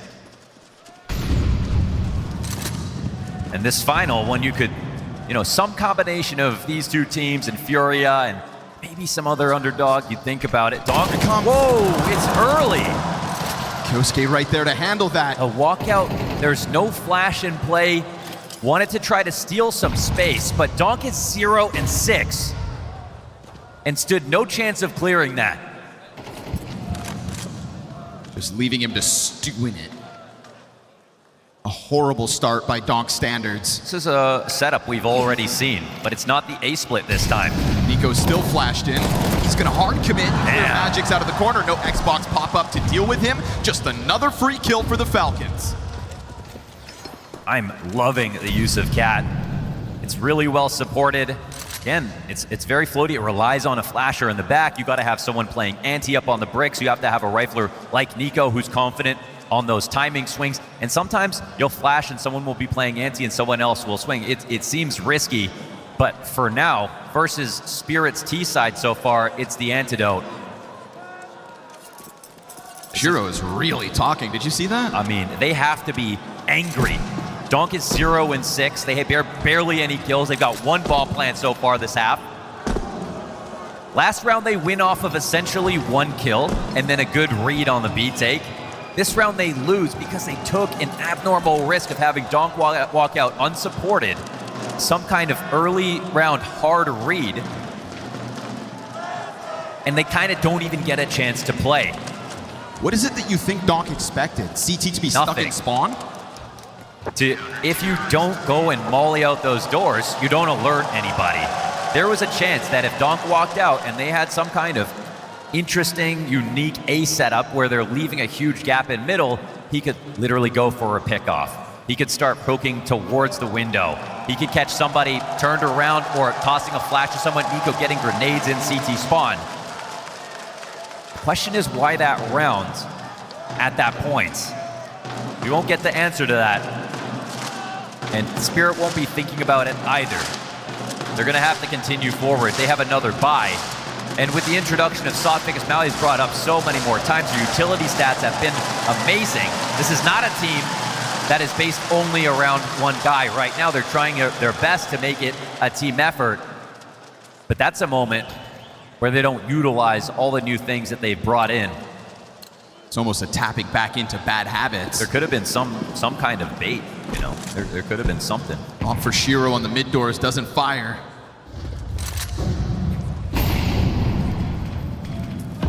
This is a round where Sophic has had a word with the team. And some of the best coaches are those that can kind of rein things in when the pressure starts to mount, when the rounds against you rack up. We don't really know if he's proven in that regard yet. Whether he'll be a help. Odyssey's vision regained as he goes for the mid peak, or rather, long hold. I love every time we take a look at the map, there's already so much variety here for Falcons. The number of different setups and uses for MongolZ, the reason why he's generating so many op kills this tournament is because he's not starting in the same place every round. You'll have a huge advantage on this. They're gonna walk into you. And he's gone. Yeah, and Donk won't be able to chase this down. Ooh, awful flash. Crouch is underneath that. Donk decides to go for it while MongolZ decides to double back. Got an interesting protocol and adjustment. Everybody starts to crunch towards middle. We go, both teams trying to remain fluid this round. So this they're gonna try to punish Cat here from the CT side. Will they take this peek and run right into the op? Yes. Yes, they do. Counter-picked, man advantage, Spirit. It's a slow burn that got them here. That bomb's about to cross over. They maintain the cat control. It's going to be the Aug death for Kerrigan. Not this time. Nico in the backdrop's got utility flying beyond him. If he can hold catwalk, then the retake could still be underway. But both him and Tessas dangerously low. And Shiro, to potentially be pinched, is still just sitting on this corner. Now that he's missed the shot, they're going to try to press him. He gives Tessas something to think about. And Nico, does he want to try this? 37 health versus 2. Who's gonna make a mistake? Bomb at 25 seconds, Donk down beneath that lip of the ledge, and Magic's is just gonna pop up eventually. He wants to play active for this. Nico, could be a reaction. No, Donk will take him out. Second kill for him, takes out Shiro and Nico on the A site. It's a missed shot, a rare missed shot for MongolZ. The crouch peek out of long doors is not what he expected. No coincidence, Donk's first 2 kills, Spirit's second round. Oh, tricky, the way he flashes back into that position. Now, overall, they get this A-Rap going. They'd like to go for these splits. They've in general known when they can have taken long control. Spirit Falcons are not giving them much of a fight over here if they want it. Oh, Donk's gonna play with timing, charge through. Nico in the blue box, red like a book. Well, Donk's wide, sees a second. Now the game begins. Yeah, he's back. Back to it. We had a lot of posturing last round out of Team Spirit. You think Magic sitting on the corner, just setting up util after util. They were even having a bit of a powwow, talking things out before going into commitments. This round, stark contrast. You brought up already the MongolZ moments on the different parts of the map. Well, now we're getting different flavors of Donk back to back. And I was thinking that this is, you know, I just said, Falcons are not really fighting them in the early round over towards long. They don't want to make it that scrappy. They've approached A a little bit differently. Well, here's a change up, and maybe that's why they haven't tried that so often. Spirit handled that extremely well. Nico was blind and hard cleared. Bomb will get spotted, but there are just so many numbers. Spirit don't even know they're corralling them at the moment. So it's just the price tag that keeps racking up in this one. SS is certainly going to feel doomed at this point, so you'll see him try to fight his way out. Just bring somebody with you, because the odds are you don't get out of here. Now with that op, he'd love to. Shiro holding this cross, tough one for Tessas, but he will get through unscathed. Knows that the chase could still be on, but now they've actually got a little space to hang on maybe. They've got a stronghold here in the B side. It's not going to be easy to try to fight them, especially knowing an op is up. Nobody wants Falcons to save. Man, they look like they're about to literally exec B. Once that smoke fades, they're coming. See what Tessas can hit. First one's good. They pause for a second. They don't double down, so force survive on Spirit. Third round collected. Falcons still lead this 5-3, and we get a timeout from the other side. I do love it, though. It's more of a real game. Donk started 0-6. We'll remember that because it already looks like he's going to have a good map. To looking at Donk's stats, again, the 1.0 KPR, him having that 1.0 back at Katowice. He's literally, again, trying to break his own records. What he did back at Kato was something that we thought would never be done ever, and now we have to contend with the thought that it might be done again. Well, it might be wide open. But for now, Falcons are still in the lead and playing very good CS, which is all we could hope for them in this grand finals. We know the capability, but, you know, we remember even Kerrigan going up against Spirit and some of the finals that he's gotten himself into recently. As brought up, his first playoffs of the year.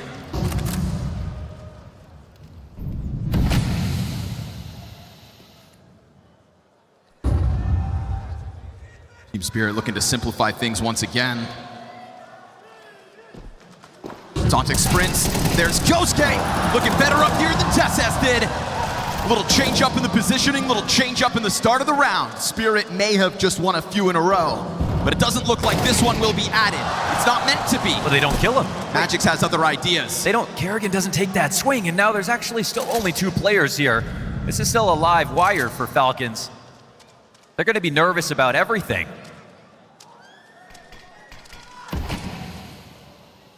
It's actually insane to me that Falcons have not moved from the A site. The bomb is lodged back here, but because it was Donk and Zontix to go for the entries, they don't know that that was the plan from the beginning. It's going to be a pause and re-exec, and Magix has put himself in a very interesting spot. And I say interesting politely. It'll be, you know, hard for him to have impact on the right timing. But as it stands, he gets cleared. He doesn't pull any CTs. Plays the long con. Still falls back on TeSeS and Kyosuke. 25 seconds, they're wondering, are Spirit walking away, but they still seem to be on high alert. Now that's gonna confirm it. 2 nades fly out. They know they're both right there for the taking, and we go 4 up for Falcons at the end of this one with a rock-solid triple from Kyosuke. It's amazing on the hold, man. You know, him in this position, him when he's playing B on Mirage, he's a real threat.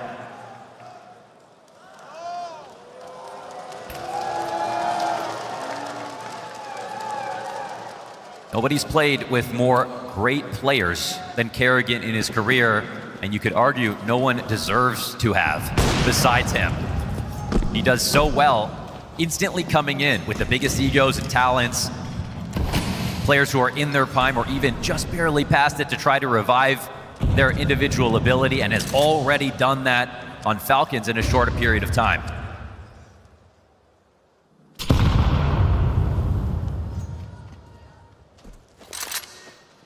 Falcons for about a year have just been potential, man. They can do it, they're good enough. The joke has always been one more superstar, but the thought in everyone's minds, they're really close.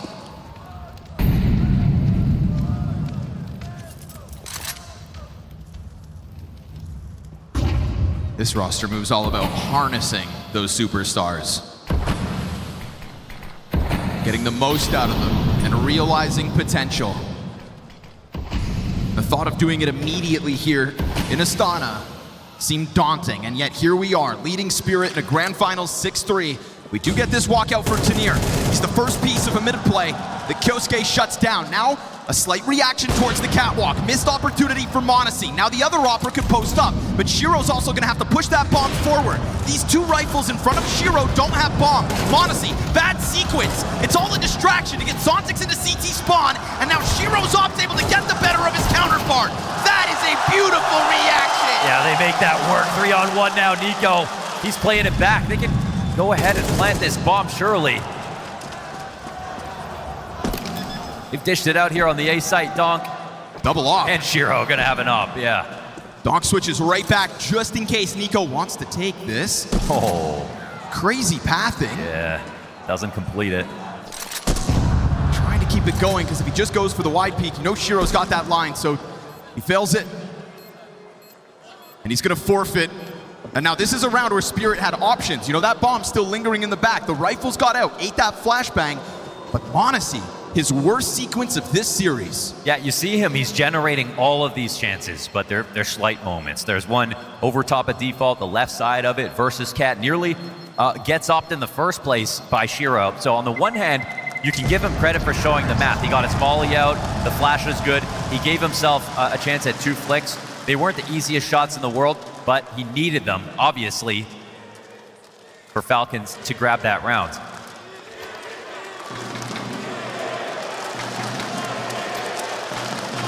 It did look like for Spirit that was about to be a mess. But now we see 4 of the last 6 here for Spirit completely back online. Well, Donk has had an uptick in performance. This most recent round makes it feel like MongolZ is coming off of a peak. He'll be on the M4 this time, and there's a whole cohort coming his way. Early attention. Nico, 1 and done. Donk doubles down. Oh, the 2 rips heads off. And if it's not Kerrigan, coming back to the CT cross to stop this cap play. Oh, he does get 1 at least. There's still a bit of life left in Falcons if they want to try to take this chance. Dump your utility, get that bomb planted. You know the CTs are slightly out of position. Planting off front sight, TeSeS and Kyose on the approach. Here come the flashbangs to try to interrupt things. They reveal themselves, miss shots. TeSeS dead, Tanir's got it. And Tanir now also executed as Kyosuke goes on to the chase. He's got that op up close. Support's a little slow here. Time for the fresh mag, 20 seconds on that bomb, and Kyosuke doesn't have a kit. He doesn't have a lot of time, not a lot of wiggle room. And with that bomb planted front sight, he'll be exposed. And that smoke now faded as Kyosuke, feeling desperate to get into this, has to put fire in front of this last piece. And it's too far gone. No defuse allowed. Kyosuke's efforts all in vain, and Spirit close in on Falcon. Yeah, perfect plant. With how quickly they took the site, they had it open. They knew they came up cat as well. So just very good forward thinking. There's always been a really late lurker in every one of these situations out of Spirit. Sometimes out of position. This time, perfect position. And once again, they can thank Donk for this. Oh my God, no way he did that. Spray transfer, the slightest angle, off to the right as well. Barely a head showing. If it was anyone else, I'd call it lucky.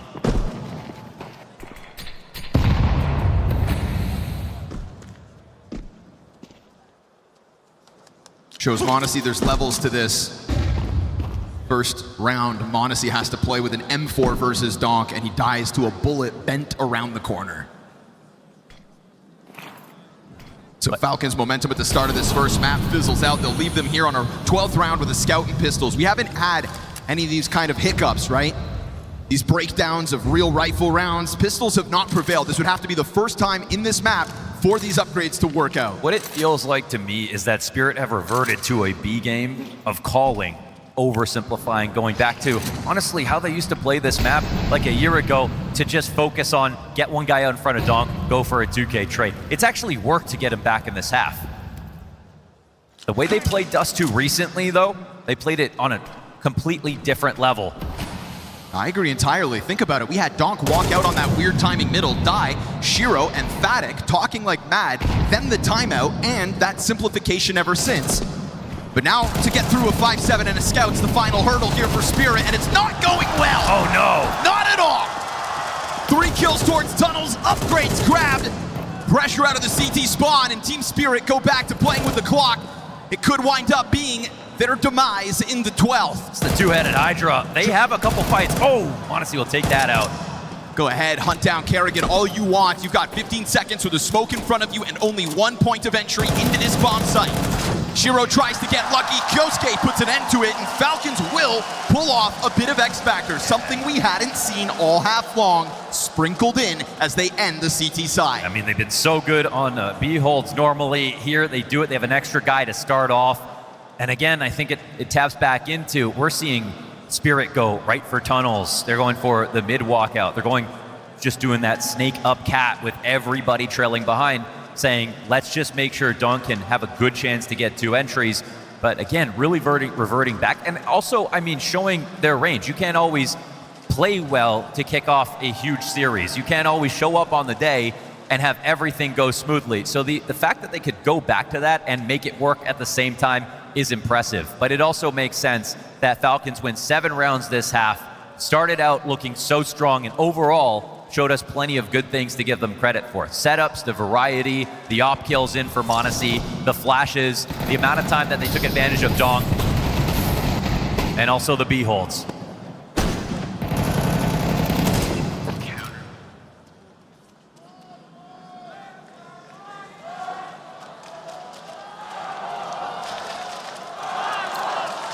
Kyusuke has 15 frags to MongolZ's 12. Both very handsome score lines to be rounding out the first half of a final.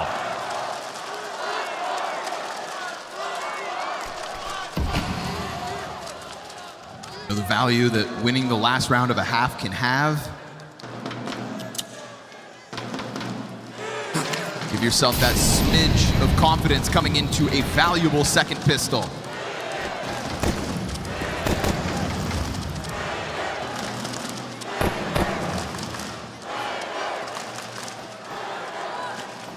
Kerrigan knows how much this pistol can mean. Saw him already play into the late hours versus FURIA. Every round matters. Donk sends the flash in for himself to go back in it. We'll see whether Falcons fall for this trap and whether Tanir can hit shots to the back of a head, because we know how difficult that can be. He's got the chance. Don't get nervous. Executes too. Just be beautiful. That can get away from you. It doesn't. Tanir will still have a shooting gallery. A triple kill from inside of the pit. He does take a gush back. Kyusuke tries to just keep him peppered, keep him pinned. There's support. Kyusuke dead. It is all Tanir. Talk about tenacity. Tanir on 4. The guy who amped up his gameplay back at Rio. The player who came in to try to support Spirit's core. Not just come in as some kind of support, but who started off slow. Has really started to find his groove now. And show us the ability that he showed us when he was styling on Tier 2 and 1.5 teams back on Heroic. I'm going to say 2 valuable rounds out of Tanir. He finds that sequence for 4. He's also the guy that when those flashbangs landed on Catwalk and Donk died after the double entry on Nico and MongolZ, he brought that back. He opened A site. He put MongolZ down. And we know that was a driving force in that streak of victory Spirit were able to find. This totally changes the complexion of the game. CT side up for Team Spirit. They're within 1. Nice! Beautiful indeed. Just perfectly placed. Think about it. This guy is 7 and 10, has 2 multi-kills, one of them 4 frags. Pistol kills are almost worth 2 apiece. Quality, not quantity. Whole pack of players on the other side of that. They figure out what's going on. Magix just lets loose on the lead. Ooh, little fadeaway USP for the style points. On for the ace. Yeah, make it happen, Magix. Pulls one out. Made easy by the lack of buy out of Falcons. And a little crowd favoritism. Yeah, smiling from ear to ear.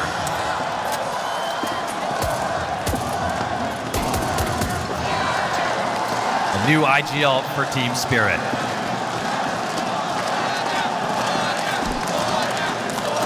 Round 15, and this one's for the lead.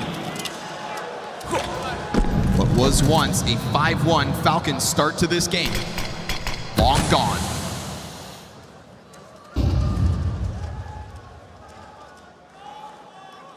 That's without Donk having a takeover game just yet. That's without anybody over on the side of Team Spirit being untouchable. In contrast to MongolZ and Kyusuke, it's quite shocking to find this game tied up. Yeah, they all have unenviable score lines at the moment. The only thing they're happy about is being tied on rounds. They know that'll have to change because this isn't a game where one team has superstars. It's one where both do. No op for Shiro for the time being. Same can be said on MongolZ's case. Get this grouping of players over towards long just as Shiro decides to depart. So Tanir in the pistol, worth his weight in gold. How about Soon versus this commitment out of 2 rifles and the Tech 9, trying to set up U-tilt. Tanir goes wide, dead, empty-handed. It is Tesses to topple the first piece. Kyusuke emerges, catching Shiro just trying to tuck into that car and denying the Xbox climb up. No footing here inside the A site for Spirit versus Falcons first guns. He was ready for it the entire time. Knew someone was down there. It's a very clean split. Where we even saw a round this convincing on a rifle at a Spirit in that first half. So they'll feel very good Didn't do the economic damage they were looking for last round. They make up for it now. And they deny Spirit from taking a lead in this game. And they'll send them back to the conversations.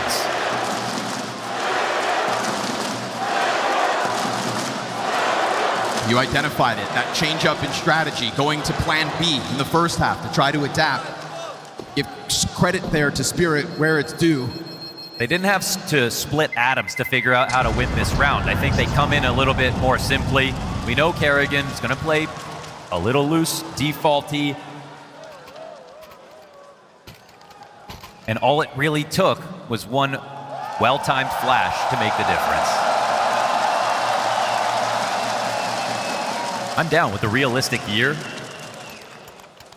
Well-informed men. Yeah.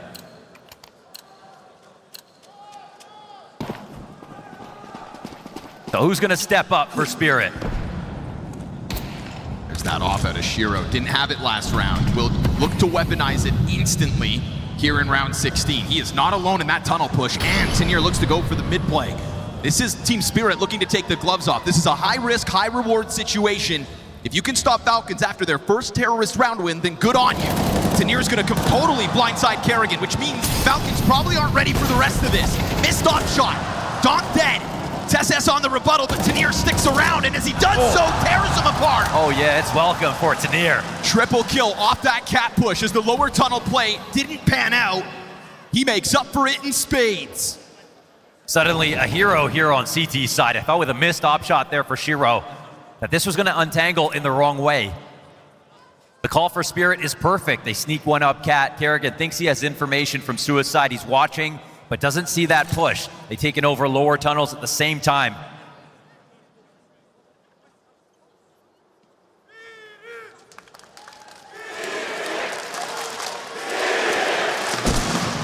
And there are Spirit chants in the crowd.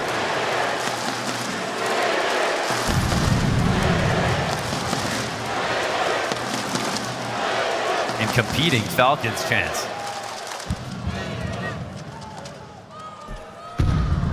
This is a round that you just don't want to let get close, essentially. You know the job is basically done. Tenier's gonna spot another. How is he gonna ace? Yes! Yes! Oh! yeah, my fault. Nico's final hurdle, and Tenier just can't get it over. But ton of damage done, 4 kills. Nico, 5 health, empty AK. In other circumstances, maybe you could believe in that Kovac magic, but not with Tenier. Going forward off of the push and making up for the fact that Shiro's missed op shot lower was going to leave a lot of space for Falcons to maybe work with, right? They take over the base of mid, you fall back off catwalk, but Tenier's got other ideas. Gets his kill inside of Suicide, falls back, and just draws the line in the sand. Bottom mid entry denied. But you love to see a setup that makes the team look like it just stalled. And if they can afford to miss the op shot and still have 2 players and chances to trade, lots of map control the other team didn't think about, that's kind of what was missing at the beginning of this game, that I feel like now that Spirit have warmed up into it, they're willing to take more complicated risks. Because again, this is a massive comfort zone, this map for Spirit.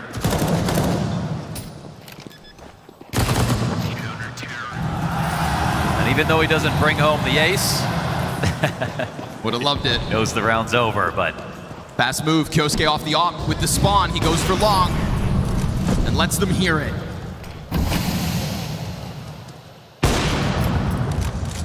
But right now, the counterpart in Shiro is, again, trying to apply pressure to tunnels. We saw him in lower, not even get a chance last round. So he tries to take over tunnels from the other side. Falcons waiting for that mid smoke to come up, hoping maybe they could find Shiro in a fair head-to-head op duel. But Magic's looking like he wants nothing to do with that door line. So Shiro stays here, stoic. Yeah, and again, they will find a 5 versus 4 on a Falcons player unprepared. It's also massive that he sees exactly where he's going to be setting up utility from. This is going to let Spirit really cement themselves on this A defense. If Falcons decide that they just want to try to slam themselves up this cap play into the hit. And you see they're unbothered. Oh, beautiful. Perfect. They know exactly what's coming now. Donk is ready. Taps away, doesn't kill Kerrigan instantly. Now you've got multiple bodies out. Tenier instead will take the next engagement. Donk going back. Come on! Doesn't even get his chance. talking about. Here with the double. And MongolZ just picking up a couple kills for the road. No bomb possession, no teammates to work off of, and no longer a lead for Falcons. Spirit in the lead. That's something I didn't expect to hear in this game after the start. Again, Donk starting 0-6, somehow still on a negative KD. Trying to hang on to this op dearly. Not allowed. USB headshot. Op goes down. Look. A wildly successful position, and again, it's actually quietly quite a cerebral round. The way that Shiro's holding that angle, it's not that he just moved into that position. He had a sliver on someone who was walking up the setup utility, punished that, and none of the A players moved. None of the B players overreacted. They didn't expect an exec to come in, so it was a great read of the situation for Spirit. And runway with it, as Spirit on the brink of double digits have just pistols up against them. There are a few Desert Eagles sprinkled in. But there's also a newfound confidence from some of these Spirit pieces, notably Tanir. Comes out of that first half with barely any frags, now finds himself with the most kills on Team Spirit. And a quad kill in that pistol sure as hell helps. Quad kill on a rifle as well. And Shiro about to be faced by pistols trying to go through. He'll give him a little room, but the one that does slip the net is instantly killed by Magix. And it is not looking like a real chance at this plant. The bomb trying to get by this Oppers, managed to get within the zone. Utility to be thrown forward, but that's at least a bit of money here for the Falcons. Unfortunately for them, Desert Eagles never connected. Shiro's here with the cleanup, says, you want to fight with pistols? Sounds good to me. He gets his quad kill. And so multi-kill potential from top to bottom coming out of Spirit as they extend to 10-8. Also seeing them win the right rounds, and Falcons having to save up a lot. This lead kind of becomes firm now here for Spirit. We saw an excellent first rifle out of Falcons to go for their cap play. Again, it was one simple flash. But now we've got Kerrigan in the kitchen. He's going to come up with something that's going to be a little bit more complicated. He's very good at covering his tracks, building off of previous rounds, evolving the T-side game plan to get a slightly bit more complicated as the rounds progress.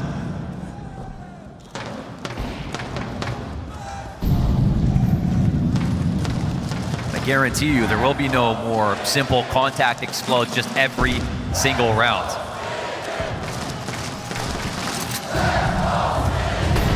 Nico met by flames and smoke in front of that. Wow, they fast found it. mid-play. This is exactly what they needed.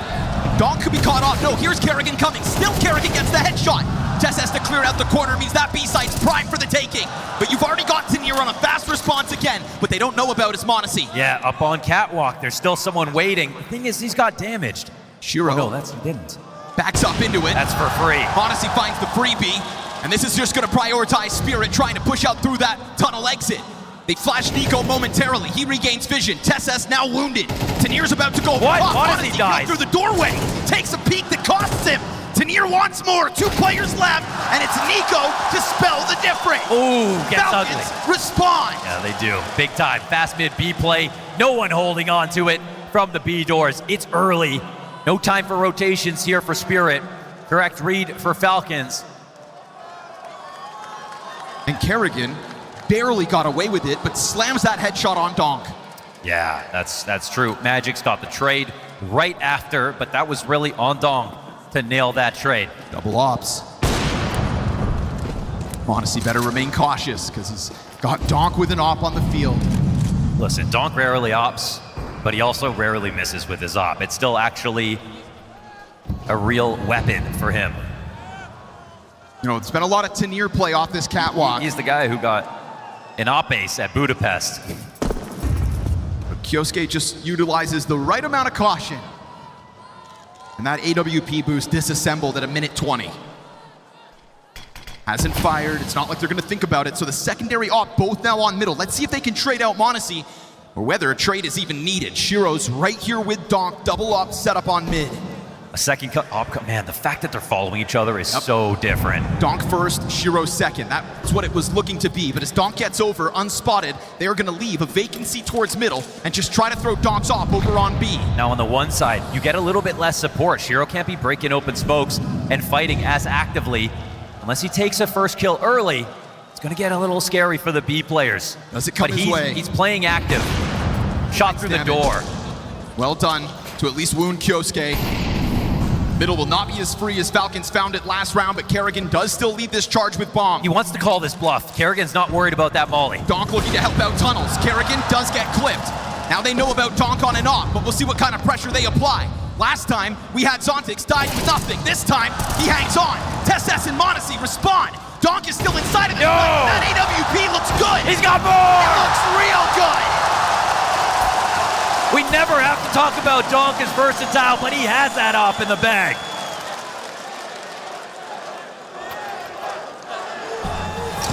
That's quite a sequence from a guy who does this part-time. Just a hobby.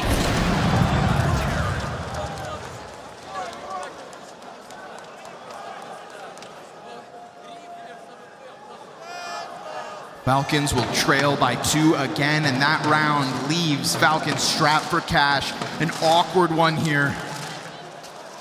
Zonic takes this timeout, he wants in. Still yet to string together any consecutive rounds on this T side are Falcons. So you've got to figure it out, and you've got to figure it out now. Problem is, with that round, the next one that you're going to give up, that's a question. A half buy earlier here for Falcons. They're going to try it again. I mean, Spirit are obviously liable to lose a round like this, and the 2 ops, well, they can be a liability.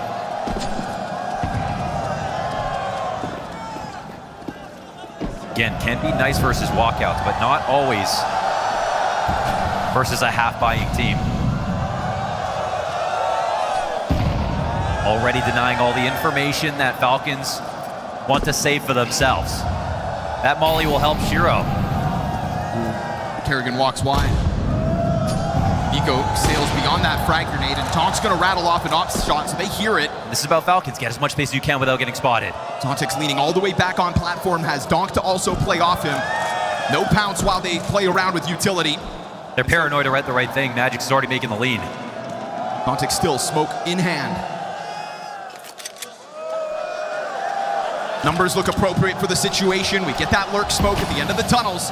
But what will be behind it? Zontix has this nade. He could place it for damage. How's that arm? He could expose them standing in the pipe. Perfection with that double mow down. Add to it, the Kerrigan dies towards middle with nothing, and Donk is here to support you. It is confidence inside this B site, and a staved off pistol buy from Falcons. You will find nothing. And it seems like a small win to win that half buy. Trust me, that could have been converted. Falcons did about 70% of what they were trying to look for was really get past a lot of the info that Spirit were trying to gather, and they were doing so very proactively to give themselves a chance at a B split that Spirit don't know about. But Magix, he made the rotation correctly to support the op and the rifle. And the second op persists. 2 separate halves now. We've seen an evolution from Spirit. Not the first team to wield 2 ops, but putting it to perfection. Losing the duel though versus Monte. He said, look who's faster. I like that Magix instantly picks that bad boy right back up, so still a double op for Spirit. Monte with the quickness. Wins one straight up to defend their hopes of winning this game.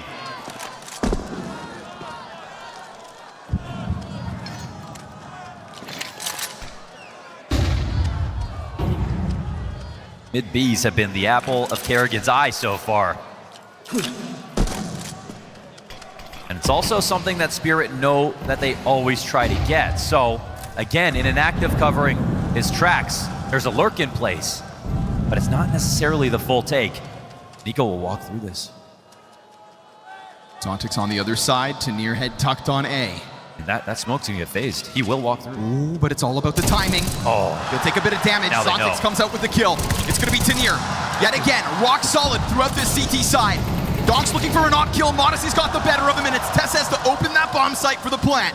Man advantage momentarily. Zontic's quick to the scene. With a kill to his name already over Nico, he may have just gone unnoticed. What sort of timing can he pull off here? Oh, they got to make sure the communication's good. Keep an eye on this. Tess has low HP, easy pickings. Exposed Kyosuke, holds on for that one. And you've got the two best performing players for Falcons still alive, and Magix wants none of this. They have a decent amount of money, but he's going to keep the op in play. It's MongolZ to actually take out both of the double op setup here from Spirit. Outdueling Shiro, taking out Donk as they go towards the A site. That puts him on 20, gives Falcons 10.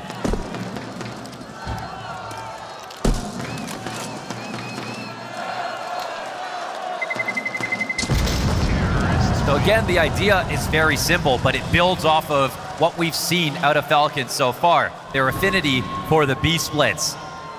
The double smokes out middle just to make sure that nobody moves, or best case, somebody comes from CT over towards B.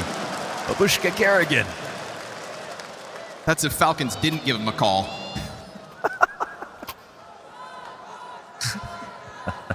Luckily, there's nowhere he'd rather be, and I don't think anywhere anybody would rather have him. When they played against FURIA, as a, name another IGL that could have got 1 kill every 4 rounds, because that was about his KD and still win. And he said in the interview recently, there's a lot of microing that he has to do. In playoffs, it's still working, but he's sacrificing a lot to make sure that all of his other pieces are being successful. And that might just sound like chatter if he didn't actually turn it into results.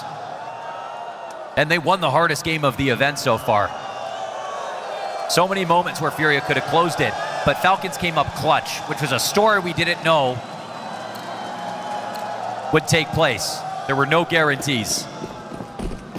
Falcons have 6 one-off round wins since the 4-0 start. This would be the first time they win 2 in a row since they started this game on the right foot. And if Team Spirit can stave that off and end it now, 13-10, it'll be a real testament to Falcons and the difficulty they'll have at stringing moments together as this Grand Finals goes on.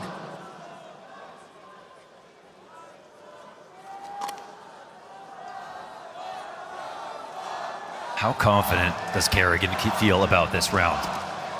That's what I want to know, because even though they got the 5v4 in that previous round, they almost got shut down on CAC. It almost was a 2K hold and retake. Good flash. That's perfect. Great entry.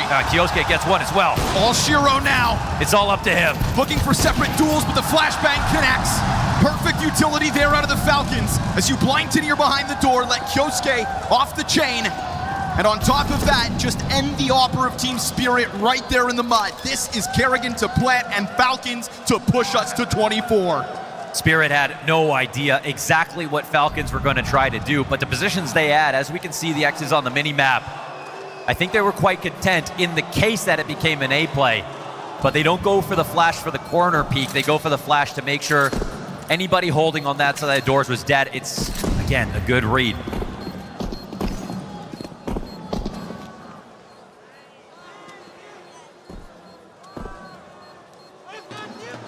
They really didn't sacrifice anything to make this round possible.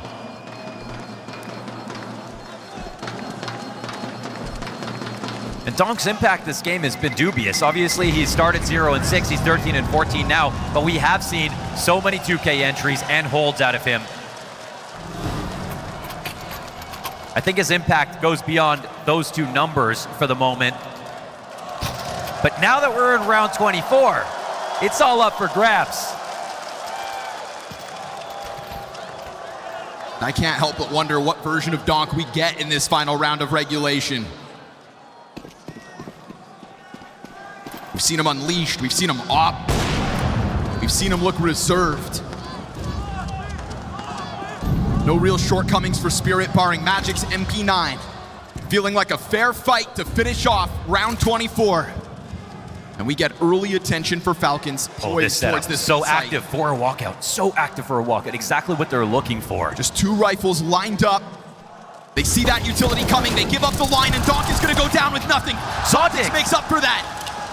Somehow with 2, but now it must be a retake. And it's gonna be Kerrigan himself to try to stave off the rotate. Instant headshot. Tinier and Shiro looking for the trades. Kerrigan's got himself 2. but leave it to Shiro, of course, in a clutch to put things back in question as the bomb remained outside of tunnels the entire time. There's a little bit too much time to think. Why isn't the bomb getting planted?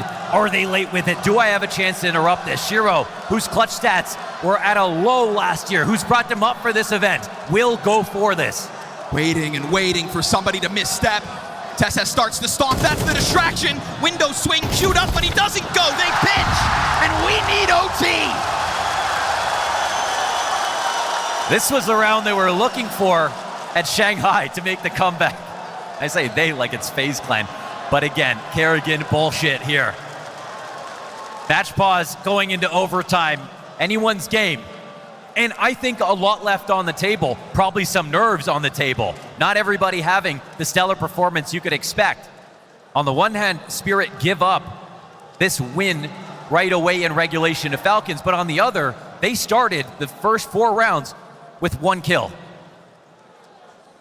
So they might still feel comfortable.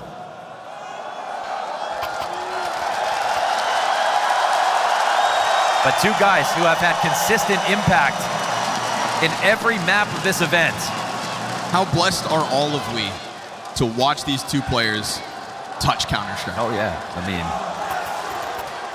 somehow you want to say generational talent, and it feels like they both are and exist in the same generation. Yes! What else we got? Fucking nice counter, man. That's good, boys. I told you, smile! It's a cinema. Smile. That's good, boys. Someone yells at you to smile. They're happy. It really is something Kerrigan brings to his team as a leader. Just enjoy the moment, because he's been very, very clear that he has no idea how long these moments will last, and there's nothing he loves more than playing this game on these sorts of stages in front of these sorts of crowds. Astana! Make some noise! Overtime in our first map of a best of 5. Blessed. Footsteps over top of Cat, trying to elicit some utility. Kerrigan not willing to take any kind of further risk, but even just drawing out a little utility, especially versus a Cat play, sometimes in a default. While you're trying to cover your tracks, you're trying to do a first-tier exec to see what the other team has, what the setup is. Versus Cat, they've got to make sure the mollies can't come down, the nades can't punch them as they're trying to cross. Close play from Donk though, right? On the other side of his smoke. Big setup position to get that kill. He knows with certainty there's players on the other side of this, and then Tanir again. A spray transfer. So much value out of these mid flanks. Tanir has been able to expose. Kerrigan's gonna find an open route. Monacy's in the middle of all these smokes. It's a crazy move. They don't know where he's gone. What's going on? Bomb is outside. Bomb is here, underneath the feet of Donk, and then at the same time, Kerrigan gets that kill from inside CT spawn. But Donk has got what Falcons want. They're sharing a wall, don't know their neighbors. And Another! Kerrigan, he keeps going. 3 kills from Finn himself, but Donk atop your bomb, 20 on the clock. You can't run from him now. You've got to try to hunt him down, and he will kill the first one with ease. It's Monacy's off postured, trying to sit on top of that Xbox. They know they've got this fight locked in. He can't escape. But who runs from who? Donk escapes, he's got it now. He's just going to run for the hills. The first time you've ever seen Donk run away. Just flee the scene. The chase is on, final second! Oh! All his! When have you ever seen Donk run away?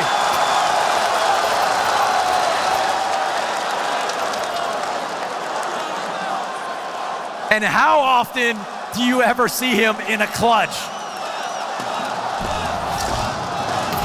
A 1-on-3. The amount of individual moments in this round. It was a puzzle for him to figure out how he could even get across this door, knowing Monacy's on the other side waiting for him. Tanir flank top mid, Kerrigan cat drop into the CT play.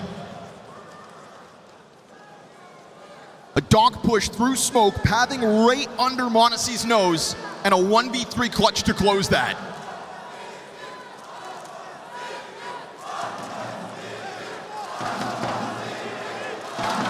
I thought that there was no chance that that happened, but the flash on his waistband and perfect awareness of the time on the clock and the space he could get away with.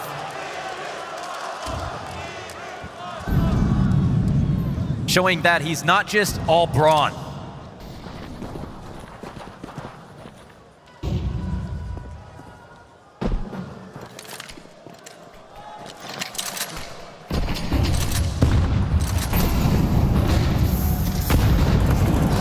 Dead fast, Donk's got it double. Oh, now he's angry. Yeah, you don't have him running for the hills. You have him sinking his feet into the sand and locking down the middle portion of the map.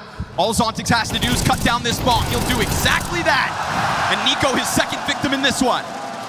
A chance for Monte to clutch, but the pressure's on, and that consistency in the top mid flank spells disaster. Spirit gun for a flawless CT side in overtime. They don't look to waste that round. They turn it into back-to-back situations.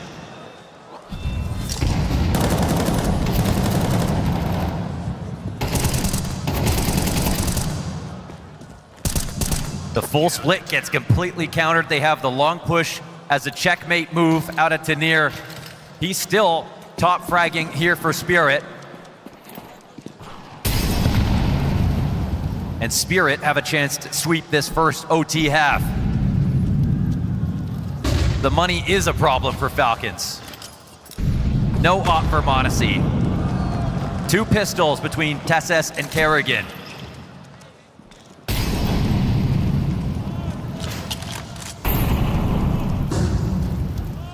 And layers coming out for Spirit now. Util already facing this Falcons approach. He's timed these well. That aim to perfection. Kyosuke's lucky to be up. Yeah, like a slug moving through that. That was a Hail Mary attempt. It looks like a force buy the way that they just tried a Caterpillar up cat together. And they eat the util damage together. They get spotted together. They're going to be desperate to get something here in overtime. Their hand forced to keep up this presence towards the catwalk. But you can see what Nico's queuing up. He wants to join forces as Donk looks to dodge util, turn back in. Donk is dead this time. Magic's and Zontix still with the pinch. It is all Monte once more, but Tanir has got his number again and again and again with these mid flanks. Time to perfection, played to perfection was this overtime from Spirit so far. It almost feels like the amount of map control that Falcons had throughout this overtime was given to them by Spirit. They pulled off that long flank, which is the ultimate sign of confidence that they know what's going on. You don't take that risk unless you're confident that the cat split, or that the cat play is coming, or the mid B, or the tunnels walk out. They made sure that they used Tanir to his fullest extent, because if you leave that long guy there too long and he doesn't flank, he can sometimes just be too long of a rotation to stop this. Falcons have to win 3 rounds in a row for another overtime. They're just going to charge down through long doors, and Nico's got only the one. It's the spin around. What a turn! Donk just whips it, and Falcons, with heads left spinning, still don't have anything to clamp down on here towards long. A potential fight between Shiro and Monte, but Monte's going to miss a shot, and right now you shouldn't be missing versus this version of Donk. You've got that AWP trained on you if you're Monte, and still more support with that bomb on the edge of long. Crazy move, going back. The car could have escaped. Know that he had Shiro pinned to that location. They might forget about him, but Monte, you can't miss again. During all that action, we also lost the CT over towards middle. Monte will not have many chances once the smoke fades. Gets Shiro, does it know?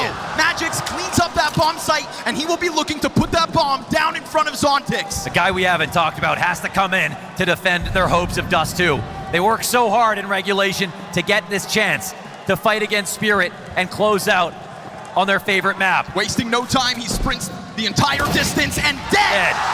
In a moment's notice, in a mere 4 rounds, Tanir smears Falcons in overtime, and Donk levels up as that game goes on. We were worried out the gate, but evolution is the name of the game when we discuss this version of Team Spirit, and we saw it within the very first map of this Grand Finals.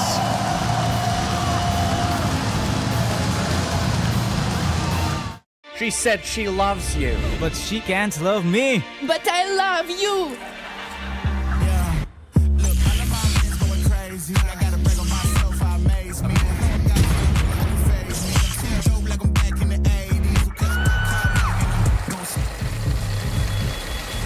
I won't play window anymore.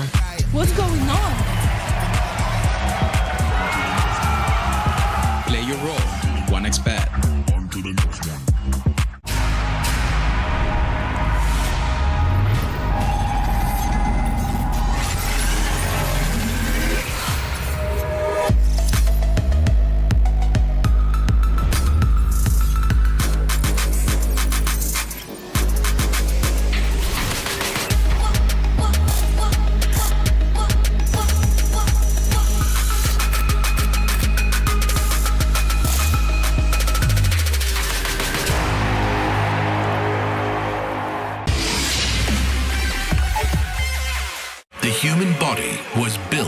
move. Not trapped at a desk in one singular posture for 12 hours a day. It's time your chair evolved. This is Secret Lab Titan Evo. Ergonomically engineered for you, gamers, hybrid workers, artists, backing your every move.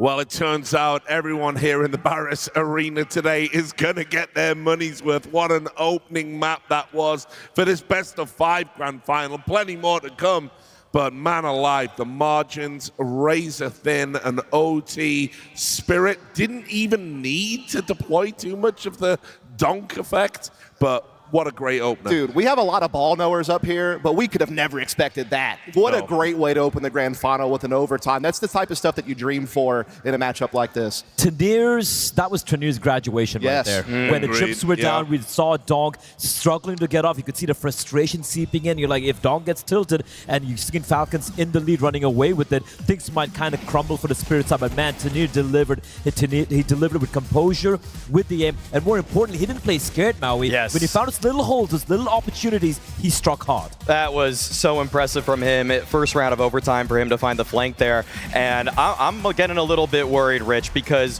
when we saw Falcons pressed against FURIA, Kerrigan, he blew up the playbook. He had so many different ideas. You know what happened in this overtime? You saw it contract. First round of overtime, spread out default. Second one, mid to B. Third one, guys, let's just all 5-man cat, okay? It's getting worse and worse by the round when Spirit are fighting back in the way that they have shown to be capable of. And that's such a horrible thing to see, because they started this game so good. Like, we kind of worried that maybe the mid-B defense of Kyosuke and Testis might get tested because they have struggled in playoffs. They have struggled against elite opposition, but you saw them come out the gate swinging, and really Kyosuke kept up the pace for really the entire game. He definitely has had one of his best playoff performances individually that we've seen so far in this game. Monte obviously having loads of impact, but Spirit Stars eventually did shine, and they had a load of impact. The one worry I had, I think all of us had, was the B defense, right? But you look at the way Kyosuke and Testis played off each other, the B bomb side, you're like, that's perfect. That is all you needed. But the T side woes, we saw this early in the tournament for the side of Falcons, especially on Dust 2 as well.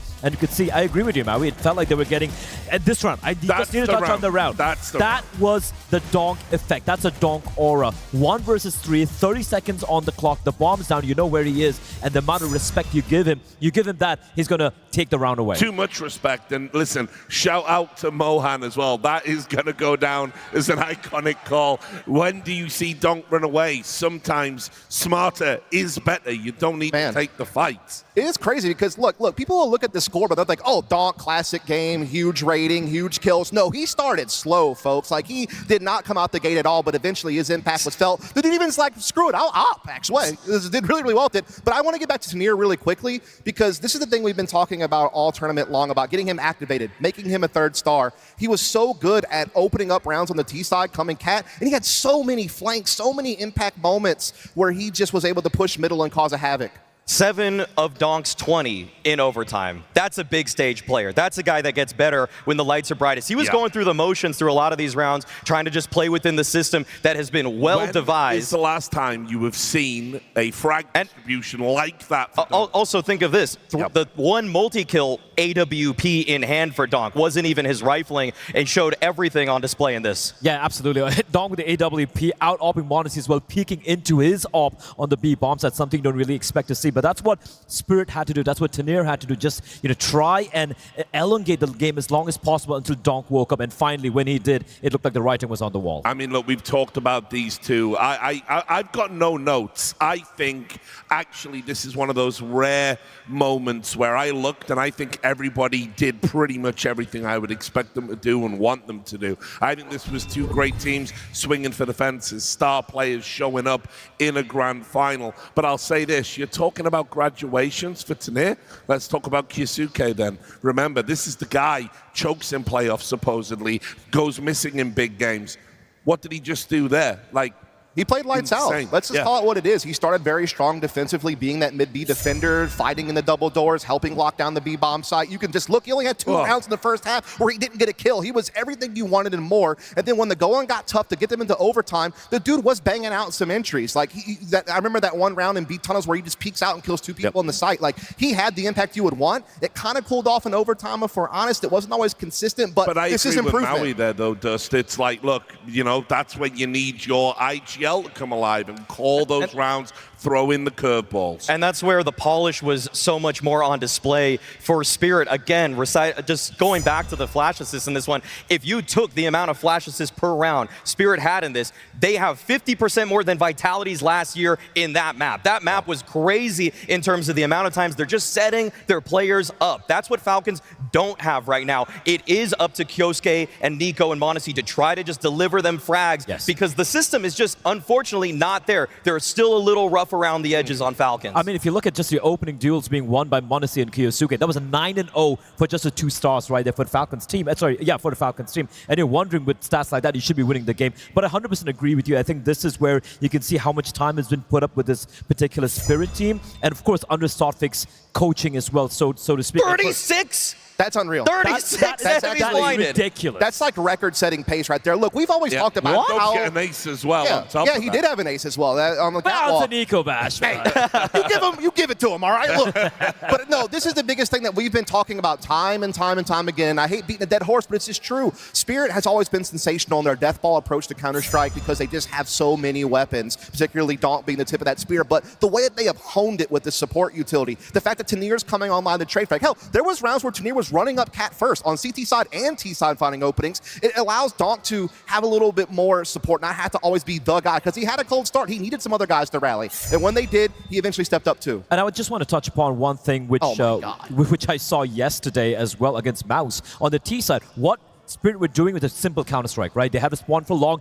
just rushing out long, death-balling into MOUZ. We saw the same on the B-bomb with the B-spawns as well. What has started out on this particular map against Falcons, they were a little bit more defaulty. They're giving a little bit more respect. But once they're like 0-5 down, they're like, screw it, we're just going to rush out long. That's the first round they won, by the way, just rushing out long, death-bottling out, getting the kills. But I love what I saw from Magix. I love how he was able to try different approaches, no matter how much the pressure was on. And I feel for Magix, that's him also really maturing as an IGL. And when you go up against someone like Karrigan, you need to mature up real fast. It is excellent to see Magix display a wealth of options there on their T side. I mean, we know Karrigan to be the legendary IGL, and yeah, maybe in 3 months' time he's going to catch up. But in some ways, actually, it did seem like Magix, the way he called and brought him back back into the half looked more experienced, or at least he knew what tools he had to work with. Let's be clear, Spirit's bulldozed their way to this point so far. They only dropped one map throughout the group stage. That was an overtime loss on overpass to a solid team.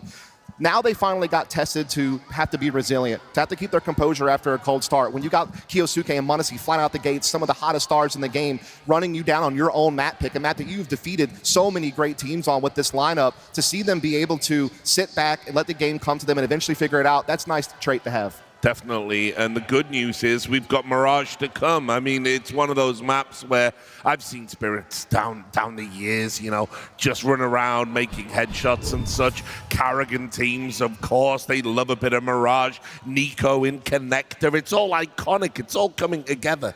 It is all coming together, but for me, when it comes to Falcons, I mean, we were kind of expecting them to go for this mapping in all honesty, right? But here's a worrying thing. Of course, they're going to be starting the T side. Of course, they're going to be comfortable. Switching over to the CT side later on, Tessus has had a bit of a nightmare on A. Remember, he's not had too many reps, maybe 3 or 4 reps thus far against lower tier opposition as one of the CT side. And that, for me, is the reason why Spirit could get that to him. I also am really worried about the fact that for Falcons, so many of their plays with Karrigan have been just set pieces. I think that he hasn't quite developed the whole mid-round bag, explored all of the default options that he has with the team. Pretty sure through the group stage thus far, about 30+% of his plays are just set calls out of spawn. And to me, that's a weakness. Spirit are going to eat that up if you're just going to be going for just calls out of spawn, not working through the whole map, and letting the mid-round god operate. I agree with you, Mally. I do think they have been a little bit relying on just like the quick 4-1, 3-2 splits or set pieces.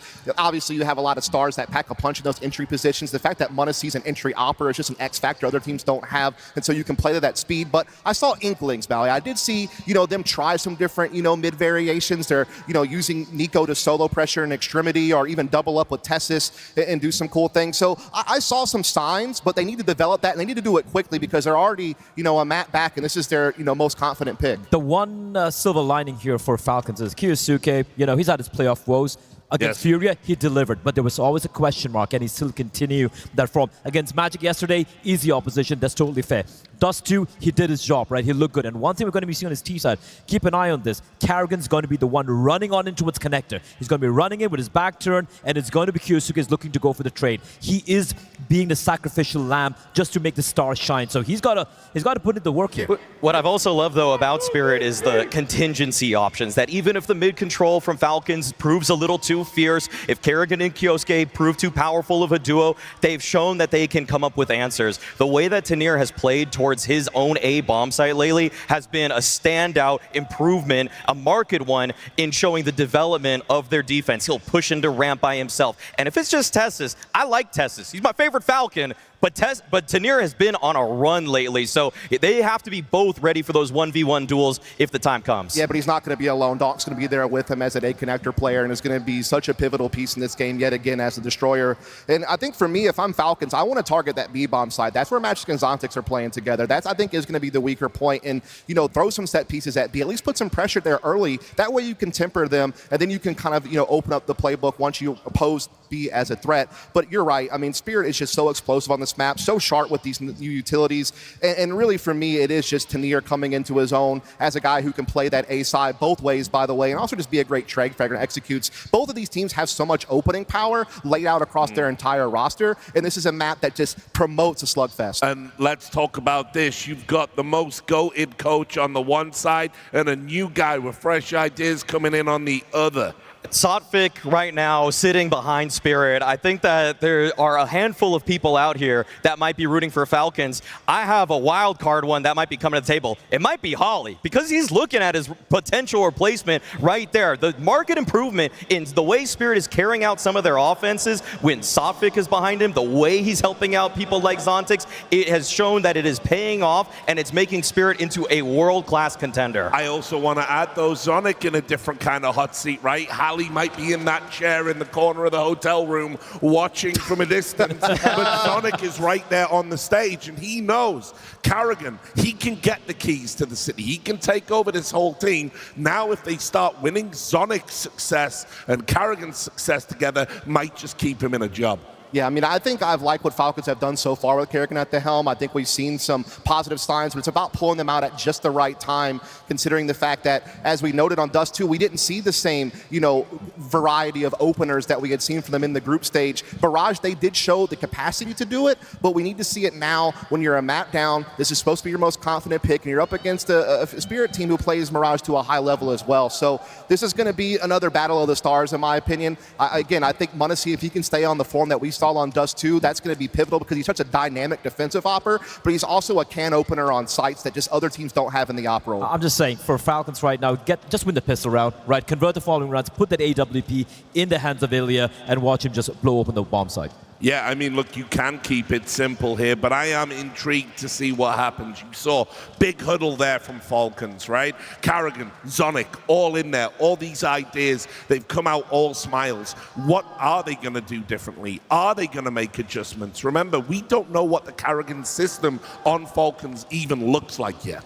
No, it's one that is constantly in development, one that you would hope he would actually figure out what's been working, what hasn't been. But just the way that Spirit has been tackling their games, it feels like they're coming in with a little bit more preparation. They're not a team to me now that's just saying we're going to run our own game into the ground. They're a team that is flashing all of the opponents off of all their common angles. I feel like they're actually getting into the demos in a way that I haven't seen in the past. And so if this is a fledgling state Falcon that's trying to finally take flight, I feel like this is a Spirit team that's just trying to crush them in the nest.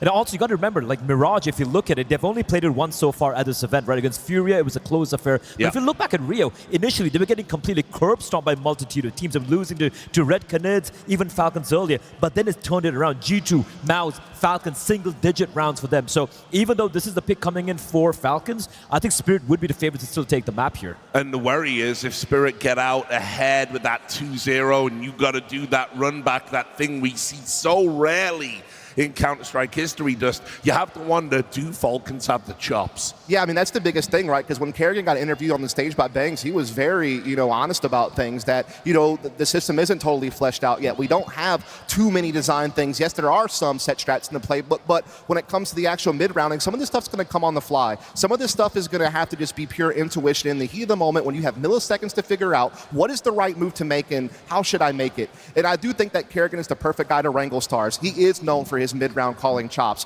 We've seen it throughout this tournament, maybe not on Dust 2 as much as we wanted to on T side, but there were indeed signs of it. And now he's going up against an inexperienced in-game leader in Magic's on a big stage for a trophy. Those are hard to come by this year when Vitality's out there. Make the most of it here. I'm also curious, because obviously we're talking about the T side. That was a struggle there on Dust 2. They're going to be starting the T side here as well again. But once the going gets tough on the CD side, Nico, the main voice on that CD side. We haven't really spoken about him much, right? He's been having a bit of a quiet tournament thus far. Yeah, I'm trying not to recycle the same old narrative, but it's a final, it's Nico. Exactly. So for him, he has always been that voice, even when Kixon was calling. And right now, it does seem like Carrigan is still giving him a lot of, especially with the position he's playing right there. So the questions will be asked when the going gets tough. Is it going to be kind of taking the reins away from Nico, or is Nico still going to be continuing what he's been doing so far? What I am more curious about is actually just to see if Kyosuke can continue to perform as he did on map 1, because I think that the story almost parallels what Kerrigan did when he joined that MOUZ lineup, because he got to work with a young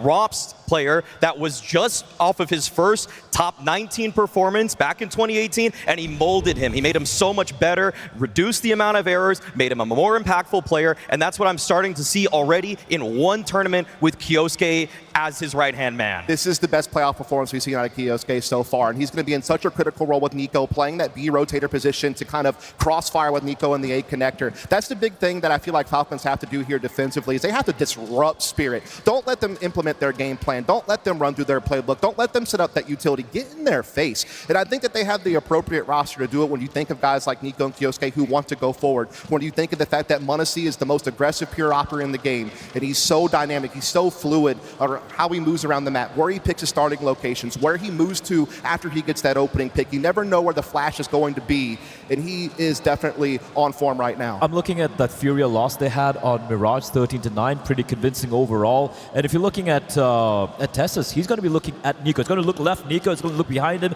and Monte playing towards ticket or something. So, guys, help me out here, So side. Hopefully they manage to fix whatever issues they had the last time they played, because there were some issues on that A side. That's actually just been a perennial problem with Nico as a con player. It feels like as so many new players will join up with their A anchor and push towards ramp, push towards palace. Nico just makes his bed at con, at jungle. He doesn't always support his guy as much as you would want him to, and that leaves Tessus on so much of an island. And if you're Tessus, the last thing you want to do in this kind of game is just jump spot ticket booth for the entire round. You want to get into the fray, have it feel like it's viable to play under palace so that you can form a crossfire with Nico. So if Nico just lets him out on an island, lets him out to dry, then unfortunately I think it's just going to be a completely porous site on A. Look, I know he doesn't have the reps yet, but I actually like that Kerrigan made this move. He was a B anchor, obviously, on phase as well. He took the crappy CT position that you don't want. He put Tessus on A, the more favorable anchor role. And throughout this tournament, I have seen Tessus make some good moves, make some A ramp pushes, getting inside palace, being disruptive. He is a more aggressive natured guy. So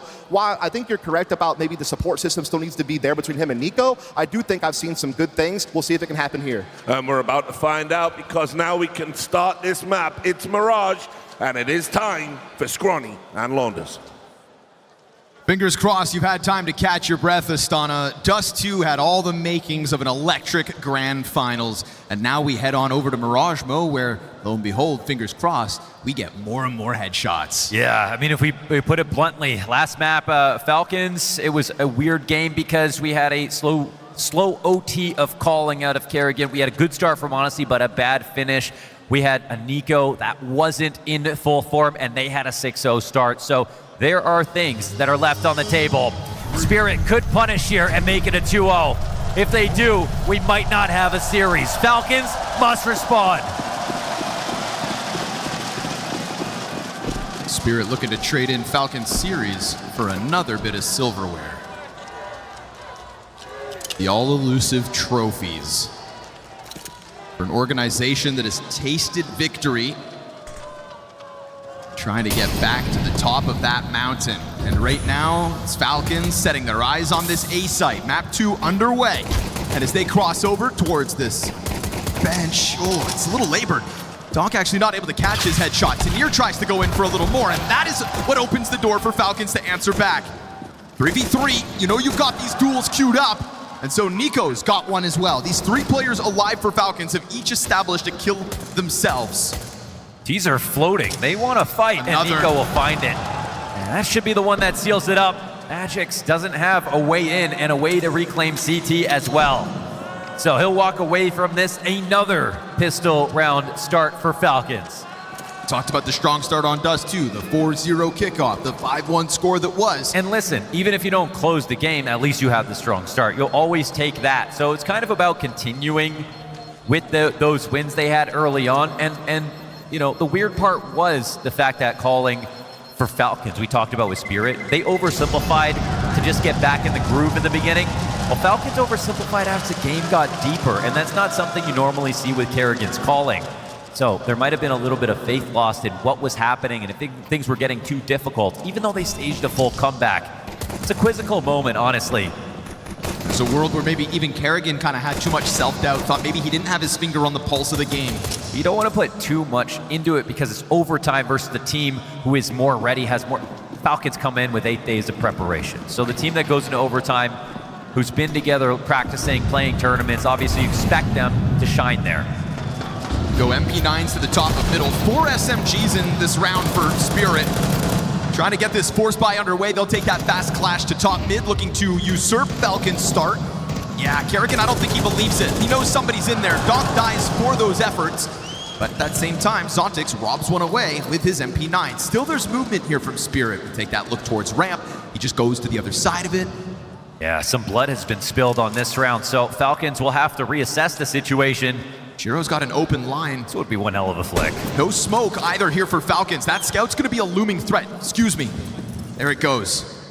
Just the right piece of util to now push the pressure onto Magix. In contrast, no splash. Separates the first one from the rest of the pack, but Nico's trade's good. Remember, Zontix was low from this earlier engagement over on that A site, and he is nowhere to be found. And Shiro has had a couple of chances to hit some scout shots. And that's a tag. The charm. A little bit of damage, just a bit of damage could really now just let him bank on Zontix being able to come through with impact. So he'll give a little space back over. Nico's trying to keep an eye up on this flank, but it doesn't necessarily mean he can watch it the whole time. Honestly leans far back. He's playing an interesting spot where, Van might get cleared and no one's there. Dontix is looking for Nico, but he's just hoping to go unnoticed. It's going to take a hard clear from above him. Nico actually pushing off from beyond that wall. He actually didn't see that. That is just beautiful timing, isn't it? It falls on the scout to pull this off. And remember, no kit at 10 seconds. This round's a foregone conclusion. It's just about the cost, and that part is effective. Shiro gonna topple Nico, but it was Nico to reopen this round with a kill on Catwalk, to push into the B site, and Monte makes sure that he just gives him something to think about. Make sure that the next one is nothing but pistols for Spirit. Yeah, it's a lovely start for sure for Nico. And good trades in a 3v3 with mid control, and you've got all the great guns. Sounds like a decent situation to be in, except there was still a clamp down on mid. There was still Magics on Cat. They decide also not to go in with a flash to try to take over B site control, so there was a risk of him getting a multi-frag from that up-close position. Falcons survive it. We've got a little bit of utility coming into this round, a couple of upgraded pistols, but not much else. Makes sense knowing how low Falcons were when they closed out last round. Try to keep this game cost effective. Not wasting a moment now. Kyosuke smoked off from the connector play, just making sure that what he can see is clear for the taking. Sometimes a dangerous game to go up into window with a better weapon than a pistol that could be pressed into you. Maybe they really think there's no threat in this, but a 5.7, a Desert Eagle shot, all of a sudden Spirit could find themselves with hands on this AK. Kyosuke at least dropping one, but yes, gets overwhelmed. Look how perfect this is, and look who you give it to. It's kind of scary. You give Donk his weapon. He's playing with Kevlar. Oh, that's the bomb gets dropped. Oh God, this round's starting to fall apart. Donkey is just frothing at the thought to swing out wide with this rifle, but it does get put back down. They still have to go get it from Cat. The bomb is not in a great spot. It was spotted as well. They can go ahead and take over a site control, but there are bigger fish to fry at the moment here for Falcons. I don't even care that Spirit have pistols. It's Falcons who are the ones that are scared. They don't know where these players are flanking, and they don't know if it's better to go B, where the bomb is leaning to, or to jump off Cat and make it towards A, where there's still one more guy potentially. We'll find out what they think. Step one, grab that bomb. Step two, make your decision and make it now. 5-7 flank activates. That's going to confirm. Shiro's going to have his hands full. Beautiful first shot. Falls on Nico. It's a little bit labored. He takes further damage. 18 health. Oh, he's going to jump. No, he makes it over. The nade doesn't find him, but now he's got to try to find a chance to plant. 6 seconds. Another peek. Just the minimal bit of cover, and you could never ask for that to go well because he has to commit to this plan. Tanir trying to intercept that with the HE was insane. He was right that the clear had to happen with the amount of time left on the clock, but that was almost certainly getting planned to default, and Nico would have 100% died. Either way, he juggled his presence well and made him impossible to sort of, have to worry about a post-plant situation. So they give Donk an AK, it only ends up being 1 kill. This is more of a team effort, and just working stuff out of Spirit. Last round was also very competitive, so a minimal investment and a round win because of it.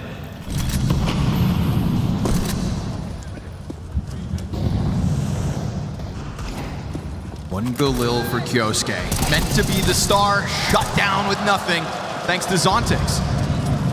Oh, and a team kill. Yeah, that helped a little bit. You get this ramp walk out. Nice and easy goes the rest of Falcons into the night. Damage racked up, but Team Spirit looking very tenacious. In terms of taking this top middle fight, we saw it with the MP9, MP7. Force buy in round 2 they tried to get going. Just looking to press into Falcons. This time, the distance with that M4, and we get a tied game only 4 rounds into this. Last time they played up against Falcons on this map, they crushed them. And they have a very strong barrage, but that goes both ways, and that's why this veto is actually really interesting. And fun. We've got the brawling maps up front.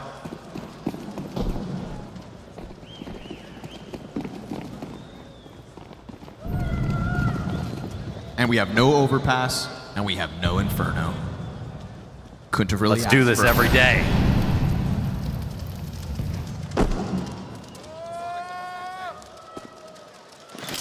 Just gonna try to flush this bomb into the B site for some money. Spirit gonna know that nade hit hard. You see the scramble already coming through. Falcons know that they've got to just go with tempo.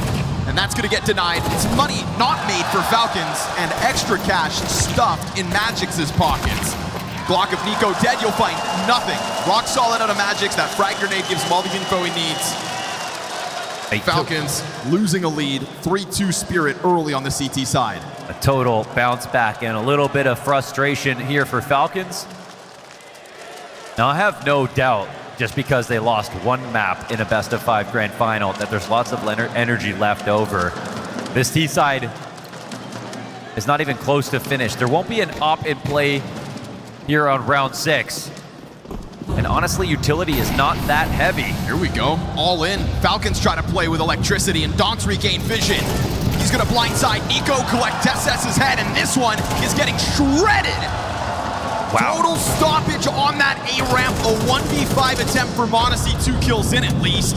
But that is not what Falcons had visualized when they came running up that ramp. Damn, that is an insanely scrimmy call to make. There's no molly under Balk. Obviously, this entire thing's running. They're just lamp flashing out of ramp.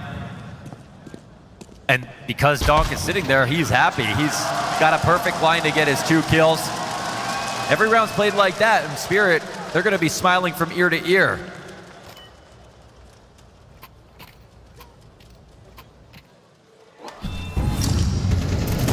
Made so much more comfortable for Donk in the fact that he wasn't blind once he got his duels, right? There was a moment there where he ate one. For a second, maybe you could have closed that gap, but you don't get the duel on Donk while he's blind.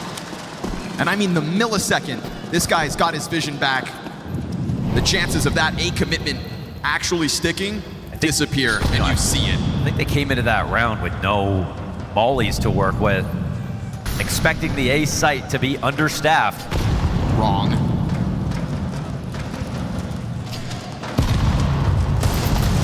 Some Desert Eagles across the field for Falcons. Kyosuke is going to collect Donk's head. That's a great first kill to find as far as Falcons are concerned. Because unlike back on Dust 2, you don't get the, 0-6 Donk start? Sure, 6 deaths again, but he is being a part of these moments, and you can see his confidence brimming over in a round like this where he just goes for the underpass plays.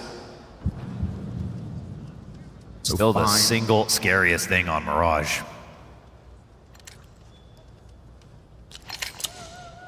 The scariest thing about Mirage is the thought of them taking it out of the map pool. They'll never do that.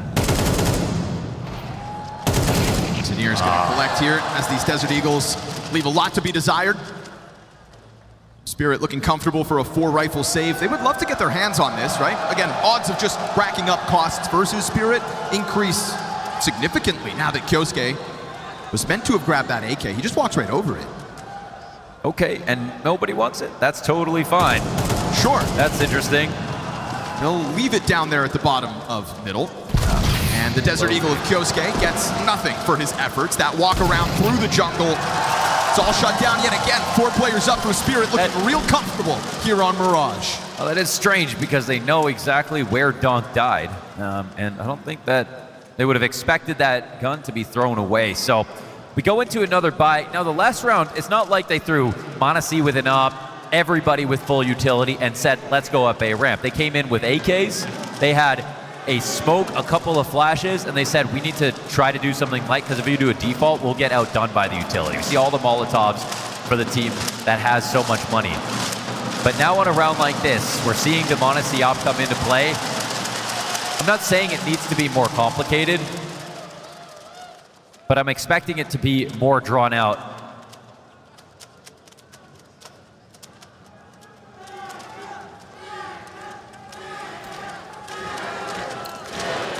It'll be a real shocker to see Falcons not try to get away from that last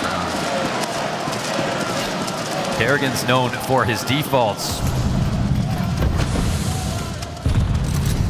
And on very little days of prep, at least they've got Mirage. Yeah, but like you mentioned, the 13-4 beating that went down the last time these teams faced in Spirit's Kerrigan didn't see it, though.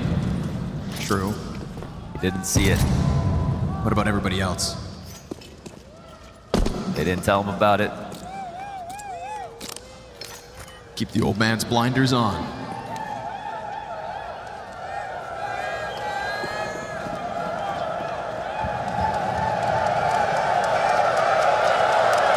We'll see if this is going to be a call an ambulance, but not for me moment for the Falcons. Gonna press in. Tessas just moved his crosshair off that. Was ready for that since the start of this round, and now Shiro's not gonna know there's a player tucked in close right, He's will he? not thinking about that at all. He'd be way farther back. We'll see what Nico can do about it. Catching Shiro by surprise. Oh, and a back turn. Oh, a no-scope. That's a great little Hail Mary moment for Shiro. Under pressure to at least reclaim something. He does so, but bomb is also spotted as Kyosuke collects that trade frag. And they're not worried about the bomb site yet. They're more concerned about somebody climbing up from middle, and that is not the case. Falcons have Monte over there, but not close enough to help these players on the site. They need to stay fully focused in this spot because the CTs are going to just look for any little advantage they can get. It's late in the round. Someone could peek from any of these 3 choke points. Oh, Dawn comes through. And they do. Yeah, Magix takes the first one off of Ticket. Monte to be preoccupied with Catwalk. And on top of that, well, it's going to be difficult for him to ever emerge out through Connector, especially as the bomb's 2 seconds from being defused already. Down goes the op, down goes Falcons as Spirit roar to a 6-2 lead. Yeah, this is looking a little too easy for Spirit. After what we saw in Dust 2, we were left impressed by what Falcons could do because we had no idea if they'd be able to stand up to the challenge. And it looked like they passed the test, even if they lose in overtime. The fact that it was a comeback after dropping a lead. But we're not seeing a convincing T side. What we're watching is Falcons try to scramble back into this first half. The guns are at least flowing for them, and they will try to send them back towards middle once more. Zontix wasn't given the space to go into that mid-peak where he has netted multi-frags before. But Donk being burned by that molly is going to take attention. You see that spray through from Kerrigan. Oh my goodness, Donk that clear. nothing as an invitation. It says, you want to fight? Come and get it. Damn, now that's a crossfire for the ages. Zontix tanked down to 50 health, but it is all of the Falcons on the ground again. The bomb thrown out into the cat once more. This is a Falcons that can do nothing in the face of Team Spirit. Yeah, they're left gobsmacked here. They just wanted to go for some fights here inside of middle. Maybe separate a 1v1. No, Donk was ready to fight behind a Molotov. They were hoping to isolate Zontix on Cat. Instead, they got it from both ends. And they weren't into it. Nico will have a lot of time to think here up in Palace because there's no chance that he can win this round. And we continue with more simple ideas. Now, we don't really see what that round could have flourished into if some trades went down and it became a 3v3. And maybe that's what Kerrigan's looking for, a chance to get creative with a team, because in the mid-round, it really comes down to how smart your individuals are. But from a setup perspective, Spirit dropped the nade on Kerrigan as that default took place. They had the crossfire. They knew when to disrespect utility that Falcons were going for. And while Falcons are still 4/5 of the same team, they come in with a guy who's taking over all the ideas. There will be growing pains. We saw growing pains out of the gate for Falcons here in Astana. I thought maybe they had a chance to shake them off, but maybe it's not just that linear improvement that Falcons were hoping to tap into come this grand finals.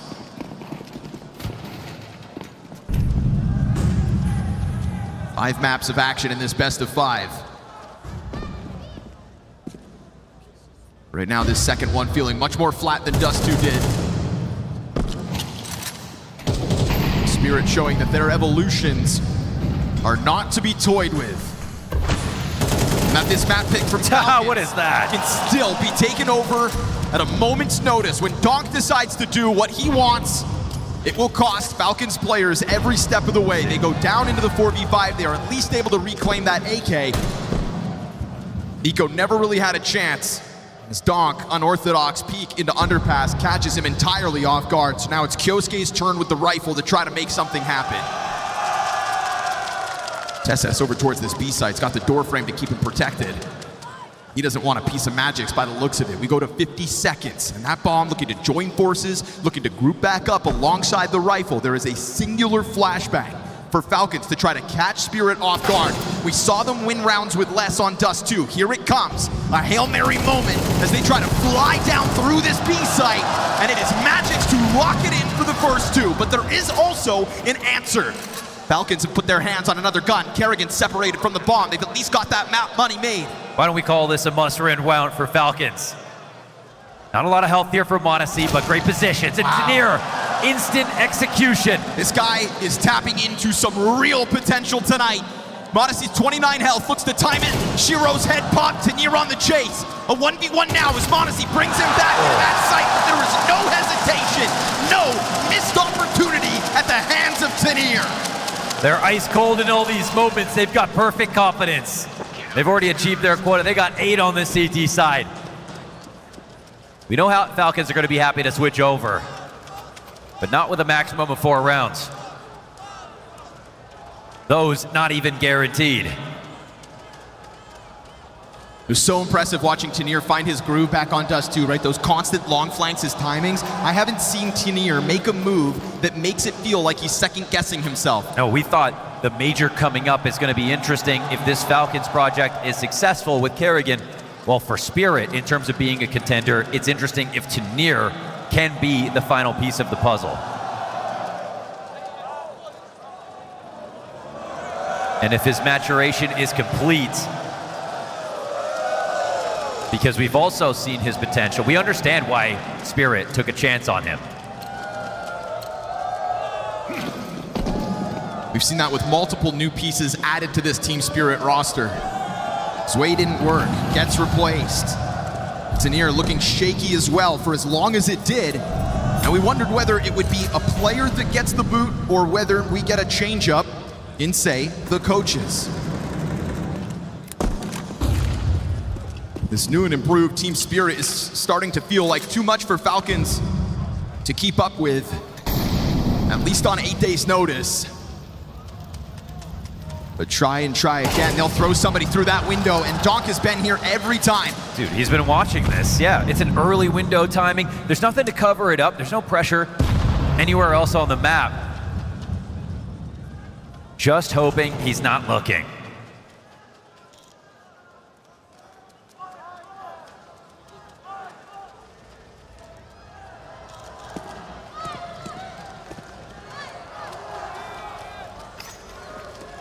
Kerrigan tries to draw everybody back to join forces. They're going to go numbers strong. Yeah, the last time they hit, it did look good. That's true, and that might be what they're thinking. You see the structure completely vanish in favor of one simple idea. You start to think, do they have outs? They do have this lurk at the top of middle. Yeah, and Kerrigan looks to make this a little bit more interesting. Players added to it, but it feels like Spirit's still getting wind of what's going on. We see that lean from Donk through the marketplace. You would hope that Falcons... They won't pull a single rotation. Donk does second guess it just as the cross comes through, but Magix has been rock solid, and he's got that support from Zontix.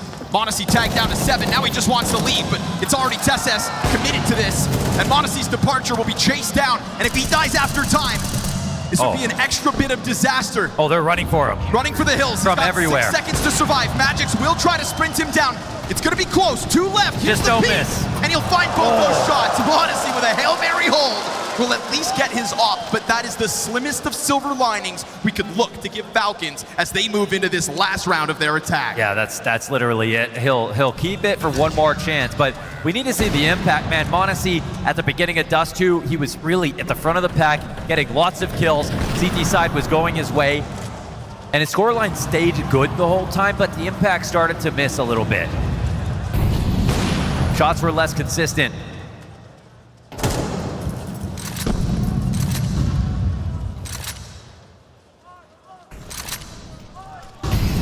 Kerrigan was doing a great job on the CT side of putting him in a new spot every single CT round.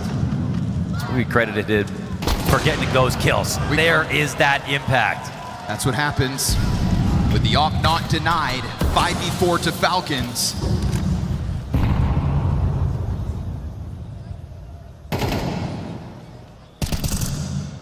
Every time you think you see a warning for Donk, like that spam Kerrigan tried to get him by the window, just kind of opens him up to go for a fight. And this time Kerrigan just sprints, runs for the hills, looks to get away from this. It is drawing this lean from Spirit into the connector slash window hold. And within that movement, as we see Shiro double back towards Ticket, it's going to be Tanir top stairs. The op slow. Blindside's one. Magic's on that secondary op has picked a player off of the B side. So you've got an op on retake. 2 of the 3 remaining playing with snipers. And Monte's going to know this. Now they're going to give him the middle of the site.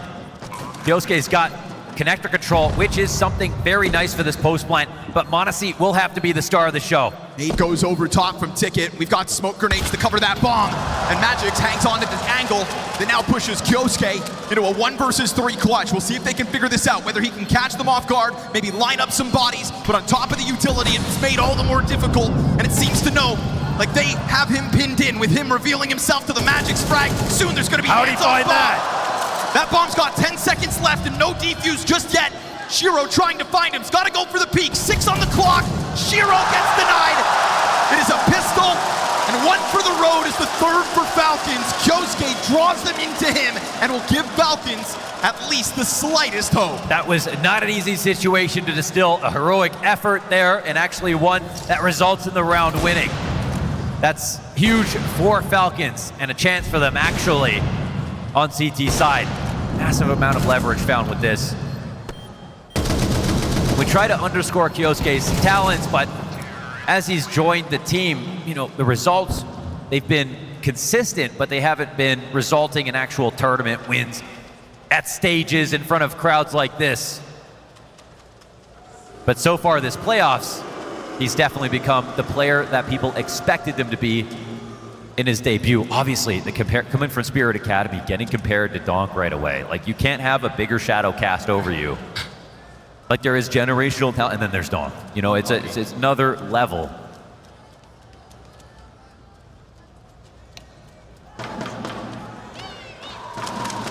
Nice, Maxime! Nice, man. This was fucking important round, man. You do love to hear that again. Keeping hope alive.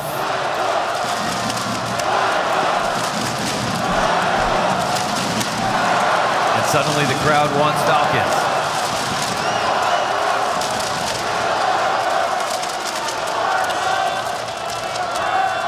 B bomb site's vacant. Spirit are gonna get a plan. Feeling like a retake needed. Kerrigan does have a defuse kit for it, but here comes that fake util over top. 2 players committed to it still from Spirit. We're gonna get Shiro taking a look at the site. This is all a hoax. And on top of it, 5v4 for Kerrigan. I said they'd get the plan, but Kerrigan could have stopped this.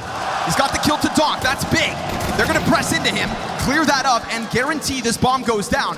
Zontic's already taking a look into the marketplace with a smoke on the window. That kit is dangerously close for the defuse. Now they wish they could pick that up and throw it away, but Nico gets a kill, 4v2. Another one picked up, that's inside of the apartments. So suddenly Tanir is eventually gonna have to deal with that wrap through apps. Nico soon to be on the scene. Zontix pushes into the back of these 3.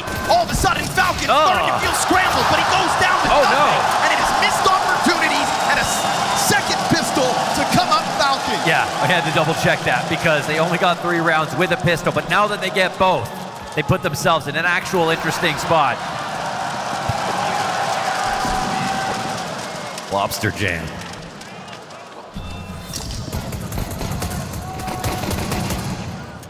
Kerrigan's the answer to Donk, by the way, some of these situations.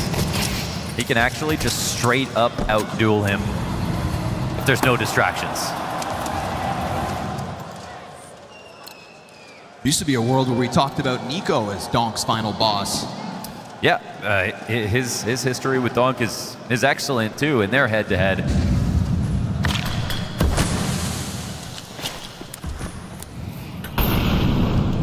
Things haven't really changed on that front. The only question is Nico's form overall, but there is no question about Kyosuke's form overall.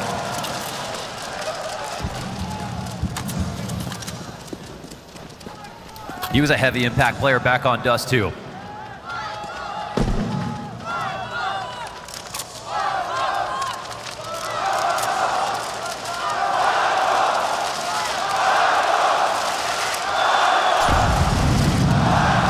guys are right, Falcons may be in business. there's a will, there is a way. And we all know Kerrigan refuses to concede.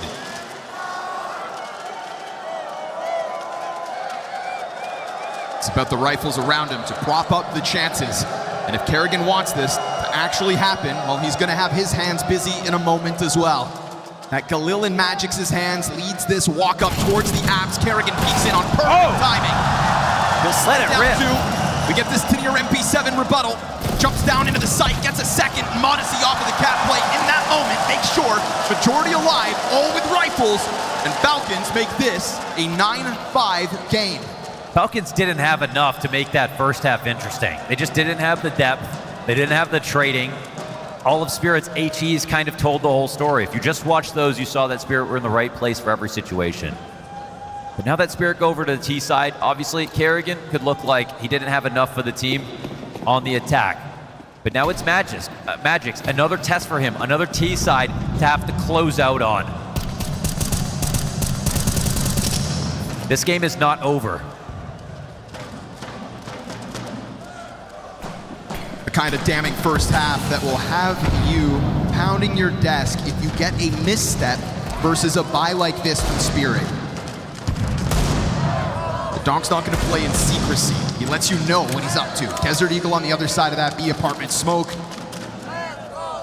Knowing the value, though, of even 1 or 2 kills in a round like this, Team Spirit will take their time. You can also try out utility. Get Falcons to play their game. Maybe just kind of tabulating what Falcons are up to. Nico kind of freed up versus pistols. Will die to the Tenir Tech 9. Kyosuke on for revenge. Winds up being the second victim. Tenir has 4 HP, 2 kills already, and Monte dinked to 44 health. How is he hunting him down? He's got, see ya. Knife in the smoke. Say, get out of my window.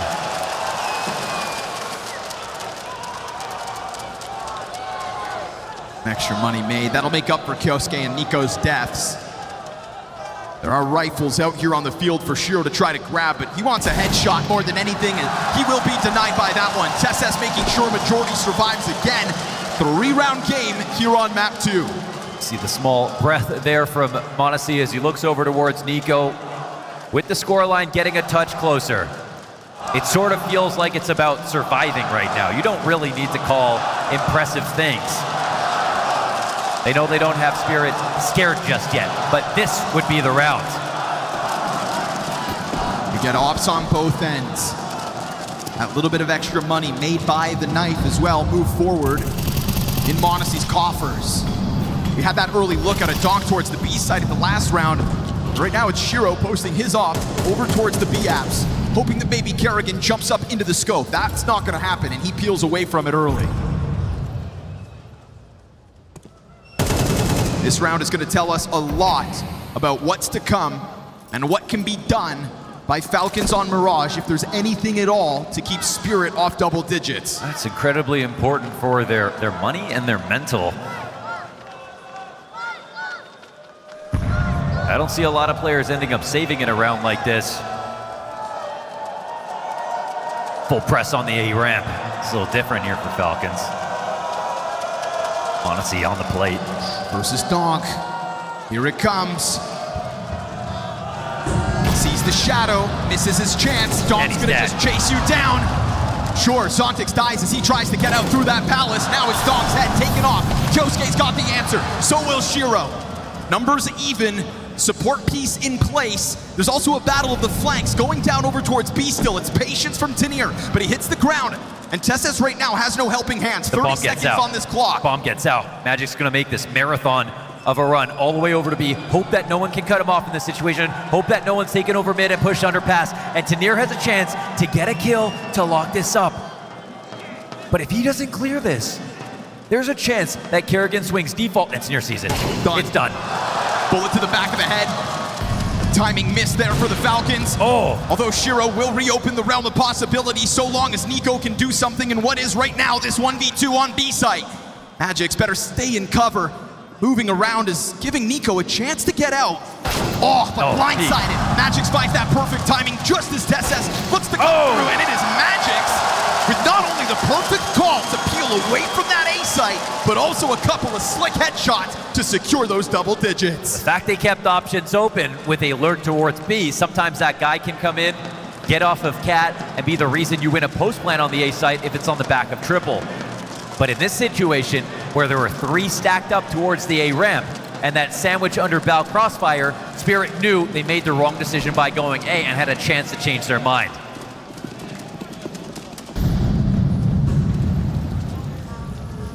That's all the depth that we're looking for to turn losing positions into winning ones. Falcons had a big chance to take all the money away for Spirit and give themselves another anti-eco. Over top of stairs. Luckily for them, TeSeS holds off Palace. Nico's got to come up with something, but he needs that flash from Magic. And that's another Magic flash. Just keeps sprinkling in the perfect decision, the perfect play, and the headshots in that last round. Donk and Shiro making the most of the moment to secure this 11th for Spirit. You know where TeSeS has got off to. He flashed to CT and blinded Default while Donk avoided it, covering everything. That one rests on such a fast timing. It needed to be perfect, and it was. He already got credit on the desk. It might give him a little bit more. Feels well deserved. Just as you thought maybe Falcons had fight left in them, Spirit, thanks to Magic's, now lead by 5. He can hold a mouse too. Terrible for MongolZ. This ends up being an early death for him. And right here, jumping, looking down, right past Default, knowing the flashes are going overhead, and Nico eats it. It feels like he had a chance, but in reality, he never did. What a ball of energy Donk can be. And how desperate Falcons must feel. 5 USPs in this one. 12th round for Spirit, guaranteed. A 2-0 right there for the taking. And we all know how unlikely best of 5 comebacks are. This will be Falcons hoping to get back into guns after this round. Hanging on for dear life.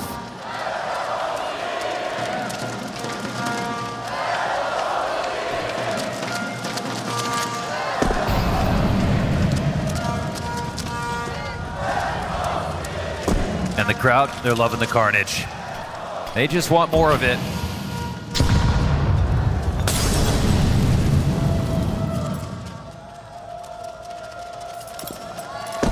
Spirit won't have to split atoms to pilot this round to a win. Even with the B stack coming out, it's just so no pistol upgrades whatsoever. Good luck when your opponents have cat control. Donk on the hunt in the MAC-10 first blood. Still the advantage. 2 kills to the 1 mag, MAC-10, Kerrigan's USP. Something, but we're gonna get that bomb moving back as the vacancy on A site's found. And MongolZ lingers just a bit longer. That's a USP ding. Look at these health bars and tell me, do you believe? Are you a madman? Do I believe he's gonna, well, he's got an AK now. And they're all looking for him, which is kind of funny. Magic's ends up getting the kill with just a MAC-10 in his hand. The confidence out of Magic's. They managed to keep the man in the team and get a new IGL at the same time. It didn't seem like genius at first, but look how well that's aging.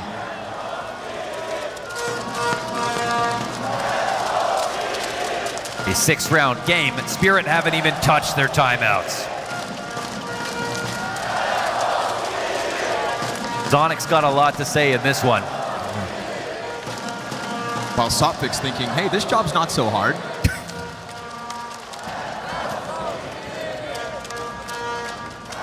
They had to take a knee in that last round. They had to forfeit a 12th to Team Spirit's scoreboard. But if Kerrigan hasn't made a career on these kinds of comebacks, in these kinds of high-pressure situations, then he would have never been destined for Team Falcons.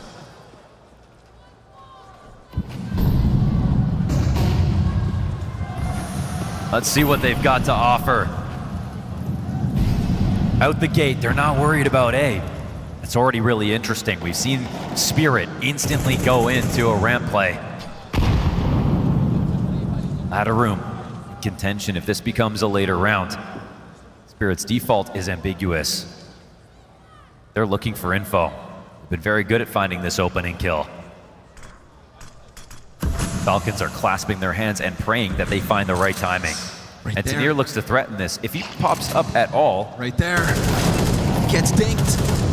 Tanir lucky to be alive as Nico's M4 just can't find a second bullet to connect. And if he tries to walk out to the window, you just sign up for a duel versus Donk. And he just doesn't believe anyone's back there. There's no support for him inside the window to take that peek. Feeling the need like he's got to get it going. The desk had a lot to say about Nico versus Donk in middle.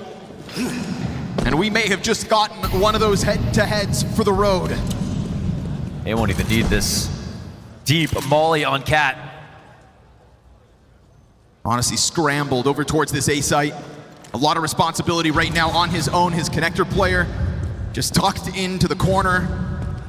SS toying with the thought of something coming out through middle, but now we get this announcement from Team Spirit. Utility flies out the ramp. Magix has been cleared. That's step one for Falcons to rebuttal in round 19. How has Tanir done this again? He's already on this full flank. They were waiting for him to get in this spot. Donk gets one, but everybody on the A site goes down. Shiro walking through. The flank must be him now. Now Tanir activating alongside Shiro from the other side of this. They pull apart that setup.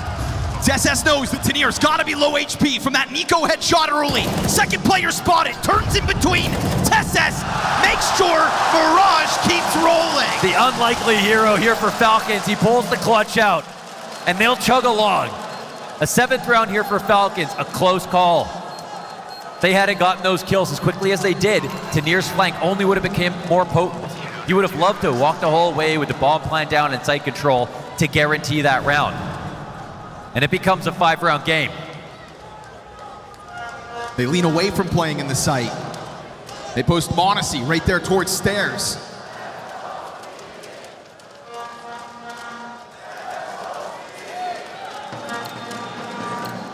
So it begins.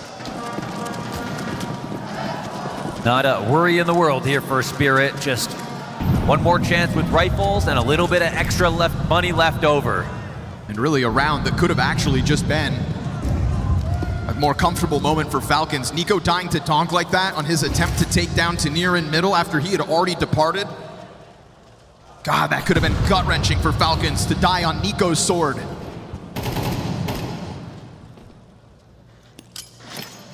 And it really did come down to Nico just writing off the thought that there were players over towards top mid. And maybe, him dropping. Oh, okay, Tessus, that's dangerous, man.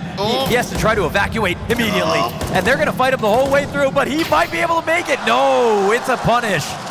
And it might be a game-ending punish. It's another 5v4 moment. Falcons survived the last one round to go. Nico dead to Tanir. Taps over top of the cat bricks. The world lies on MongolZ's shoulders. And with that smoke soon to fade inside connector, he's got plenty of bodies on the left side. But they're already by his scope. Tanir is out but hasn't spotted it. Now MongolZ knows. But Tanir's so close. Nothing you can do about this. Kerrigan's late arrival out through jungle finds back turn. No way. Double.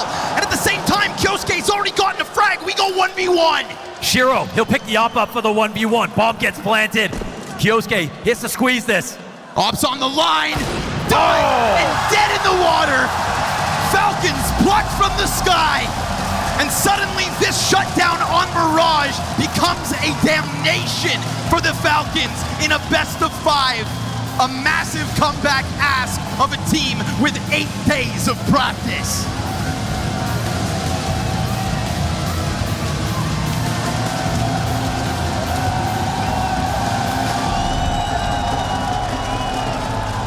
She said she loves you, but she can't love me. But I love you.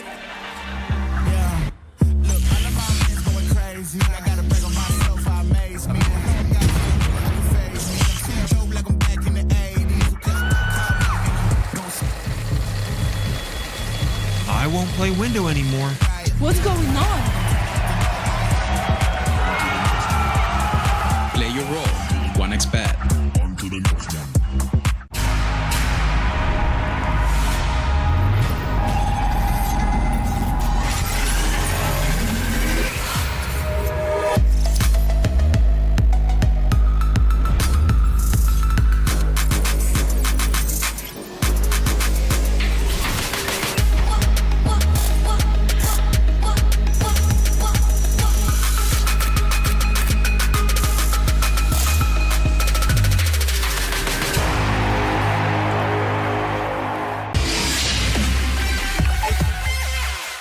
human body was built to move.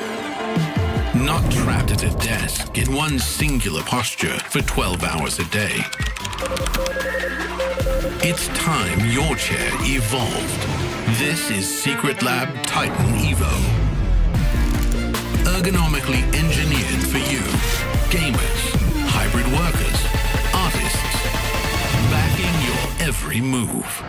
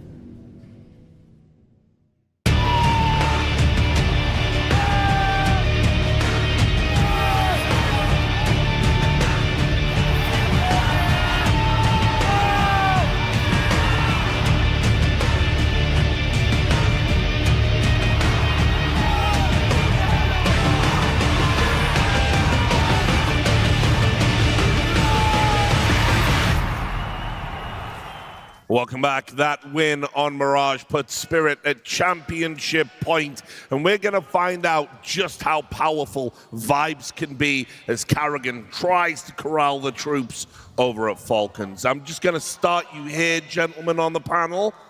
It's a final. It's Magix. It's Karrigan, and Magix is having a life game again. I don't know, dude. You have to have like some sort of statue. He's a news way. This guy somewhere. Yeah, exactly. Like, stop this. It's a nightmare. It's a recurring nightmare here for Karrigan as he enters the server once again against a Magix that is also performing as an individual, but just setting his team up too. That's what's so crazy about the win here. It's just that the polish is evident between these two teams. I'm looking right now at Falcons, and I'm seeing relics. I'm seeing antiques. I'm seeing guys that are just so dusty with cobwebs that Magix just goes over, he blows on them, and they fall apart.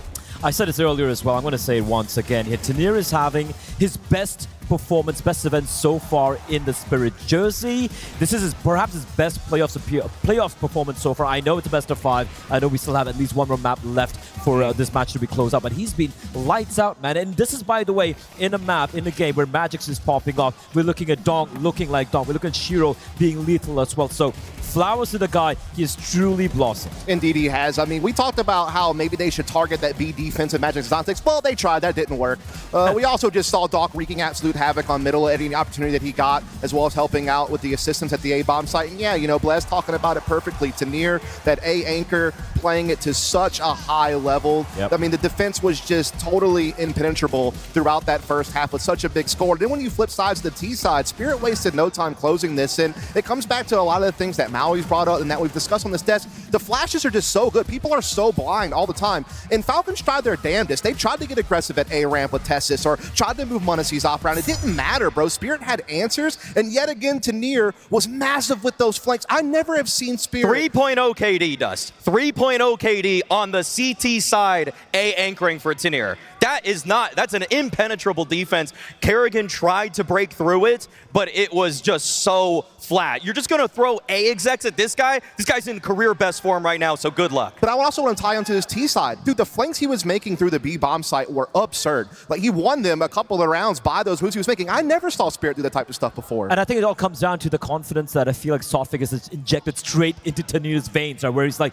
listen, you don't always have to play with the system. Don't be scared to make a play. Don't be scared to, to take onus on himself to try and close the round out, and it's working wonderfully. I just want to also harken back to the second half as well. 1.8 rating is just ludicrous. By the way, this is a map where even Donk was popping off. Everyone is having a great time. So now 2 maps back-to-back with ludicrous rating and impact from Tanir. Look at that heat map. It's not just in the A bomb side. This dude's pushing down middle and being aggressive. They're not making him just be an anchor. They're allowing him to be a little bit more selfish and make some plays in middle. And then again, look at the entries he's getting on the B bomb side. Look at the havoc he is wreaking in the underpass and bottom middle. This is a Tanir we've been waiting to see for a long time. This is the third star Spirit need to be a real contender. I remember when we were walking from the green room back over here, you saw on the big screen, there's one particular round. CD side, you maybe see Falcons mounting a bit of a comeback over there. Tessus dives towards Ram. Nico's on the bomb side. He's not playing Con, right? He's ready.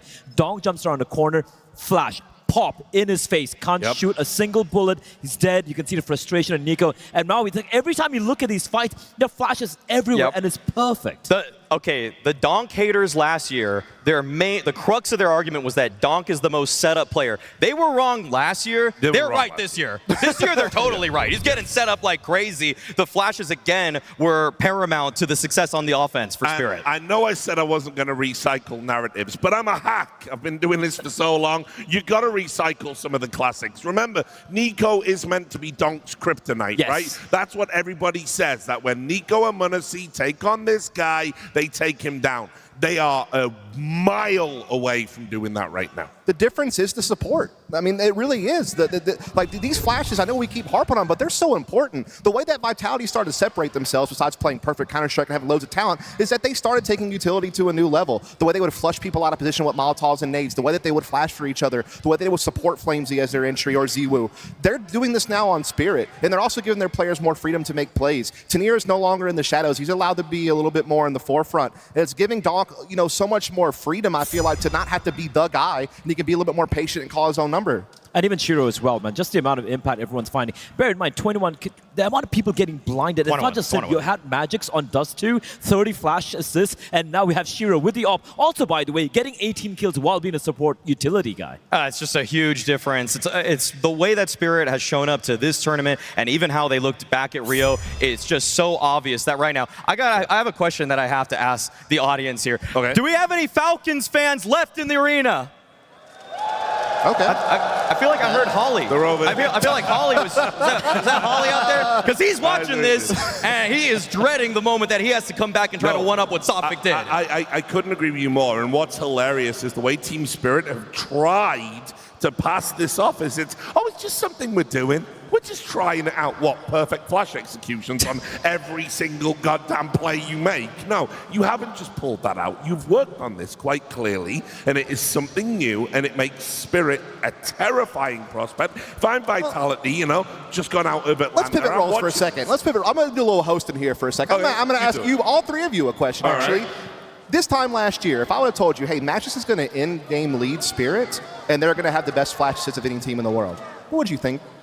I mean, well, I think it just lost in the sauce. Are you insane?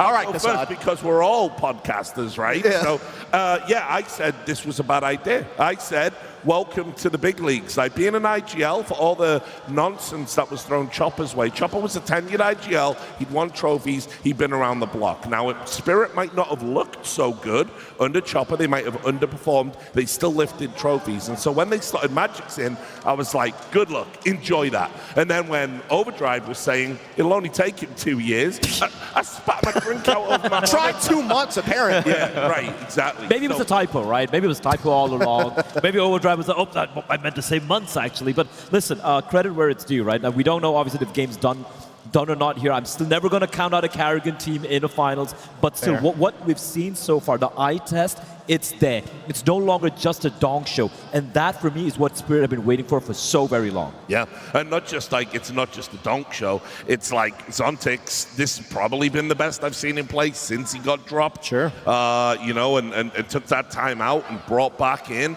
Shiro's been steady, always been that wingman to Donk. But at the end of the day, that they haven't looked this cohesive for a long, long time. I mean, Zontix talked about everything that Sotfik has done.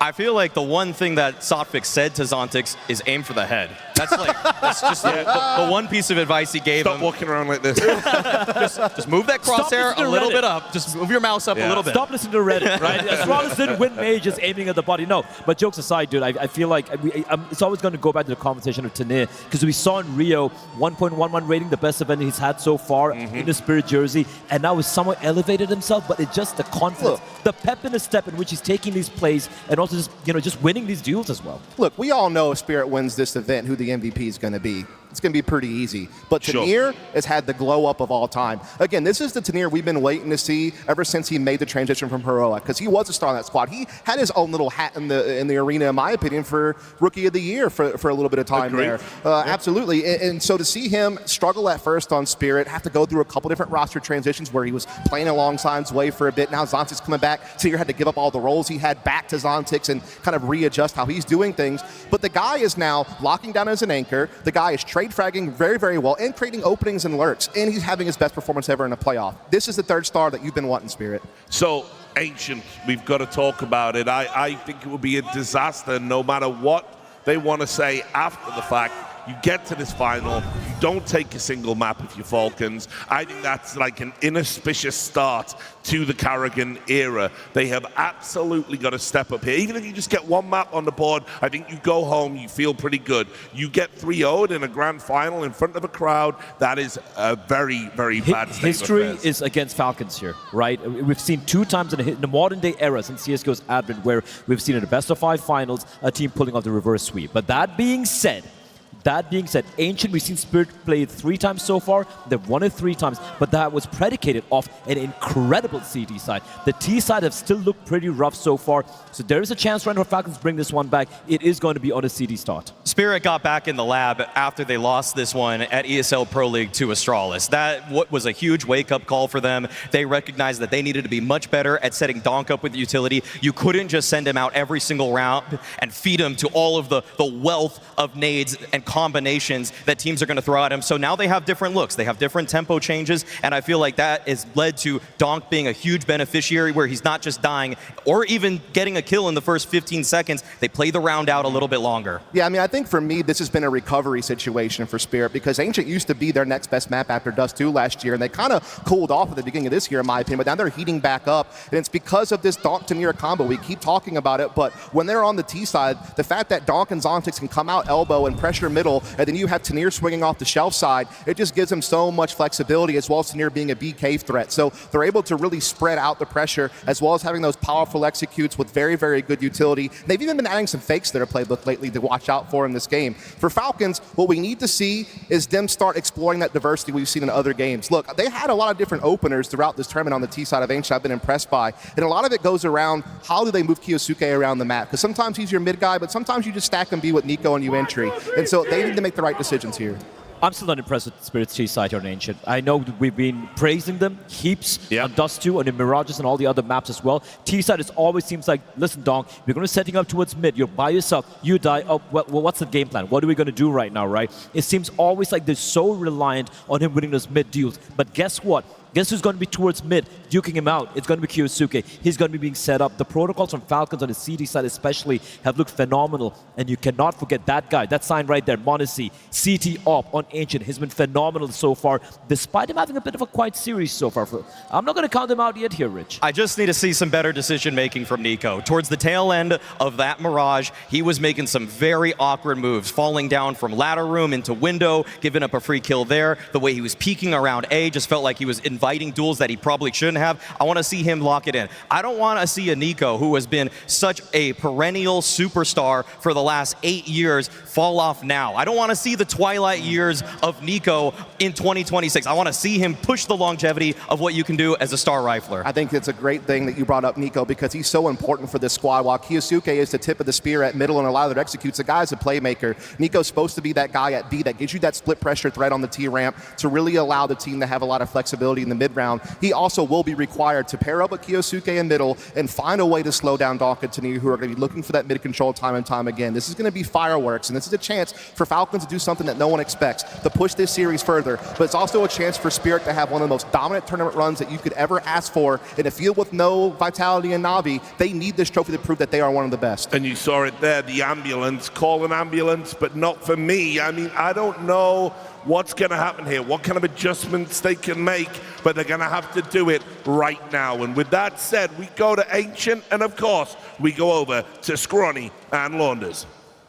Things suddenly feel real bleak for the Falcons team. It is a stark contrast to the high hopes they had when Dust 2 was rolling and they could sprinkle in a bit of magic and pull off those unorthodox wins. Mirage was an eye-opening experience for a Falcons that now have to battle back from the doldrums. And as much as we're scared that we've seen it all before, we know that Kerrigan's been in this many finals, and they potentially have to make a historic comeback into it. Why not believe? Ancient is a map that they can play. They come in with a 4-map win streak. They have an outstanding T side, and it's actually where Spirit will start. This pick could be interesting. Ooh, careful, Tessess, awkward. Pulls his smoke, guns back out. Kyosuke to try to recover. Burned out of there by Magix. Now it falls on Kerrigan. He's got smoke to try to work within. Donk just wants blood. And he's not able to find it immediately. Kerrigan able to peel back, keeps himself alive, which means we'll go 3v4 retake here for Falcons. Already kicking off from the back foot. Falcons will lodge themselves into positions to try to go for peaks. But everyone's spread out in the most fundamentally sound positions possible. How will they figure this out? Could be numbers to push inside of the cave. Monte tries to take the peak. Magix takes his head over towards the ramp. Things go better, only momentarily. Kerrigan, the only one of those three to get a kill as Spirit take the first. We get a first glimpse into this round, and immediately we have a Magix flash and a 3K. His performance as an individual and as an IGL has been outstanding. He continues to shine.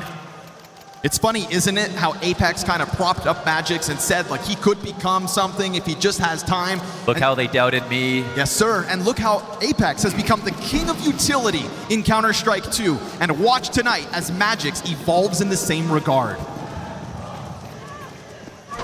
That flash that Nico had to stomach back on the A side of Mirage had him pissed. Now, speaking of IGLs, reading and flash impact. There's no better way to try to stop this with USPs than this one piece of utility. Easy does it. Kyosuke done for. USP tanks suddenly start connecting way more than they should. Zontix is going to be worried. I mean, he's down to 13 health. And they fall back to the back of default, and one Molly could get him out, but they've already used them. Yeah, they'll throw a player over top of green, make it all the more comfortable. SS actually killing Magix in the process, and look at the health here for Spirit. If there's anybody who believes, it comes from Kerrigan first and foremost. Look at him smiling. I saw a sign in the crowd that we want a Kerrigan clutch. Well, this would be the ultimate one. But it eludes him. They let Shiro take the duel. He was the one of the three with the most HP. And so while Spirit do kind of get taken aback by the sudden damage out of those pistols, Falcons are not able to upset in the second. You can see as Kerrigan shakes in his chair just to get ready for this next round, where the buy's coming forward. He knows where this is where this match begins.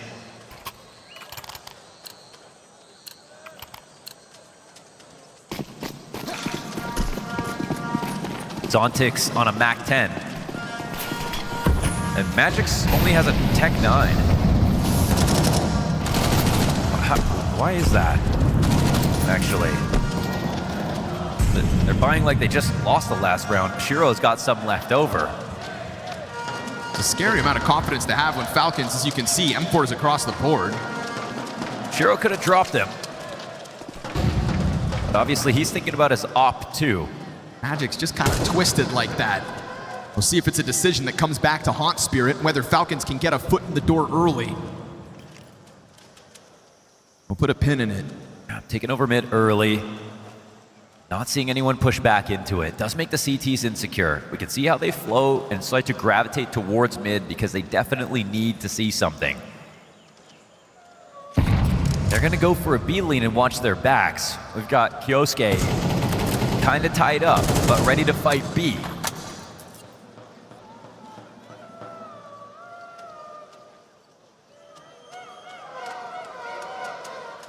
SS, as more utility trickles in, decides to double up inside of Cave. That'll leave Kyosuke with the responsibility of long in TSS's absence. Little wallbang attempt as we go down to a single flash here for Spirit. There it goes. Last piece of util. Now it's just guns up. Oh. And that gets Tanir into the headshot. Whoa, and they when's start this to guy gonna unravel. stop? And all of a sudden, Kerrigan pressure from both sides. I mean, could that have gone any better? Come on, Tanir can do what Donk does sometimes. This is actually crazy. These few maps from him. That flashbang to perfection. Yeah, serious. And how many times are we going to say that? Starting to feel like all night long, or at least whatever's left of this evening. You just don't love this setup inside of Cave. They have a feeling that it's going to be a B play, but if you get set in Cave and a molly comes down, as it does on a lot of these B plays, your K players can't really fight back. They can wait for you to swing across default like we just saw from Tanir, but that's bonus money. If Tanir gets the first kill and he feels like, okay, we're low numbers or something, then he doesn't have to fight more. You can let them stay there. You can get that bomb planted. You've got back lanes control as well.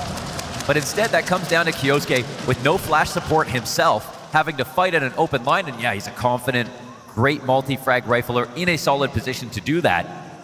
But again, versus a little bit of utility and players that are almost as good as him, there's absolutely no chance. Would have loved to see that default or that setup be a bit more audacious, to use one of those players to get in front, to draw attention away from Kyosuke so he could get 2 kills instead. It's not time to turtle up. And that's more utility coming your way, Falcons. Nico tries to spam towards elbow, but nobody's on the other side of this.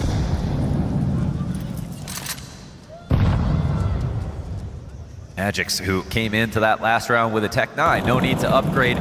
We'll go ahead and grab an M4 to use against Falcons. I mean, really a sign of bad things for Falcons. There's 3 M4s in the hands of Spirit right now. Prop him up, why don't you? TSS to try to get the 5-7 into the action. Did hit that headshot. That's going to be Tanir low. M4 of Kyosuke looking for more than just that first, but Magix finds the perfect wall bang. Takes that pressure off of the Spirit members that are looking to just roll forward off ramp, but a missed smoke. Does it come back to haunt them? Doesn't feel like it will. Shiro instant headshot there on Monte, and so it will just remain 2 pistols. Another bout of wallbang damage, taking Kerrigan down to 5. Pelted by utility, nade after nade. And he would love to try to stop this bomb plant, but doesn't have the vision to do it. Doesn't have the teammates, and, well, neither have the health to really throw a spanner in the works for Spirit. Yeah, no chance to get one over on Spirit, and Nico will just back up into his depth. And that's another round 1 for Team Spirit.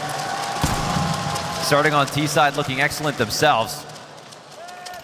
The startling stat for Falcons, again, they're the ones also on a map win streak on Ancient. This one wasn't going to be free, but they have a 67% win rate on T side.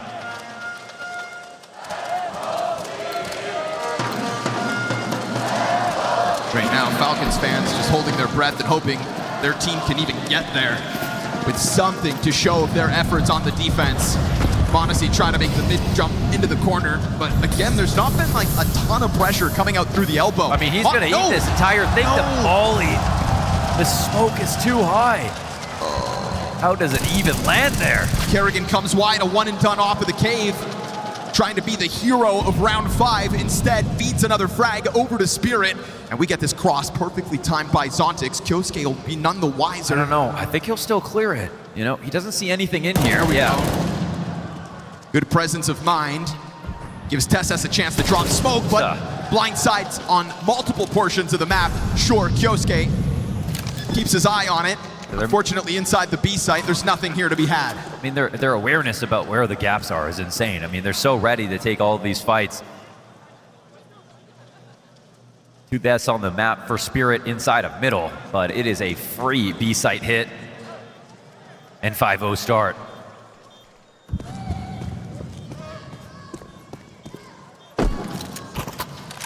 This will be a curtain call for Falcons if they don't wake up. The hell? I don't even know. team headshot. Like Had to have been Nico. Oh, what? He's laughing it off, but this is no joking matter. You're down to a 5-0 start versus Team Spirit, who already believe, based on the result of Mirage, that they are simply better. Nico's M4 held on to. No, sir, denied at the final mark. It is Donk to get the kill and be the sole survivor. Spirit instant timeout call. Yeah, damn. I mean, that shot also gets him killed, and they know exactly where he's standing. What kind of investment can you really come up with here if you're Falcons? It's such a wiry buy. You're on the precipice of getting everything you want, but yeah, instead, just invest slightly.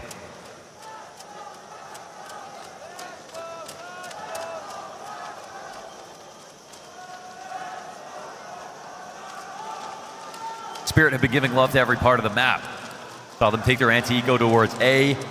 I wonder if Falcons are thinking that's where they'll go again.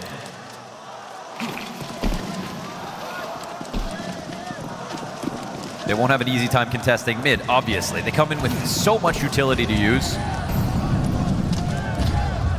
they really have to guise their intentions. Six again, just gets caught with a nade. His timing is just that half second off. And no surprise to see Tanir and Dog just pounce on it through the smoke. Goes Kyosuke, up in smoke, go Team Falcons. They're just not overthinking. Since Team Spirit started off Dust 2, 0 and 6, they haven't looked back.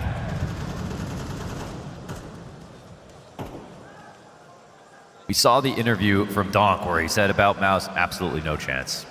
He said it with so much conviction in his voice, and then he delivered on that promise. The way he was speaking about MOUZ was like a bug on the windshield. He sat there, listened to Zershin have his little moment. 2 words. No chance. I don't think he would have expected to say the same thing coming into this grand finals. But as his confidence grows throughout this series, as he is now 9-1 here on Ancient, Team Spirit flawless in the 3rd map of this best-of-5 grand finals. I mean, incredible credit to Spirit for everything that they've done that has accumulated in them getting to this grand finals, having a player like Tanir develop so well, new coach, Donk still playing well and actually on pace to break a record. Somehow everybody else is playing well and Donk is still getting his.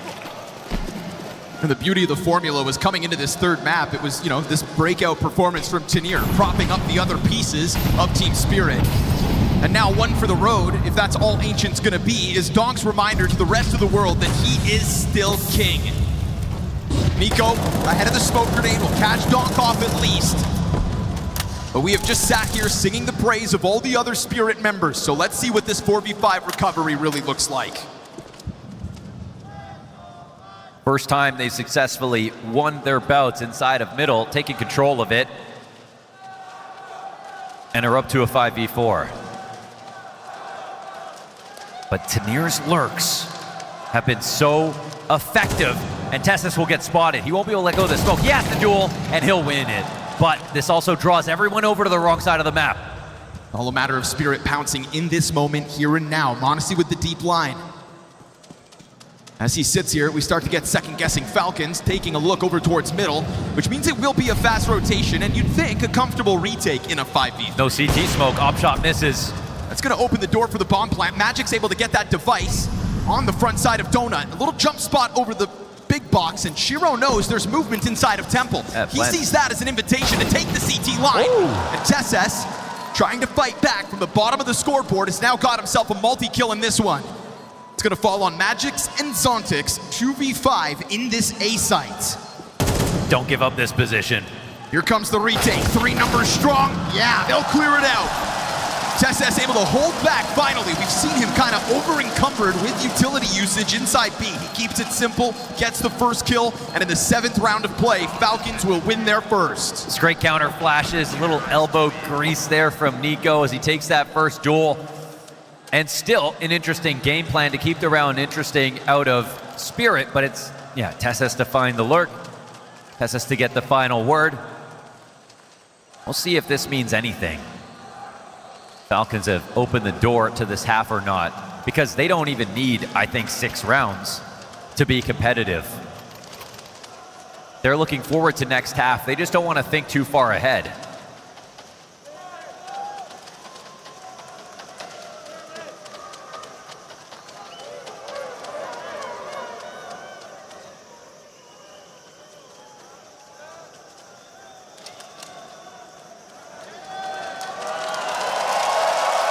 Everybody wants a show. Kerrigan loves giving them to us.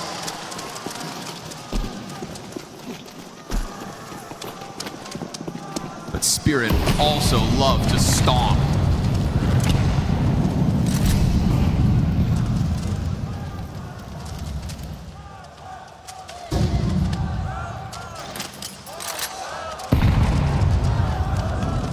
See if TSS can handle another challenge. No presence from Falcons out middle. Just let Spirit climb up into this duel on Cave. Let's call this Monte's first kill. This shot. Oh, a chance to nail it. Oh, Kerrigan needed that from you, Monte. You gotta know better. The Donk will absolutely break it. His last bullet. 2 shots left. He decides to swap out AKs and go on the hunt. Let Freiburg off the leash. Donk looking to turn this entry into an ace. Falcons are cowering. And that's the worst thing you can do versus a guy like Donk. Man, Monte.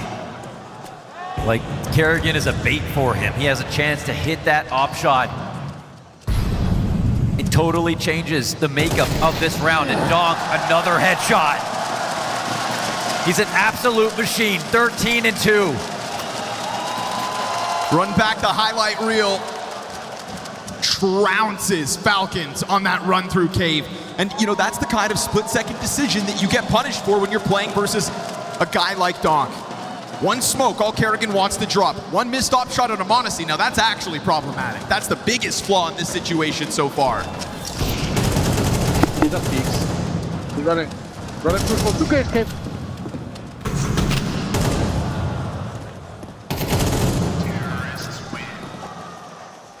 Kerrigan says it, he's just running. Yeah, because he's running through you with no regard for whoever the hell you think you are. You're not Donk.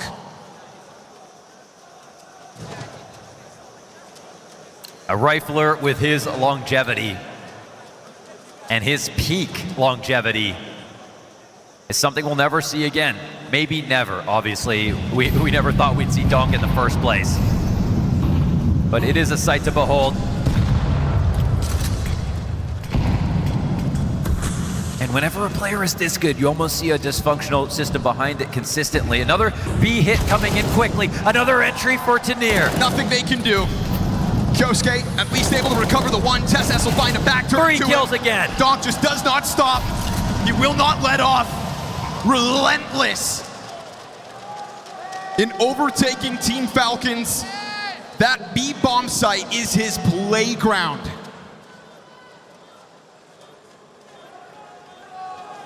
When there are that many people dying at one time, you have the right amount of people to stop the site exec, but no one is ever denying that opening kill, whether it's Tanir or Donk.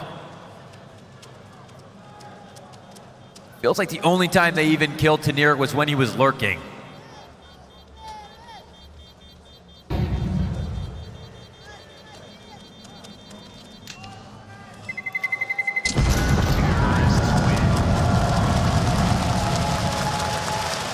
Spirit have not broken a sweat.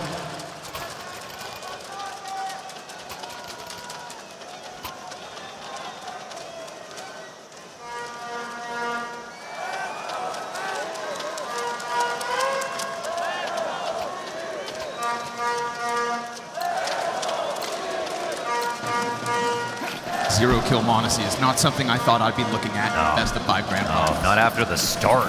No. That first half of Dust 2.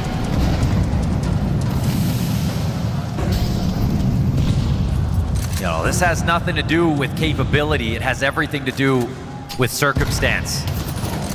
Donk into the cover, knows you want to sign up for a fight. He is not timid in and looking for it. MongolZ's first kill is collected in round 10. Oh, he's early to that. Very nice movement. A second frag in. Cannot remain a shell of himself, so to get a multi-kill in the dying moments of this CT side. You know, it's that good movement that generates the opportunity for that next kill. And generating chances is something you see no matter how off his form looks. Obviously, the only question is, why are there any misses at all?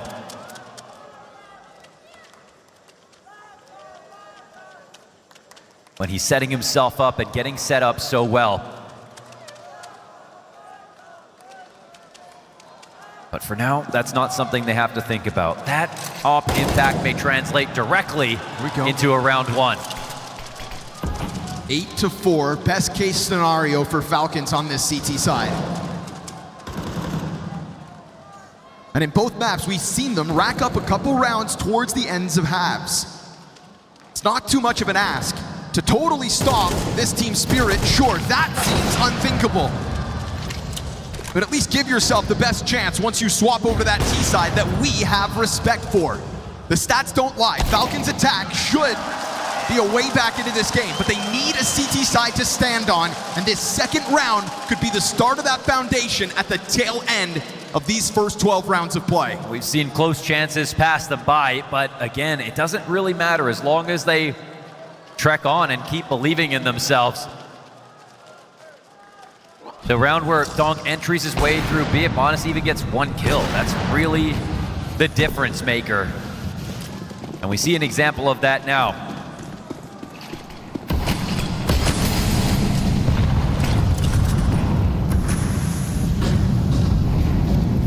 We used to see a Spirit that could start slow, blow leads, get frustrated, and unfortunately for Falcons, so far none of those things seem like they're still apparent.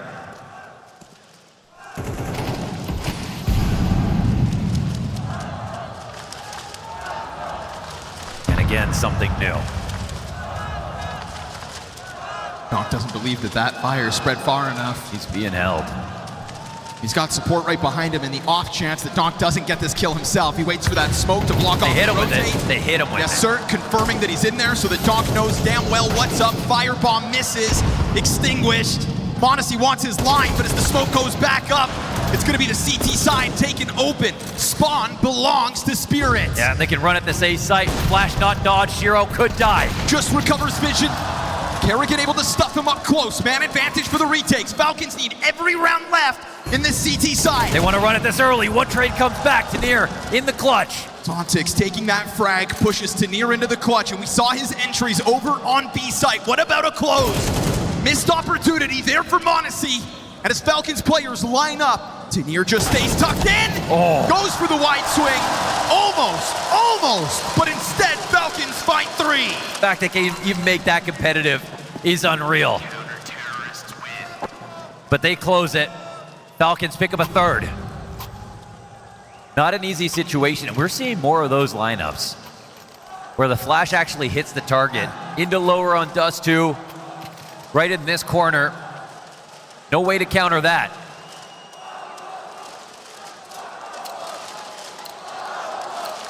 Just when you think it's seen it all, Counter-Strike never stops evolving.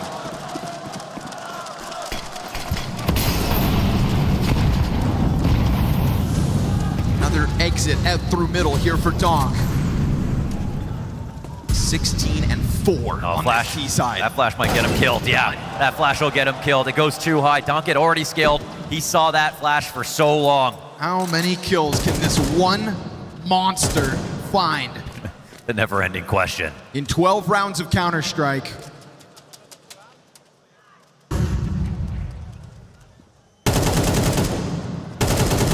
We've got Falcons shaking in their boots because they know that this B site has crumbled for the majority of this CT side. This cave has been MongolZ's grave more often than not, and looking to make up for that. It's been horrible attempts to defend B, just in general. Everybody involved, honestly. They'll overtake the cave. No resistance offered for Team Spirit. 2 pieces on the brink of this B bomb site, looking to join forces with the bomb itself up ramp. This is numbers strong for Spirit. And while Falcons do have A info, Nico nowhere to be found. MongolZ's got to collect something, and he's got to do it now. No utility left. MongolZ will have open lines. They stall, they stutter, they hold for a second, and this actually pulls Kerrigan off of the bomb site. Out goes that one last flash. And still, Spirit, nowhere to be found. And so MongolZ starts to second guess himself. Is there really anything here? They'll stay locked in, doubling up here on short instead. The bomb over towards ramp. They have waited to the final 15 seconds. MongolZ, that one's slick. Shiro gets the recovery, so it is only MongolZ here. He will get himself a third kill on this round. No fourth. This Magix forces through. And Nico from the other side of the map will have to come running over. Low HP Tanir confirms the avenue of attack. Oh, nade bounces off nothing. Goes too far. Fire to Magix's feet will burn him out from behind that column, but he's got a little bit of refuge still left. And as Nico tries to figure out where the hell Tanir got off to, he knows he's got to be up close. They made the Kier move. He's going to clear this out. 15 seconds.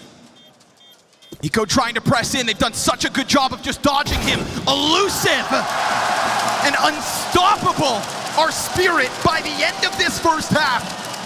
Just when Falcons start to piece together a couple of rounds and attempt to build back their self-belief, Spirit crushed them. Yeah.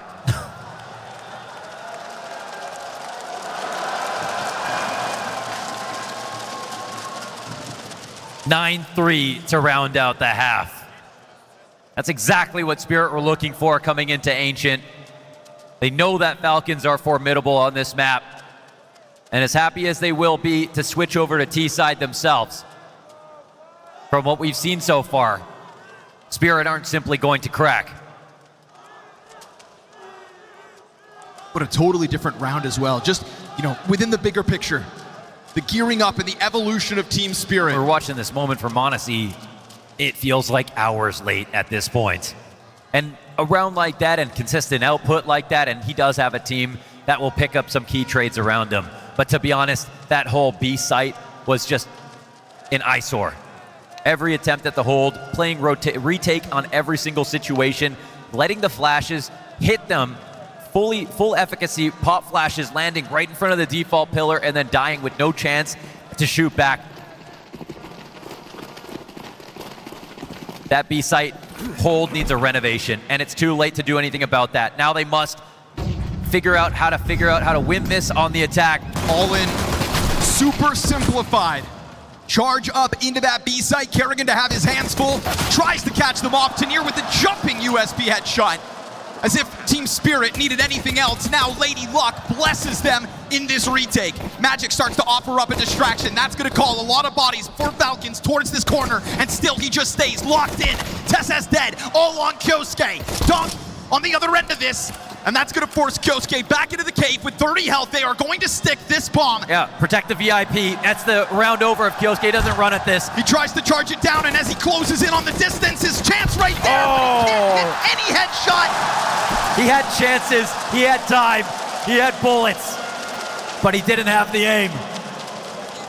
He knocks him off the defuse. Even if he dies, that round is won.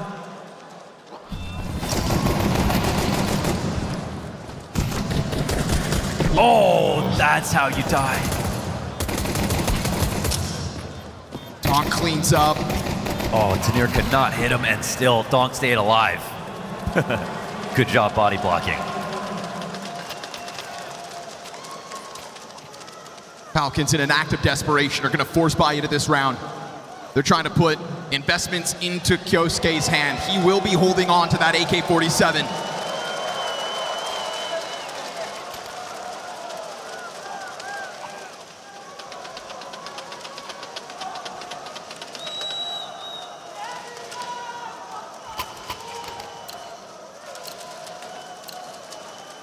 Just when you thought that maybe MongolZ could bring back this game, we start to see a little shakiness creep into Kyosuke's hands.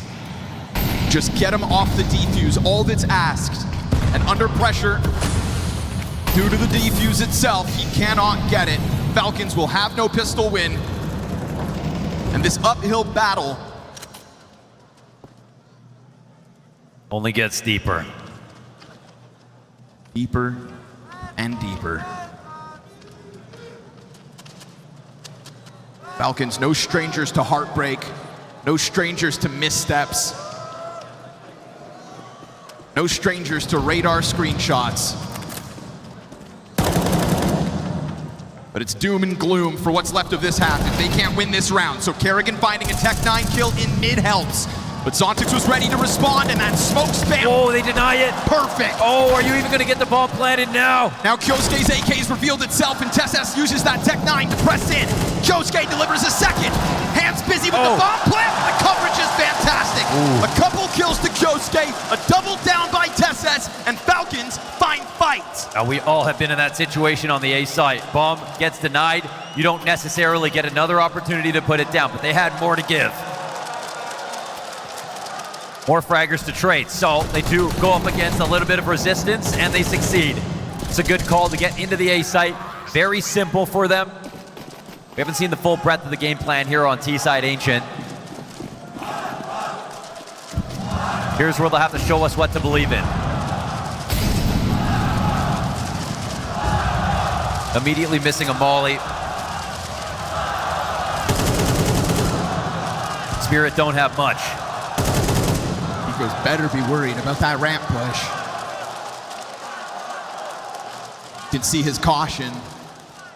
All Doc Let's wants just is do no deagle headshots for one round. Like, let's just see what happens if, you know, Spirit don't convert this round. Monte takes one off. Okay. Here we go. Shiro. It's not a headshot. Oh, there it is. A main will get shut down. And you've had this moment for Tenier to push a 5-7 into this corner. We know what 5-7s do in this kind of a distance. And so Nico dead, all of a sudden, you don't want to push out of that door, and he's got a smoke to block this in a minute. No greed for Tenier, doesn't go for the gun, gets away, smoke to block this off. And it becomes a nightmare now for Falcons, 2v3. And they split up. Just to win versus an anti-eco. Tenier decides to give them space. But every step of the way, Falcons are going to remain cautious, concerned that any of these corners could be occupied by that same lethal 5-7 that just took Nico's head off. It's still the right call. They still made the inroads to get this bomb planted.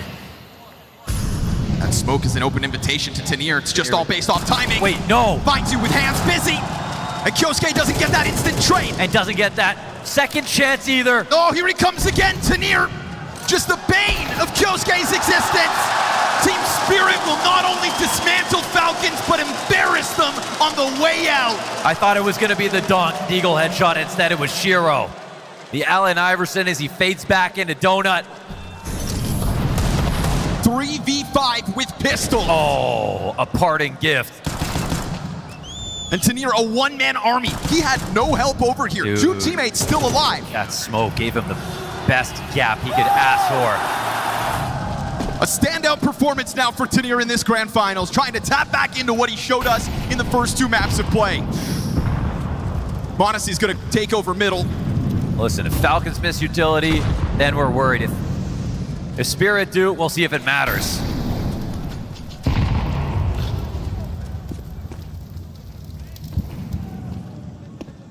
The 12th round is looming if they don't get this together. Monte, looking to punish this peak. Zontix doesn't even have an angle here. Oh, he peeks out a little late, and now 2 kills come on the entries. Oh, there's the answer! Shiro mows down a couple of bodies, will put Tenier into the clutch, and I think with a game like what he's having, he'd love to step up to this bat. Tenier know that someone else has fallen back a little bit. Kyosuke's coming in slow. I mean, this looks like the perfect move for him. Yeah, it doesn't seem like Tenier considers this, but if he goes around the brick, that's his moment. Kyosuke, good patience, leans back, gets a triple kill in this one, and Falcons find a little more fight left in them. Sometimes you gotta stare death in the face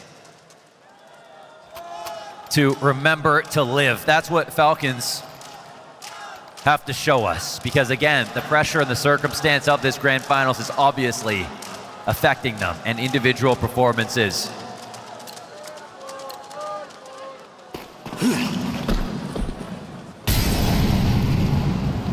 And Falcons just missing more utility. Just so much utility, honestly.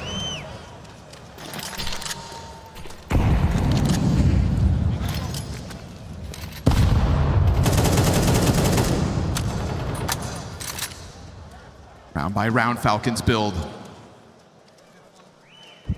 We're still at that point of the comeback, though, where Team Spirit, no concern. Yeah, I mean, Magic says a Zeus. He's chilling. Of course he does. But they go through their protocols, and they at least get him to step back a bit. They bump into one another, so be it. Tanir's blasted out of this one. Zeus ready to go. It's only that USP kill for Team Spirit. Numbers strong by Falcons. They play that high trade potential, find themselves comfortably inside of this bomb site, and it's exactly what you'd expect when Spirit had so little. Nothing left to do here. They'll have to submit. Falcons will pick up a 6th round. Yosuke's got himself back into this big game in a big way. It was a slow start for everyone here on Ancient. But it's not about how you start, it's about how you finish.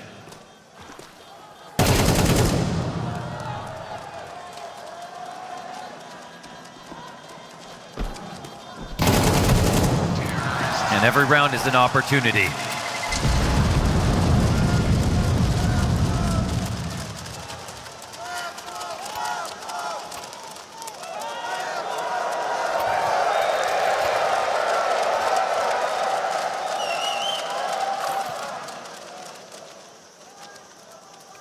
A 5-round gap.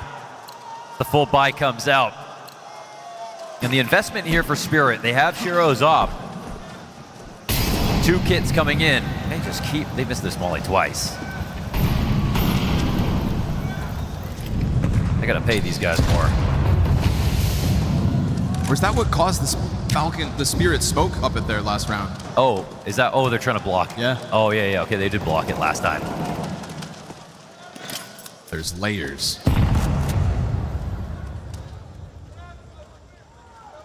There's also limitations. SMPs for Spirit on 2. Spirit are already really low on utility. We've got 1 flash left over for Donk.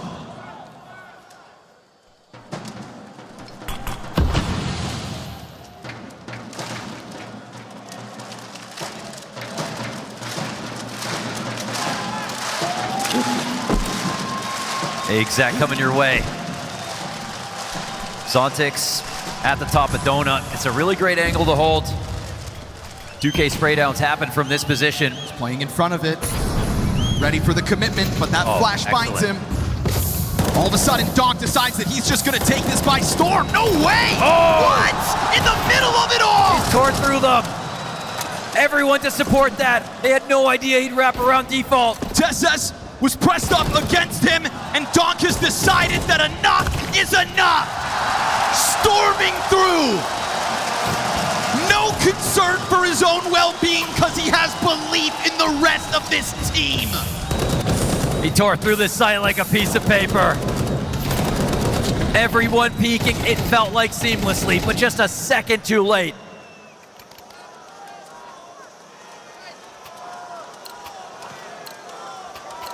A devilish decision to push through the flames.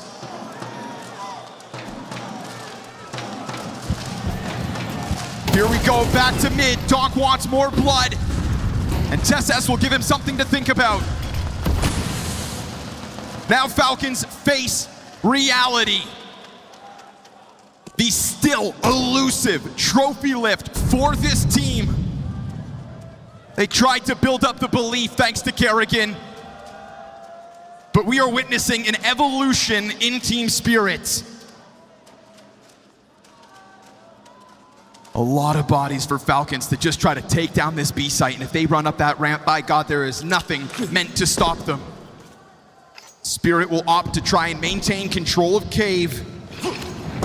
And if a retake's needed, so be it. TSS with low HP, a little too concerned, but he's not writing off that corner from Tanir. They're freeing up Magics to go a little bit aggro here. Tech9's got the answer, but it is Tanir to hold back TSS. This comes down to these two. There's the push again, because time and time again, it is disrespect. Team Spirit have fueled themselves in this grand finals run on the shortcoming of Falcons. Honesty in the middle of what remains.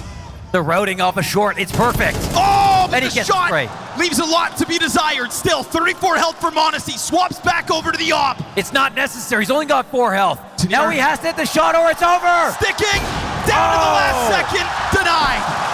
Because MongolZ calculates it to perfection. Pushes off that bomb site and gives Falcons just a little more to believe. Oh, wanted to believe that it was going to be a fake. The game could have ended right there. Unnervingly close. But MongolZ secures it, a clutch. But these team spirit buys keep coming. And Spirit actually come in with no kits this time around. Donk will once more throw himself towards early duels. Kyosuke's responsibility. Sees the shadow on that jump back. He is being left to his own devices out here middle. Donk's thinking about it. Oh. Falcons just try and sink their teeth into this B site. But Tanir puts that smoke down in the middle of it all. Nico, nice! Transfers the Galil into the back-to-back headshots. It's man advantage momentarily for the Falcons. Yeah, it's a successful contact. Explode.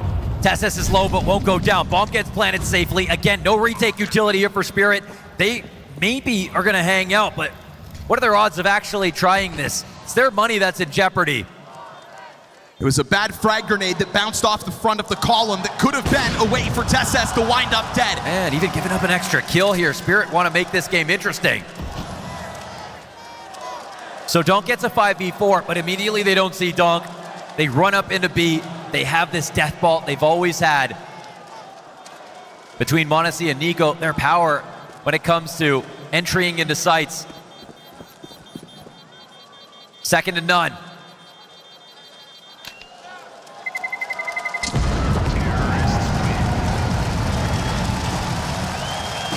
I can understand why they want to send out Kyosuke as a mercenary to get info on mid, to maybe take a duel, but they do have to be a little bit more careful about how they're using him because Spirit have been really doing a great job of countering him. Obviously, Donk is kind of doing it alone sometimes. But now every situation on the knife says it has to be the full comeback here for Falcons. And because they lose that third gun, it does leave this buy in a weird spot. I feel like 3 guns and a couple of pistols, and they've already shown they can win a round like that. Soak it up.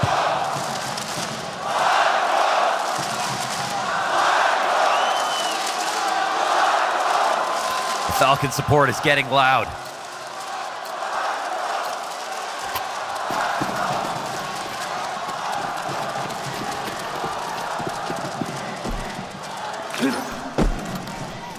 Two rifles for Spirit. They have thrown spanners in the works when it comes to these kinds of buys.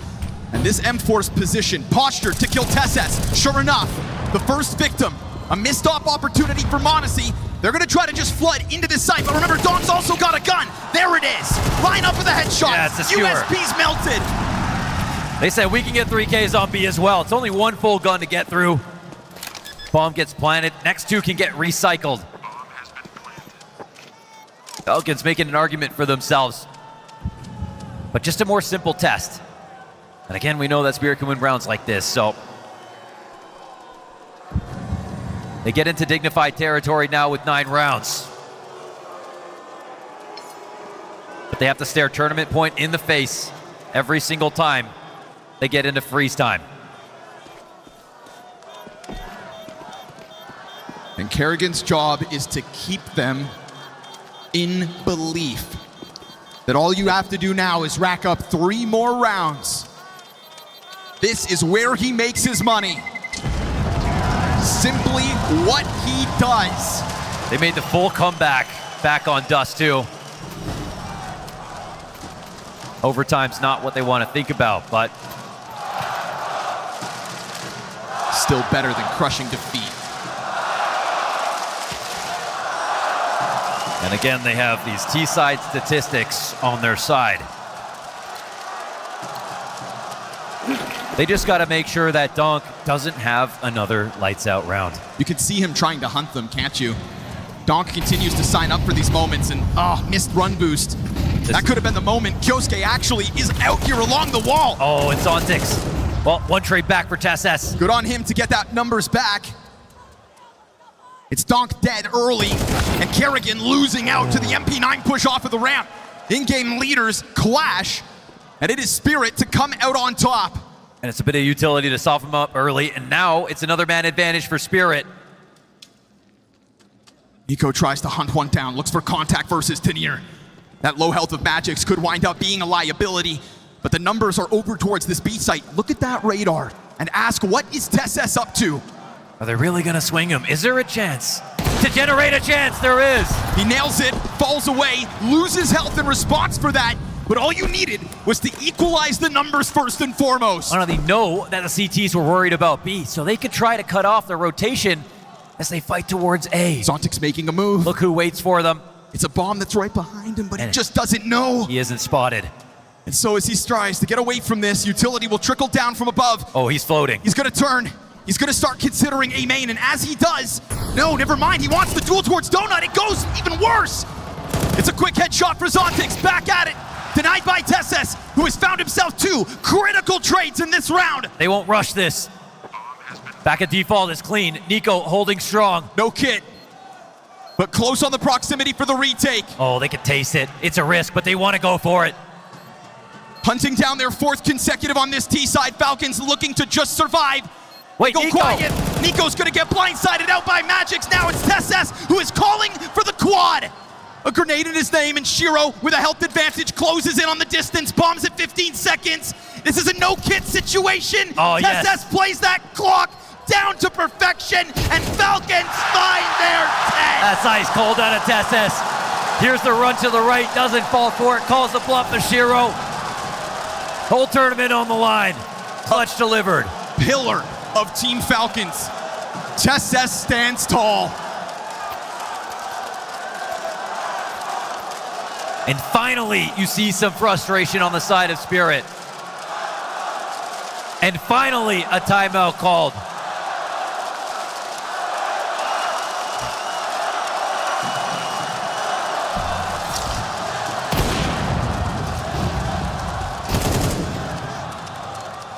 Now this moment right here, Magic swinging out in front, and he's low HP, gives TSS a chance. They didn't know exactly where he'd be playing from. It felt like Zontix did enough just by taking out the op.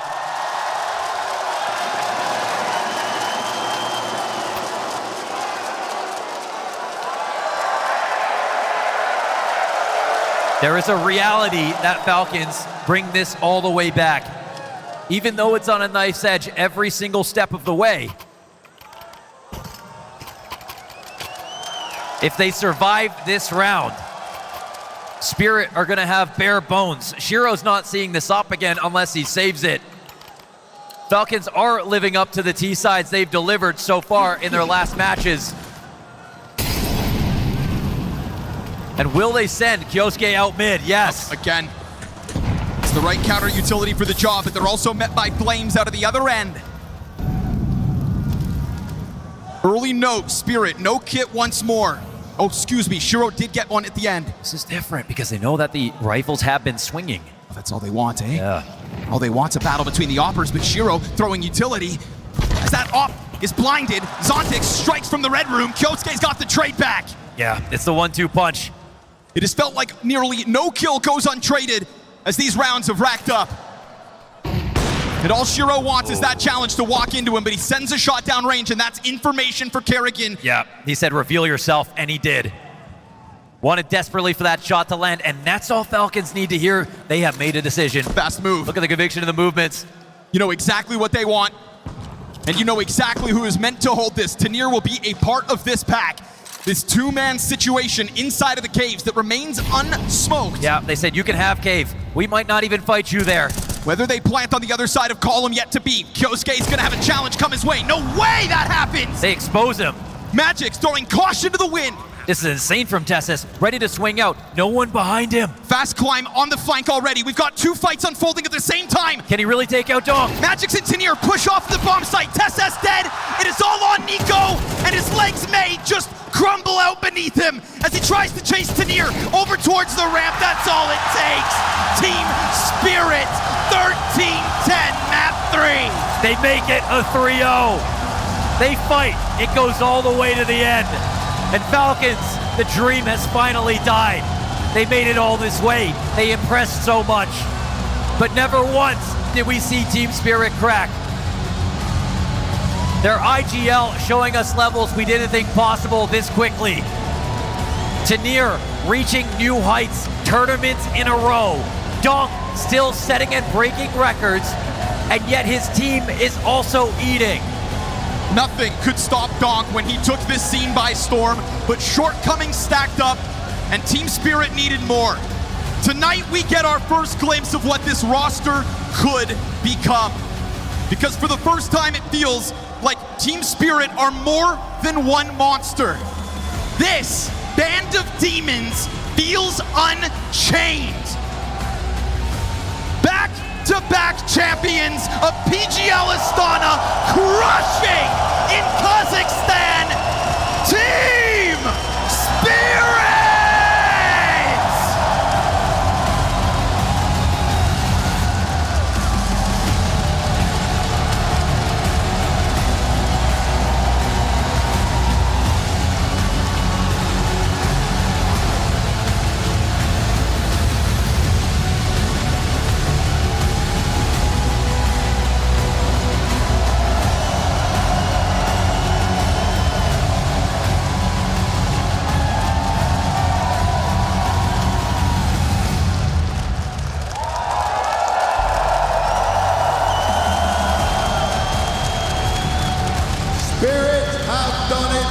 With a dominant performance in the grand finals.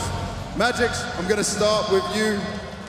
Looking at this win, your first as an IGL, 273 days since Spirit last lifted a trophy. Back then, you were still not on the roster at that time. What did it take from this team, the support staff, the hard work, everything that went in? Explain it to us, how you've shown these improvements and managed to make this happen today. Well, it was a hard beginning of the year because some of us were washed and I was only starting, and it was kind of difficult. But you know, the way that we are playing last two tournaments is kind of impressive, and we are playing insane, and the game speaks for itself. В начале года было довольно тяжело, особенно учитывая новые свежие замены, но с каждым следующим турниром мы становились все сильнее и сильнее и показывали замечательный результат. Donk.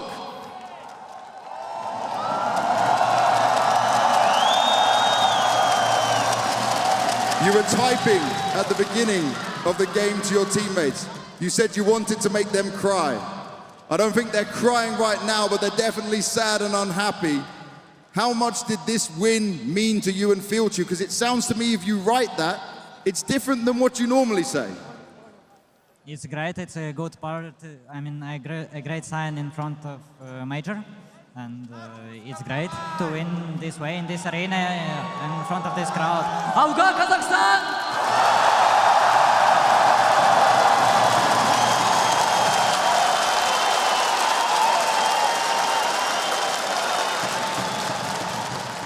Эта победа очень важна для нас, особенно в преддверии мажора. Большое спасибо. Алга, Казахстан.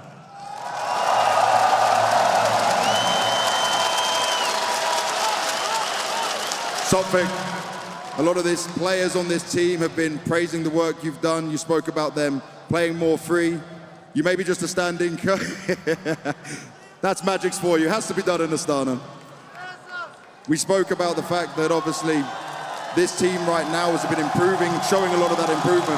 But what does it mean to you for your first S-tier trophy with these players, watching them develop and you being the coach of all of this? It means a lot to me because I never have that opportunity. We have both first chance in Rio. Now we achieve a championship, and I'm so proud of guys, and I'm so happy. Я невероятно счастлив тому, что мы смогли забрать этот трофей. Мы очень были близки в Рио. И у меня, в принципе, до этого не было возможности быть вместе с командой, которая победила, и стоять с ними вместе на арене. Zontix, for you, you spoke to me during the group stage that you were still getting used to the changes, how you needed to play within this team, but it seems like things are working right now. Does it seem like you will understand again how to play with each other, how to dominate in these tournaments and dominate these games to have trophies once again? I think everyone in the team is confident that we are able to win anyone right now. But honestly, it's more of a shape of a thing. It's not like, it does not necessarily mean that we will play the same way in the next tournament. But we have to keep this mentality, the same individual performance and belief in teammates. Beautiful.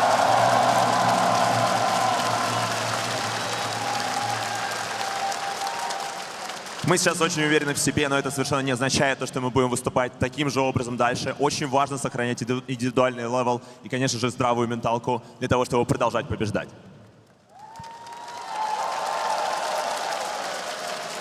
Shiro, you said at the start when we were on this stage that it is disgusting the way Team Spirit is playing. Do you feel like right now this could be the best Spirit ever, or you guys are on your way to becoming the best Spirit ever? Help him out, help him out!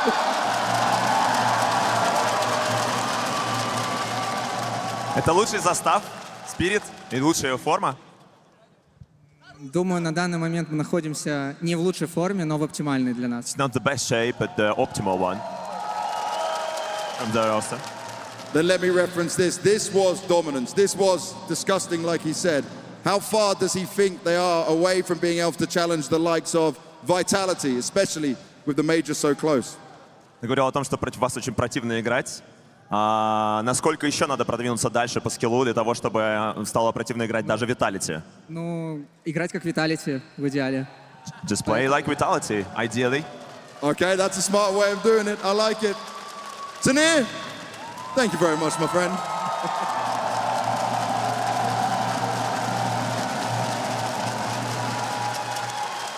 Not only are you playing better than we've seen in the Spirit jersey, you look like you're having fun while this is happening, more than before. Your face has changed, the way you're expressing yourself, and to me, it seems to be translating onto the server.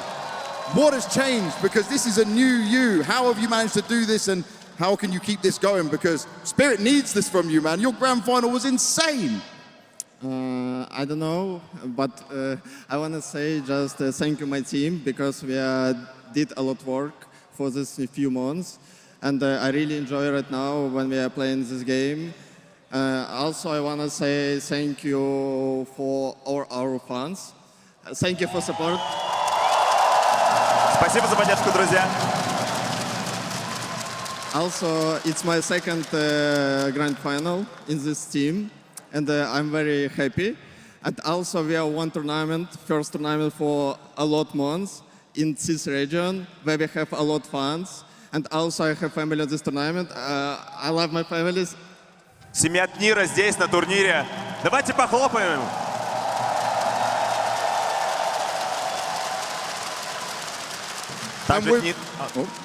Также Тнир благодарит всю свою команду. Это невероятное удовольствие играть в гранд-финале. Очевидно, взять свой первый турнир в восточноевропейском регионе. Великолепно.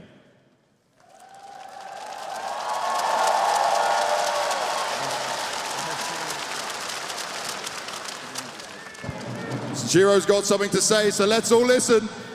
Ребят, всем спасибо, кто приехал на этот турнир, болел за нас, поддерживал. Я хочу услышать звук толпы, поэтому Алга, Казахстан, покричите.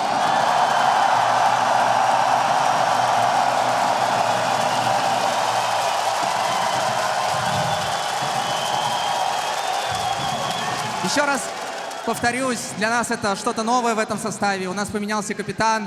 Я хочу, чтобы вы похлопали Боре за хорошее количество.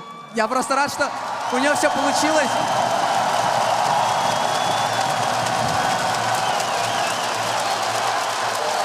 Также хочу сказать всем спасибо, кто приехал еще раз. Команде, стафу нашему, стримерам, кто за нас болел. Также хочу сказать большое спасибо моей девушке. Спасибо большое. Она приехала на этот турнир меня поддерживать, и она, считаю, справилась очень хорошо. На этом турнире я чувствовал себя просто шикарно, потому что у меня был рядом близкий человек. Поэтому всем спасибо. And with that, we have a 2-1 win for Team Spirit. Congratulations. Поэтому всем спасибо. Кто приехал еще раз. Команде, стафу нашему, стримерам, кто за нас болел. Также хочу сказать большое спасибо моей девушке. Спасибо большое. Она приехала на этот турнир меня поддерживать, и она, считаю, справилась очень хорошо. На этом турнире я чувствовал себя просто шикарно, потому что у меня был рядом близкий человек. Поэтому всем спасибо. хороших дней и увидимся на мажоре.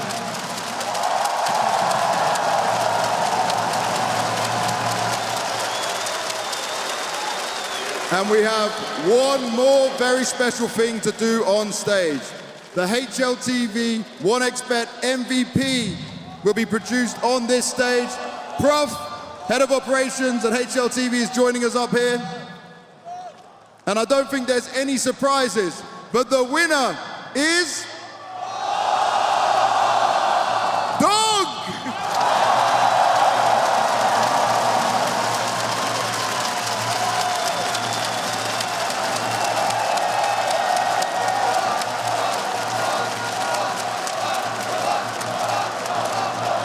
Come on, Astana!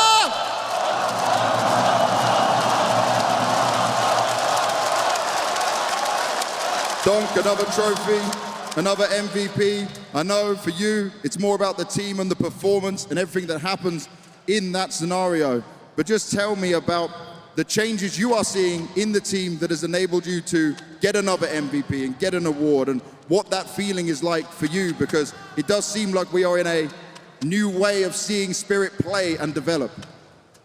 I think we play more as a team, and we all trust each other. So but in terms of myself, I didn't change anything, to be honest, and I'm just playing my game, and that's it. All guys are trusting me, so I'm just playing.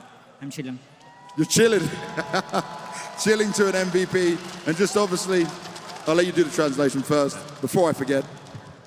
Он говорит о том, что сам он вообще не поменялся, но то поменялась очень сильно команда, потому что они очень доверяют друг другу, это самое главное.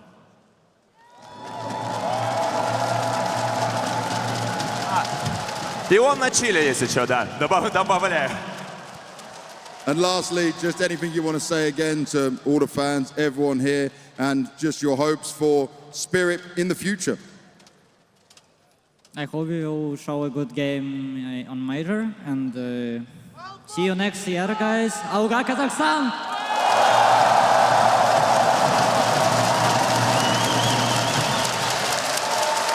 Go with the trophy, go and enjoy the celebration with your team. And with that, your PGL Astana 2026 champions, it's Team Spirit!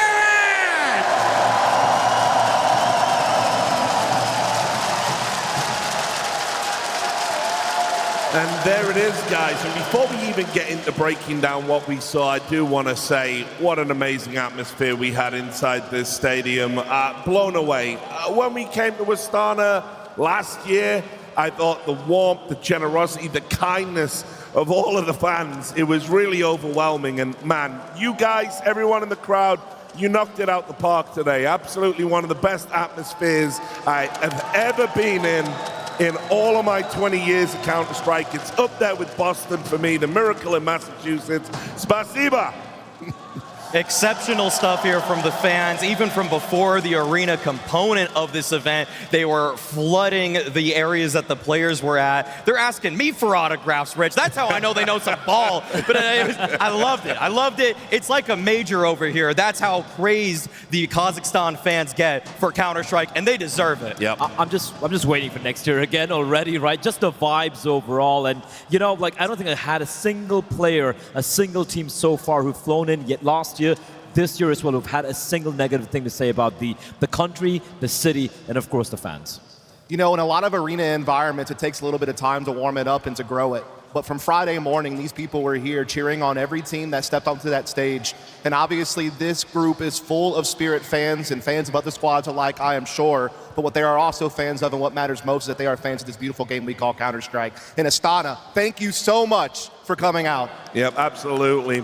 And now we have to sort of put a weird punctuation on it, because I'm kind of sad, a little bit disappointed. I wanted the extra maps. I would have loved it to go the distance. But in the end, we're talking about a very different beast with this team Spirit. It's Spirit that is galvanized, a Spirit that is learning how to do all of the bits and pieces they need to be the best version of themselves. And I have to say it, Blair, I think they put Vitality on notice here today. Oh, absolutely. Listen, Rich, I was the only one who put Falcons to potentially maybe win this entire event. I was a little delusional, but I am always a bit delusional. But listen, that's why we love you. Yeah, I was going to say, we love you for that. Yeah, there we go. Spirit were inevitable.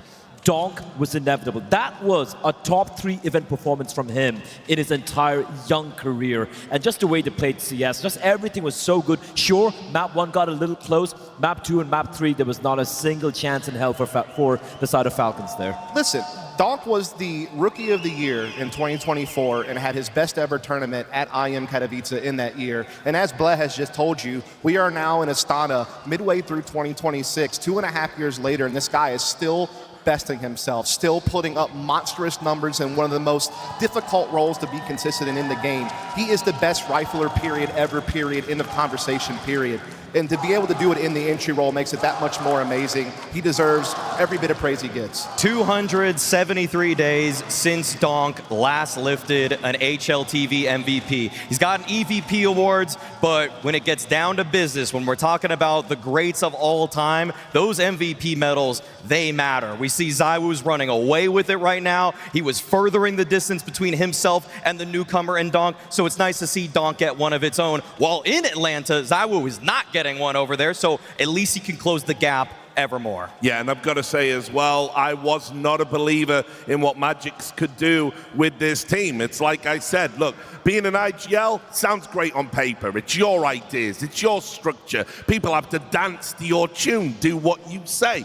Who wouldn't want that, right? It's like me running a desk. But this is the reality. It's hard. You have to come up with the ideas. When the chips are down, you've got to lead the troops. You've got to make sure everybody believes in you. And if you have no confidence in your IGL, that, my friends, is a dysfunctional team. And everybody has confidence in Magic, it seems, on this Team Spirit lineup. Indeed, they do. Spirit's always had the puncher's chance because of the powerful right hand that is Donk, but now they have that jab to lead things. It's that extra utility, that extra support. It's the, coming up of a guy like Tanir to be another true rifling star on this squad. Shiro staying stable as ever. Zontic's working the rust off to do his role. Everything is coming together to make this Spirit look like the most efficient version of the team we've seen. Whenever Spirit have won a big event, whenever they win the major, the conversation always is, oh wow, Donk, what a performance. It's always Magic's, oh my god, you had a life game in the major last time. It's always a Donk conversation of someone just popping off and having a big game, a big event, so to speak. This event was more a testament to the work that's been put in. It's a testament to Sotfik coming in. Sure, it might be a temporary measure, but how much things have changed. Maui, you harped on time and time again. The utility is looking so good. Tanir has found himself. We've been looking for this Tanir for almost more than half a year right now. Yeah. Yep. He's finding his stride. Shiro is looking comfortable. And of course, Donk's continuing to do Donk things. Now we have a team who could contend with Vitality. Now we have a team who could beat Vitality when they are prepared as well. And you know who I want to thank, Maui? I want to thank Vitality, actually, because, listen, when you have a team that is so era-defining, so perfect across the board, that are just so miles ahead of the opposition, the fans, they've been talking, it's a weak era, no one's close. Well, I'll tell you, if Spirit can do that over and over and over again, a tournament after tournament, finally Vitality are going to have a challenge. Vitality has sharpened every other team in the scene. They all are chasing their greatness. And Spirit, they needed to go back to the drawing board. They did just that. They looked back at how they're setting Donk up, how it wasn't good enough. And now, if you took what Spirit did in terms of the utility usage, it's about 20% better than what Vitality did all of last year. Now, teams are going to pick apart Spirit. How did they have such a ridiculous run here in Astana? And they're going to see some of those tendencies. So it's up to Spirit now to stay ahead of the curve. They're going to have to keep innovating, because once people see all of the footage, all of the data, they're going to get anti-stratted a little bit. And so they are putting Spirit a huge target on their back, because now everybody has to not only look at Vitality's demos, they definitely have to look at Spirit's. And you can anti-strat as much as you want, but at the end of the day, you got to shoot heads as well. The problem is Donk and everyone else are popping off at the same time. Yeah, they say that iron sharpens iron, right? And it happens within this team. Someone like Tanir coming in, newer to this level, being next to legends like Donk and Shiro, who have been doing it in and out on a tier 1 basis for a long time, as Donk is indeed your front runner, but it also sharpens the entire scene. It raises the bar of what type of counter-strike you have to be playing to win trophies. season. It's going to be hard as hell to contain a guy who's putting up numbers like that. 99 ADR across the entire event. Maui, you said very rarefied place where you have 1 KPR. He almost got that here. It's been, yeah, I think it's 3 times. This would have been the 4th time ever at a big event for someone to hit the 1.00 KPR. Trust me, I was keeping count. I was like, you got to get plus 12 here on Ancient, but it didn't quite happen. Still, regardless, a generational performance. Like this is Donk's second best MVP, practically speaking, and it's still better than Nico's or Monte's or so many other people throughout history. Well, I'm sad to say we've come to the end of the show, guys. It's been a blast. Let's do it. Let's get the final thoughts. What are you going to take away from this one? What's your treasured Maui Snake memory? I'm so glad that Spirit came and did what they were supposed to do. Looking at a FURIA team that was weakened coming into this, looking at a Falcons team that was trying to find some way to reinvigorate themselves, it was actually Spirit who did that with Sotfik behind them, and I'm not giving up this idea. If Spirit decide to move on from Holly onto Sotfik, I said let it happen because I love this version of Spirit. 100% agree with you, and I think I'm going to move on a little bit beyond Spirit because obviously we do have to touch upon this entire story with Falcons and MOUZ, right? We had a lot of question marks coming in for some of these big names and how they can really deliver. And for me right now, the way things are shaping up, sure, MOUZ fell by the wayside. Sure, Falcons didn't deliver in the finals, but heading into the major, things look way more interesting. But also my final takeaway is, thank you, Astana. This has just been a beautiful city, a beautiful place, and beautiful people. Absolutely, and you know, my final takeaway will be this, is we already know that Vitality was great, the greatest of all time. We've all seen Na'Vi prove that they are a true contender, but now you have more to look forward to going to the major. Spirit has found new form. Falcons look pretty sharp considering the limited time together. FURIA seems to be having a resurgence. There are new contenders in the field that make this scene more interesting, and as Bless said, I'll echo it again. Thank you so much, Astana, for making this such a wonderful event. Yeah, it's been amazing, guys. It's been great working this final with you, but now it is time to close out the show. I want to say that obviously Team Spirit were killing it in Kazakhstan, but Falcons will be back. We'll be back when the PGL Global Tour continues. We'll be back in Bucharest, and we'll see you then.